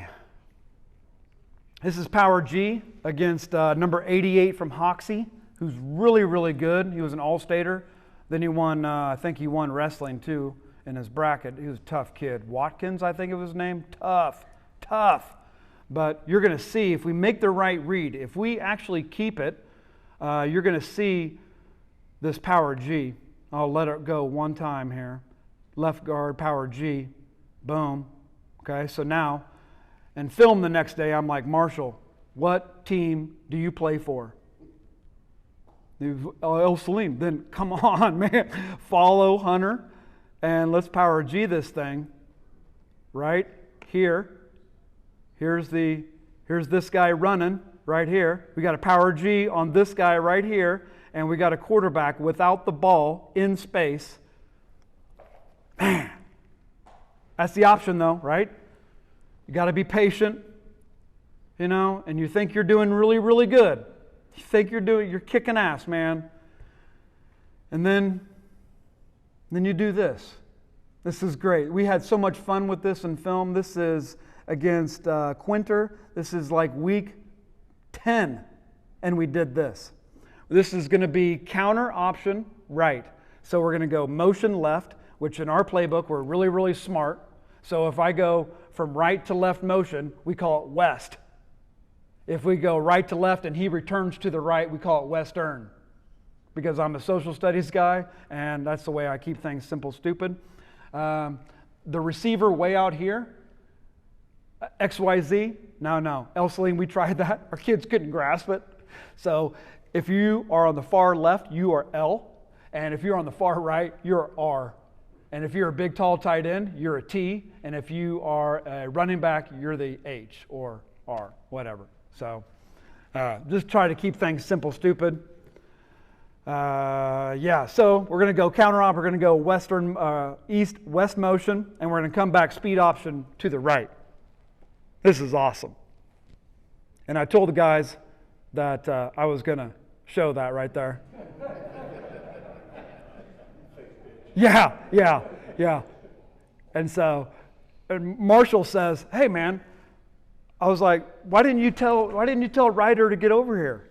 Come to the other side. We got to go speed option right. Oh, I thought this was a new wrinkle he was going to throw in there. And after the play, you can see Marshall's hands or Ryder's hands totally my fault. Again, playoff game. No pitch, man. You're going to pitch it anyway. Kids are kids. We got to be patient. Coach them up. Try to be positive even in situations like this. So things I'm going to experiment with next year is an arc release on various plays. I saw a couple of video films on a couple teams that arc released their speed option. I think that's a really cool idea. I like wide splits, not Wichita County 4 feet wide, but I like 2 to 2.5 feet in between everybody. I want our offensive linemen to have some space, and I want your guys who are hopefully staring into our backfield to see all this stuff right here. And so hopefully they'll do this, and by the time you guys know where the ball is, which is not going to realistic, it's already gone. But I'm going to experiment with arc release on the speed option and arc release on an inside or an outside zone to it. So if I have a tight end right, I'm going to go outside zone right. I'm going to leave this guy undone, the defensive end undone. I'm going to arc release him. So hopefully the way you guys coach them, which is awesome, get your hands on him, go out here. Well, hopefully that'll give me some space to operate as a quarterback right in there. That's what I'm thinking. And then we can run Power G. So we take that backside guard, wrap him around, do that same action. He's still getting arced. Now I have this space in here. I don't know if it's going to work or not, but we're going to run it at a KW camp. We're going to run it in preseason. I don't know if I believe in the whole jamboree thing. If somebody can make me believe in it, then I might get involved in one. To me, one year we had so many damn injuries. Why would I want to give them another opportunity to get injured? I don't know, but that's just me. I want an RPO. I want a simple RPO, especially the one where you run tight end stick. I don't know when to run it though. I don't know how to coach it, but I'm gonna study it. I'm gonna learn it. I'm gonna try to RPO some of you guys. Hopefully you hate me, but we're gonna do it anyway. And you know, if we started today, if we started a game right now today, our quarterback at Saline would be 6'5", 215 pounds. He'd be our tight end. He was our JV quarterback. A really, really good thrower. He can see over the line, but he's an amazing tight end. He's 6'5", 215 pounds, and he likes it. So he's great to have as a blocker, great to have as a receiver. So hopefully, if the game would slow down for my own son, who can sling it, he could get some time in. If the game is still fast like it was this past year, he's going to be a tight end or something like that. We also have this other kid who can, I'm thinking about little wildcat game and making him throw with his left and those kinds of things. But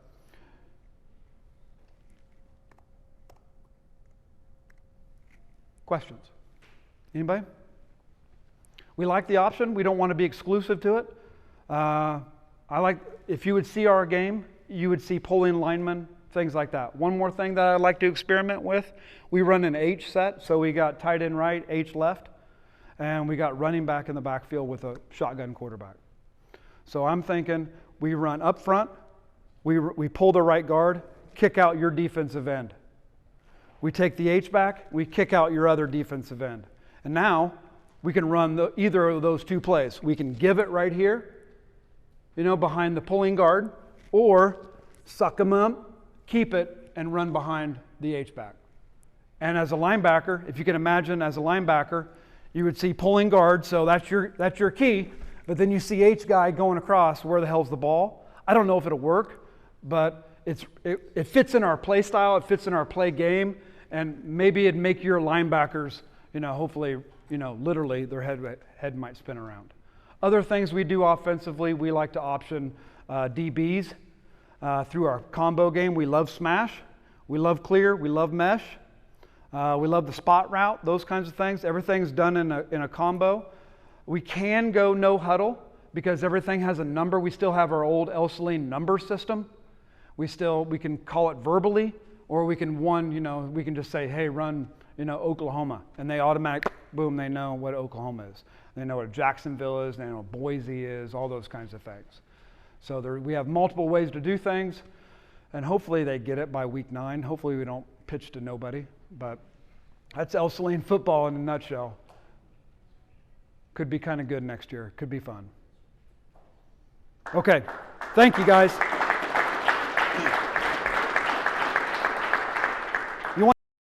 Talk ball, exchange film, I'm in it to win it, so thank you everybody, thank you again. Let's go drink some beer.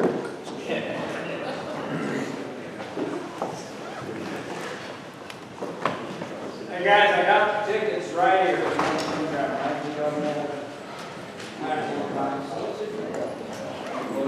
And